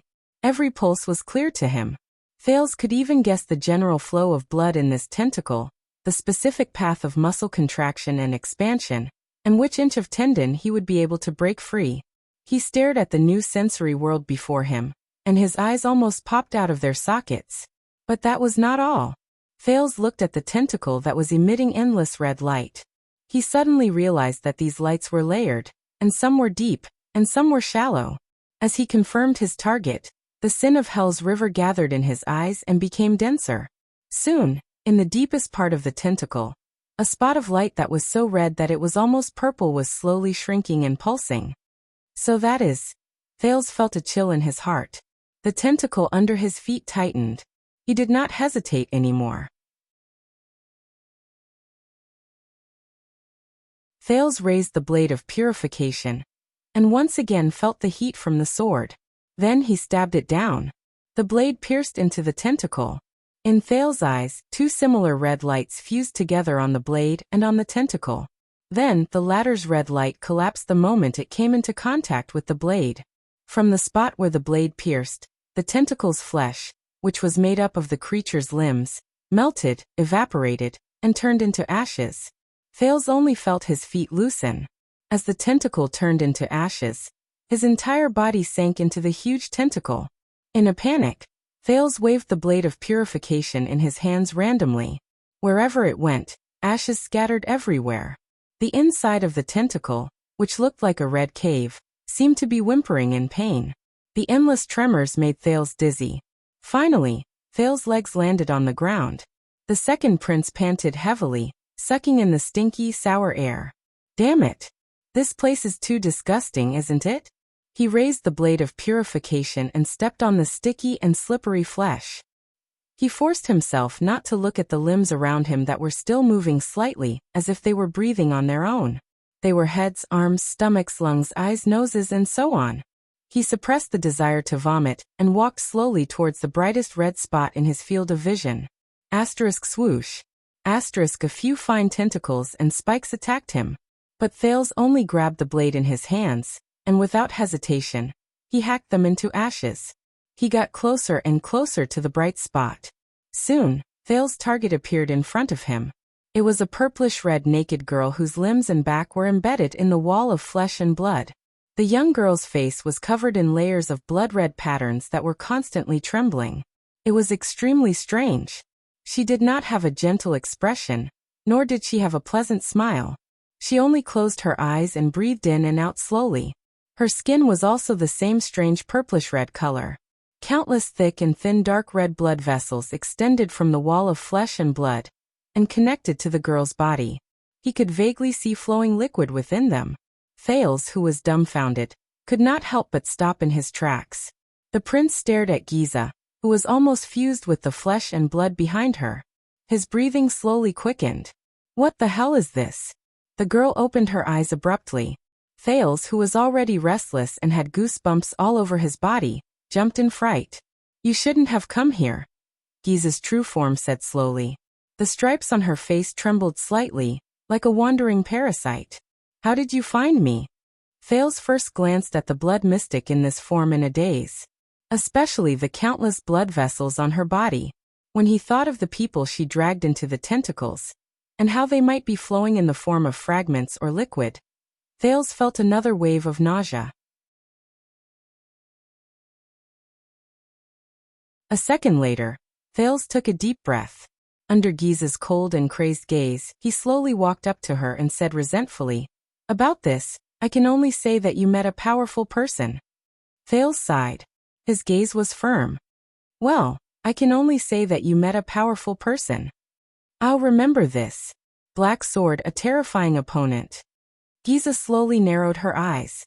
"I should have been vigilant when he disappeared from my senses again. How could an opponent like him use the same trick so easily?" Thales slashed away two small tentacles that tried to stop him. He mustered his courage, ignored the disgusting limbs around him, and stood in front of Giza. "And you, child? You will regret it." Giza fixed her gaze on the red blade. There was deep wariness in her eyes. "Become a mystic, obtain power, be immortal, and be omniscient. No, it is not as good as you think. This is not a gift but a shackle." At that moment, Giza's eyes were filled with deep loneliness. "A curse, and I." Giza revealed a subtle and profound expression. Her words contained an unprecedented emotion. "I only want to free you." Thales furrowed his brows. He really could not understand what she said. "Otherwise," Giza said slowly, "from the day you found your name of origin, you will never be free." Thales shook his head to clear his mind. The heat from the blade of purification in his hand reminded him of his current situation. "Very well." Thales ignored her words. He looked at Giza, raised the blade of purification in his hand, and aimed it at Giza's abdomen. He spat harshly. "Then I will free you first." Giza only looked at him gently with a sad and pitiful gaze. It was as if she was looking at an ignorant child. This threw Thales into chaos. "No." Thales gulped. "Thinking about Dragon Cloud City, thinking about Little Rascal. I have to end this." In the next moment, Thales gritted his teeth, threw away all his thoughts, and thrust the red small sword in his hand. But his sword suddenly stopped halfway. Thales raised his head in shock and looked at the person in front of him. A person stopped in front of Giza. Little Rascal was trembling. Her eyes were wide open, her arms wide, and she used her throat to block the blade of purification. Little Rascal's eyes were almost swollen from crying. "It's not me, you." Thales only hesitated for a moment. In the next moment, Little Rascal pounced on Thales. Thales looked at Little Rascal's tear-stained face. His arm involuntarily trembled. He wanted to bypass her and stab Giza, but he did not have the chance. Thales only felt a violent tremor under his feet. "This is..." Following that, layers upon layers of tremors continuously attacked from beneath his feet. The moment panic rose in his heart, Little Rascal, who could not stand steadily, pounced on him. Both of them slid on the ground made of flesh and blood. No, in the chaos, Little Rascal was on top of him. Trembling, she slapped the blade of purification in Thales' hand. Thales turned pale with fright. "No. Slap. Thales felt a chill in his heart. The red small sword in his hand left his palm. It fell into another corner made of flesh and blood. It brought up countless ashes. Then the blade of purification that had left his palm gradually dimmed. It could no longer be of use. In that second, Thales' mind went blank. Purification, blade of purification. Amidst Giza's maniacal laughter, the flesh on the tentacle squirmed and swallowed the blade of purification, which had lost its effectiveness. It disappeared without a trace. "This is a move I learned from Black Sword." The blood mystic on the wall smiled coquettishly again. "Unleash an extremely high-frequency tremor over a large area. If you can't even stand properly, how are you going to seal me? How do you feel?" Thales' face was pale. He pushed Little Rascal, who had regained her freedom of movement. He stared in the direction where the blade of purification had fallen. However, apart from the red light formed by flesh and blood, there was nothing else in front of him. The legendary anti-mystic equipment. The only thing he could rely on when he faced the mystic. Lost it? No. I don't have a chance anymore. Thales' heart was dead. He turned his head in a daze and looked at Giza. "I failed." Beside him, Little Rascal hugged him tightly and kept sobbing. Giza inhaled slowly and narrowed her eyes. Two tentacles extended from the inner wall of flesh. As Little Rascal screamed, they wrapped around Thales' arms and legs and pulled him up. Thales struggled with all his might, but like an insect caught in a spider's web, his efforts were futile. More tentacles grew from the inner wall. As Little Rascal covered her mouth to stifle her sobs, the tips slowly sharpened and hardened. They became ferocious, sharp, and deadly thorns. I'll give you a piece of advice. Giza stared at Thales, who was pulled before her. His face was ashen and he was in despair. She flashed a pleasant smile and enunciated her words like orchids. In battle, abandon unnecessary emotions. You saw it for yourself. You saw how badly it harmed you. Thales trembled all over as he stared at the blood mystic in a daze. This time there was no Sonia, no Asda, no Black Sword. He was the only one who could save himself. In that instant, Giza's face revealed tender love and pity. As I promised, you won't feel any pain, child. Thales gulped slowly. He could only feel the tentacles wrapped around his limbs getting tighter and tighter. The tentacles with their sharp thorns slowly moved to Thales. One of them even extended a sharp thorn and stopped a few inches away from his left eyeball. The fear of death instantly struck him. Thales could even hear his heart pounding violently. He could feel his blood vessels swelling and surging. His muscles trembled uncontrollably. The heat generated from his excitement slowly spread from his chest to his entire body. Is this the end? No. I have to save myself. I have to save myself. Giza smiled faintly. The panicked Thales looked at the smiling mystic and spoke with great difficulty and pain. But this time he only spat out the first word. In the next moment, countless tentacles with sharp thorns shot out at the same time and sank deep into Thales' body. Thales shuddered violently. No, his eyes were lifeless as he stared at the blood mystic in disbelief. No, the first thorn pierced his left eye and penetrated the back of his head. No, the second thorn pierced his throat and penetrated the back of his neck. No, the third thorn pierced his heart and came out the back of his chest. No. There were even more sharp spikes that pierced Thales' body mercilessly, without any hesitation, and without reservation. But he could no longer feel it. In that second, all his senses seemed to have left Thales' jade star in an instant. He seemed to have sunk into eternal silence and darkness. He would never return.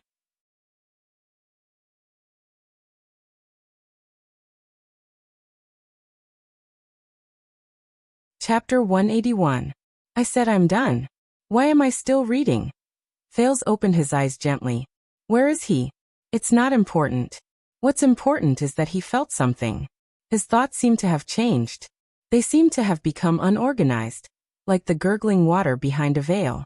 He seems to be indifferent to everything. How could this be? Thales vaguely knew his own situation, but he did not want to change this feeling. This is good, isn't it? It's like I've entered another realm. Thales looked up. In front of him was a gray round grain?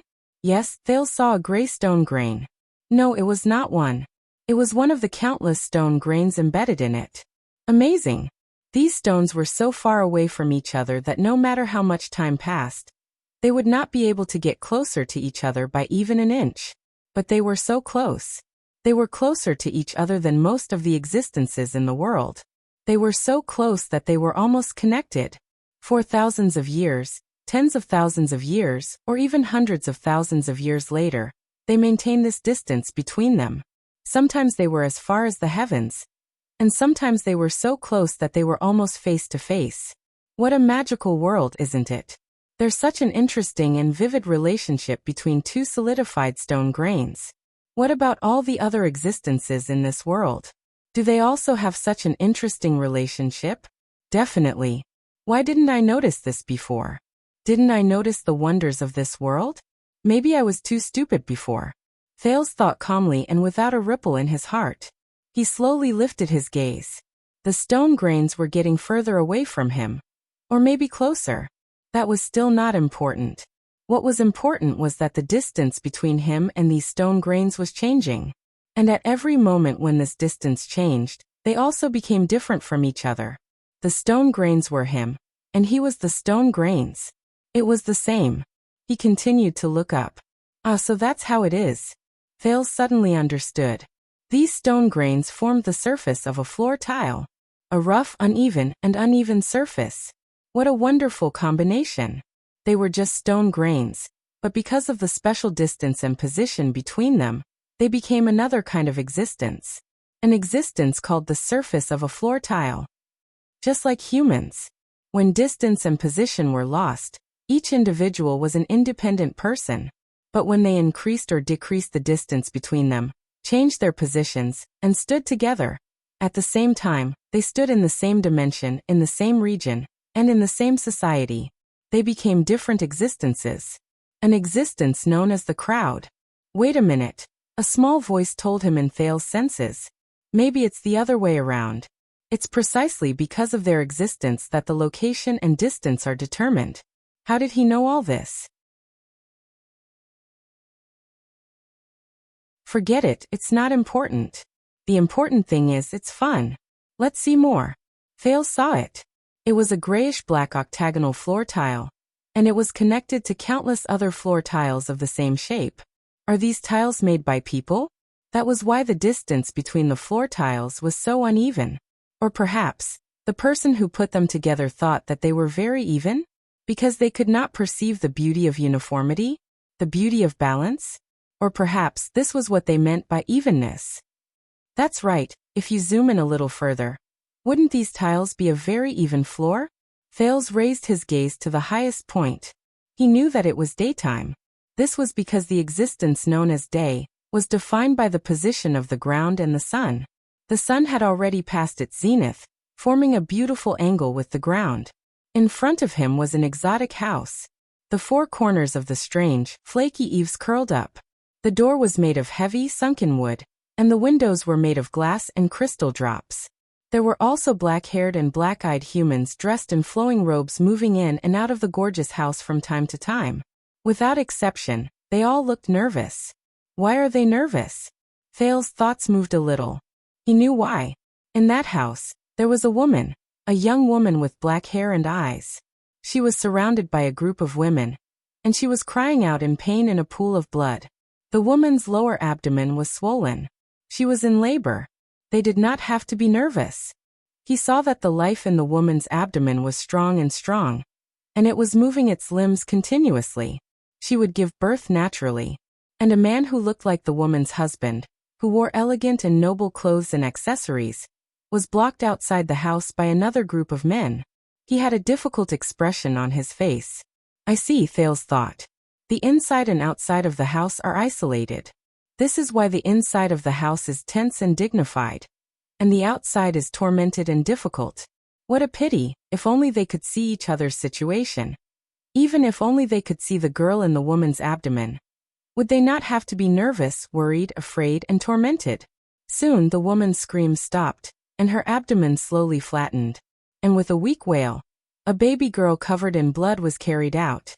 The man outside the house got the news. He broke through the blockade and rushed into the house without a care for anything else. The man trembled as he knelt in front of the bed. He held the woman's weak hand and comforted his wife nervously and anxiously in a language he did not understand. The woman smiled. Finally, someone respectfully handed the baby girl, whose eyes were tightly shut, to the man. The man trembled as he took his daughter. Oh my God! Thales, who was watching all of this from the side, looked at the excited man with black hair and black eyes, then at the woman with black hair and black eyes, who had a gratified expression on her face. He could not help but want to laugh. What would happen if they knew the truth? The baby girl slowly opened her eyes and looked at the first person she had ever seen in the world. The man who was holding the baby girl trembled when he saw the baby girl clearly. The man raised his head in shock and looked at the people around him in panic. He spoke in a language Thales did not understand, as if he did not know what to do. Someone walked forward with a frown and glanced at the baby girl. Then he froze on the spot. There was an uproar in the house. Then the woman's trembling screams and wails, the servant's anxious comforts, and the man's roars came one after another. He. Thales laughed as he watched all of this. Yes, he looked at the baby girl and her blue eyes. Her crystalline blue eyes were completely different from the black eyes of her father and mother. That man probably did not expect that his wife's daughter was not his daughter, right? How ridiculous. Thales looked away, and the thoughts in his mind turned over like a machine. If the man had seen that his daughter had a pair of blue eyes that were not inherited from him a few months ago. No, that's not all. The baby girl's skin was obviously fair, her hair was curly, and the bridge of her nose was a little high. This was already very obvious before she was born. Unfortunately, the man did not know. If he knew, then, do I still need to be like today, after being filled with anticipation, worry, torment and wait, to be greeted with disappointment, pain, resentment and anger? No. I don't need it. But the man can't see through his wife's belly, so he can't see his wife's betrayal. So he's destined to experience all of this. His vision is too narrow, and his knowledge is too limited. This is the price of stupidity and ignorance. Sad and ridiculous. Thales was tired of all this. He turned his head. That's not right. He was looking forward to seeing the inner walls of the mansion. But what did Thales see? The rising sun.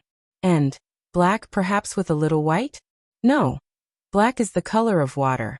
White is the foam and reflection on the surface of the water. What he saw was the ocean under the morning sun. An endless ocean. Endless? No. It's too narrow. This ocean. From one end to the other, this ocean was very small. On one side of it was a smaller island, and on the other side was a long and narrow coastline. But it was also very, very big, almost boundless.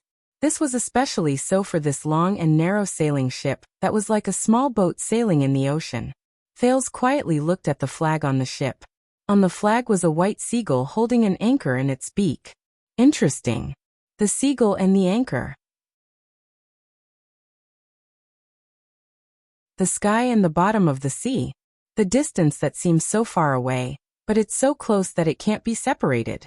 The sailors on the ship did their work dutifully. A young man without even a beard, dressed clean and tidy, behaving appropriately and politely. A stark contrast to the boorish sailors around him, who were covered in sweat and dirt, stood beside the rudder, chatting with the helmsman, who looked impatient. He stared at the surface of the sea in front of him with an excited expression on his face. Believe me, the previous difficulties were just Errol's test. We've already passed through the black whirlpool. According to the sea chart passed down by my ancestors, we'll soon find it. This time, Thales understood. The man's common language had a rather strange accent. The rise and fall of his voice and the cadence of his voice were particularly obvious. It was different from the crude, vague, short and forceful Northland accent and the meticulous Constellation accent. This young man seems to be someone the captain? Or the employer of this ship? Unfortunately, Thales laughed again. Once the man turned his head, he would see the contempt and disdain in the sailor's eyes. Why would the boss listen to this brat? I heard that he's a ruffian from Valir gang, not a noble? One of the sailors whispered to the old sailor beside him, who was tidying up the mooring ropes. He even followed him and took the risk to sail the ship to this place? Of course he's a ruffian. It's just that a few generations ago, his ancestor was elected to one of the 36 seats. The latter glared fiercely at the young man. He owes the boss a huge debt. For some reason, not only did the boss not touch him, but he also immediately left Crystal Jade City and rushed to this cursed place. He didn't even go to Evergreen Island, which was scheduled for the voyage. The Eye of the Sea's eradication. Is this place really that unlucky? The first sailor frowned. Everyone's complexion is terrible. Of course. Think about it. The old sailor spat on the ground. His expression was unpleasant. The entire empire is buried under our feet. We don't know how deep the sea is. There are also millions of people from the empire. They've been soaked in seawater until they've turned into dry bones, and they've been bitten to pieces by the sea fishes. Legend has it that their wronged souls haven't been able to rest in peace for 600 years. They're filled with resentment and pain. Strange things happen here every year. They're very, very strange. But the young man could not see the scene behind him. Even when he turned his head, the sailors put away the emotions in their eyes and lowered their heads to do their work. Because of this, he would never know his true position on this ship. Why is he so stupid? Doesn't he know that the helmsman's heart is beating faster, his blood is flowing faster, and his entire person is becoming more and more agitated? Why is he still nagging at the helmsman? Doesn't he know that when almost everyone on the ship looks at him, their pupils will shrink, and they'll release disgust and disgust? Doesn't he know that a piece of wood at the bottom of the ship can no longer bear the weight, and might be lifted by a huge wave at any moment? Doesn't he know? Of course. Thales continued to laugh. None of the people on the ship could see that in the thick fog about a few thousand meters away, a ferocious warship with a blood-red parrot flag was heading towards them. The fierce pirates on the ship opened their foul-smelling mouths. Amidst the noise and intoxication, in the midst of wine and blood, they counted their harvest from a few days ago and toyed with the shivering captives, especially the women. The leader of the pirates was still excitedly announcing that they would return to port after seizing one more ship. In the pirates' armory, polished blades, swords, crossbows, and bows were waiting quietly. That young man and the ship he's on. Why are they so stupid? Why are they still sailing forward? It's such a simple and obvious thing. Why don't they know? They're in the most amazing world, but they know nothing about everything around them? What a waste. How boring. Thales could not help but feel agitated. He turned his head again. He saw a grain of sand under the moonlight. Sand. A wonderful creation. It was stacked together with countless others of its kind, and with the same wonderful and average relative positions, it formed an entire desert. Just like that, countless grains of sand rubbed against each other, squeezed against each other, and stuck close to each other. Just like that, countless grains of sand pushed, resisted, and moved away from each other. Thales looked at every grain of sand in the desert, and sighed in his heart. They form an equally wonderful desert. He turned his head again. I see a leaf in the dark. This time he had experience. It's not just leaves. It's a forest. A dark forest under the night sky. Pairs of fluorescent eyes could be vaguely seen in the forest. They were the eyes of countless animals that were either hunting or being hunted. But they're still too pitiful. Thales sneered in his heart. A badger happily dug an ant's nest next to the wet soil. There was a huge beetle in the nest, which made the hungry badger overjoyed. Unfortunately, it did not know that hundreds of meters away, its companion, who had a night of pleasure with it, had already become prey in the mouth of a lone wolf. And an old lone wolf, who had hunted a badger and was excited about its dinner, did not know that a wolf of its kind, who had been in the same pack as it, was being hunted down by a forest panther from a branch under another tree. The panther also did not know that the offspring she gave birth to 6 years ago was dying under the hooves of an angry giant rhinoceros by the stream. The giant rhinoceros also did not know that in the upper reaches of the stream, a group of fully armed humans were excitedly skinning the remains of its cousin, keeping the bones, and extracting the flesh. And this group of humans also did not know that in the dense forest behind them, countless eyes that flashed with a faint purple light were coldly staring at them. And in the dark, they silently drew their bows and arrows. These purple-eyed, sharp-eared creatures probably also did not know that in a sentry post in the forest several miles away, one of their kind was engaged in a life-and-death battle with another white-skinned, sharp-eared creature with a machete and a sword. At the last moment, his chest was pierced by a sword. The white-skinned, sharp-eared victor spat on the ground and left in disdain, leaving the purple-eyed corpse on the ground to slowly rot. Then, it was turned into food by a group of ants beside it. This group of ants had only migrated here a few days ago. Their faces were covered in dirt, and they were the losers of another war. Another powerful ant colony had chased them here. But perhaps they would be very happy to know that the group of old enemies who chased them out of their habitat had just brought back the carcass of an old beetle, when they were killed by the claws of a mischievous badger. Thales watched quietly as the most complete food chain dominated everything in this place. These creatures don't know about all this? This is really interesting and sad. At this moment, Thales suddenly felt a strange heat flow from his entire body. His entire body. Thales suddenly realized a problem. Where's my body? In the next moment, a strange feeling was transmitted to every one of his senses. Countless scenes flashed before his eyes at the same time, like rapidly flowing water curtains. eaves with different styles, a ship sailing under the sea, a quiet desert under the moon, a forest full of life. Thales watched everything without blinking. Interesting. Fun. Wonderful. More and more scenes flashed before his eyes. A glacier in a blizzard, a castle on a sea cliff, a warm wetland, a grassland under the setting sun, a vast plain at dusk, a fortress at night, the sea reflecting the moonlight soon. Thales felt that the world in front of him became clearer and clearer. It became stranger and stranger. He also became more and more excited and satisfied. Everything in the world was displayed in front of him. He saw and heard everything. He knew everything like the back of his hand. No, not only that. He knew everything. It was as if he was standing in the place where everything happened. He was in everything. He was everything. Thales became happier and happier. He was enjoying this feeling. And he wanted more. More. He wanted to see more, know more, get more. More. The scenes in front of him flashed faster and faster. More and more urgent.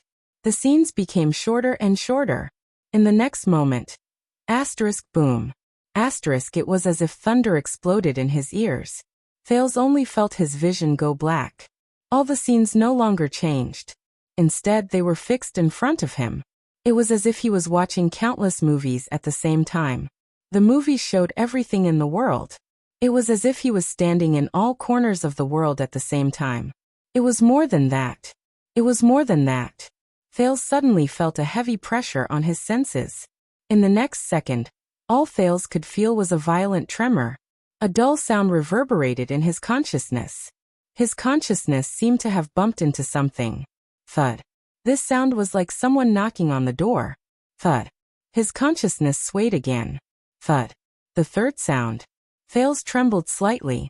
After an unknown amount of time, Thales suddenly felt that everything around him moved in an instant. At that moment, it was as if a door had been pushed open. He entered a new world. In this new world, his senses were extremely clear. From the tiniest particles, the deepest underground, to the vast sea, the boundless sky, he not only saw everything in the world. At that moment, it was as if he was the world. But it was also at this moment that an accident happened. A tingling sensation that irritated his skin approached his consciousness. Thales trembled slightly. A faint doubt rose in his heart. What's wrong? His consciousness seemed to have suddenly risen into a silent and dark void. Almost at the same time he entered this void, Thales immediately sensed something strange. It was like instinct. Right. It felt as if someone was spying on me. He did not know how he sensed it, but his instincts told him that there were a number of strange gazes behind the darkness of this void. Thales subconsciously raised his gaze, wanting to see through the darkness.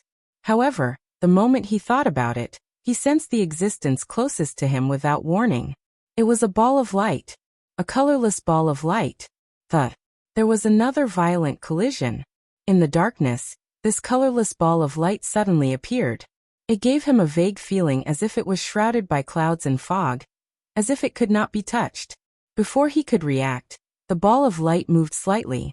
Soon after, a lifeless sentence reverberated in his ears. Rude. Thales' vision swayed. What? This ball of light has a consciousness? Huh? At this moment, the colorless ball of light asked. Its words were still dry. I have never seen you before. Where is your name of origin? Name of origin? Mystic. Mystic. The first mystic covenant. Thales recalled a few familiar terms from his memories, which seemed to be separated by a layer. He suddenly shuddered. But before he could think about it, his gaze suddenly moved away from this ball of light. Hey. The dry voice slowly became softer, as if it was shouting from afar. Who are you? Thales ignored it. His consciousness seemed to be sinking. Thud. Thales felt his vision tremble again. He encountered a pile of iron-gray, shining fragments. Unlike the ball of light just now, this pile of fragments seemed to be lifeless and unconscious. But just as Thales was confused, another puff of brown smoke appeared in front of him. But this puff of smoke also gave him the same feeling as the iron-gray fragments. It seemed to lack vitality. It also did not know how to speak. Thale's heart stirred. The pile of fragments and the puff of smoke slowly left. Thud. There was another collision. Thales was already somewhat used to it. Soon, a green light appeared before him. But this time, this light was conscious. The green light had an ever-changing silhouette, from a circle to a rectangle, from an oval to a long strip. Aya. A gentle but rude voice came from the green light. Just like its owner, the voice floated around. Which idiot is it? Is his brain damaged? Knocking on the door? Boss Froland? Little Asda dummy? Old Devil Zarkle? Fierce Kyrie? Cute top student L? Or the flat-chested Giza? These names sound familiar? A few questions rose in Thale's heart. This is, where am I? What am I doing? Why can't I remember anything? Hey. The voice from the green light continued to laugh. Don't tell me you're the legendary Taurus. After thinking of a few questions, Thale's thoughts suddenly became chaotic. In his panic, the green light suddenly disappeared before his eyes. Hey, why did you leave? You can't really be Taurus, right? The green light's voice came from afar. Don't be in such a hurry to leave. You're my idol. At least leave an autograph. Thales crashed into the door twice more. He encountered two strange, lifeless, and soundless existences.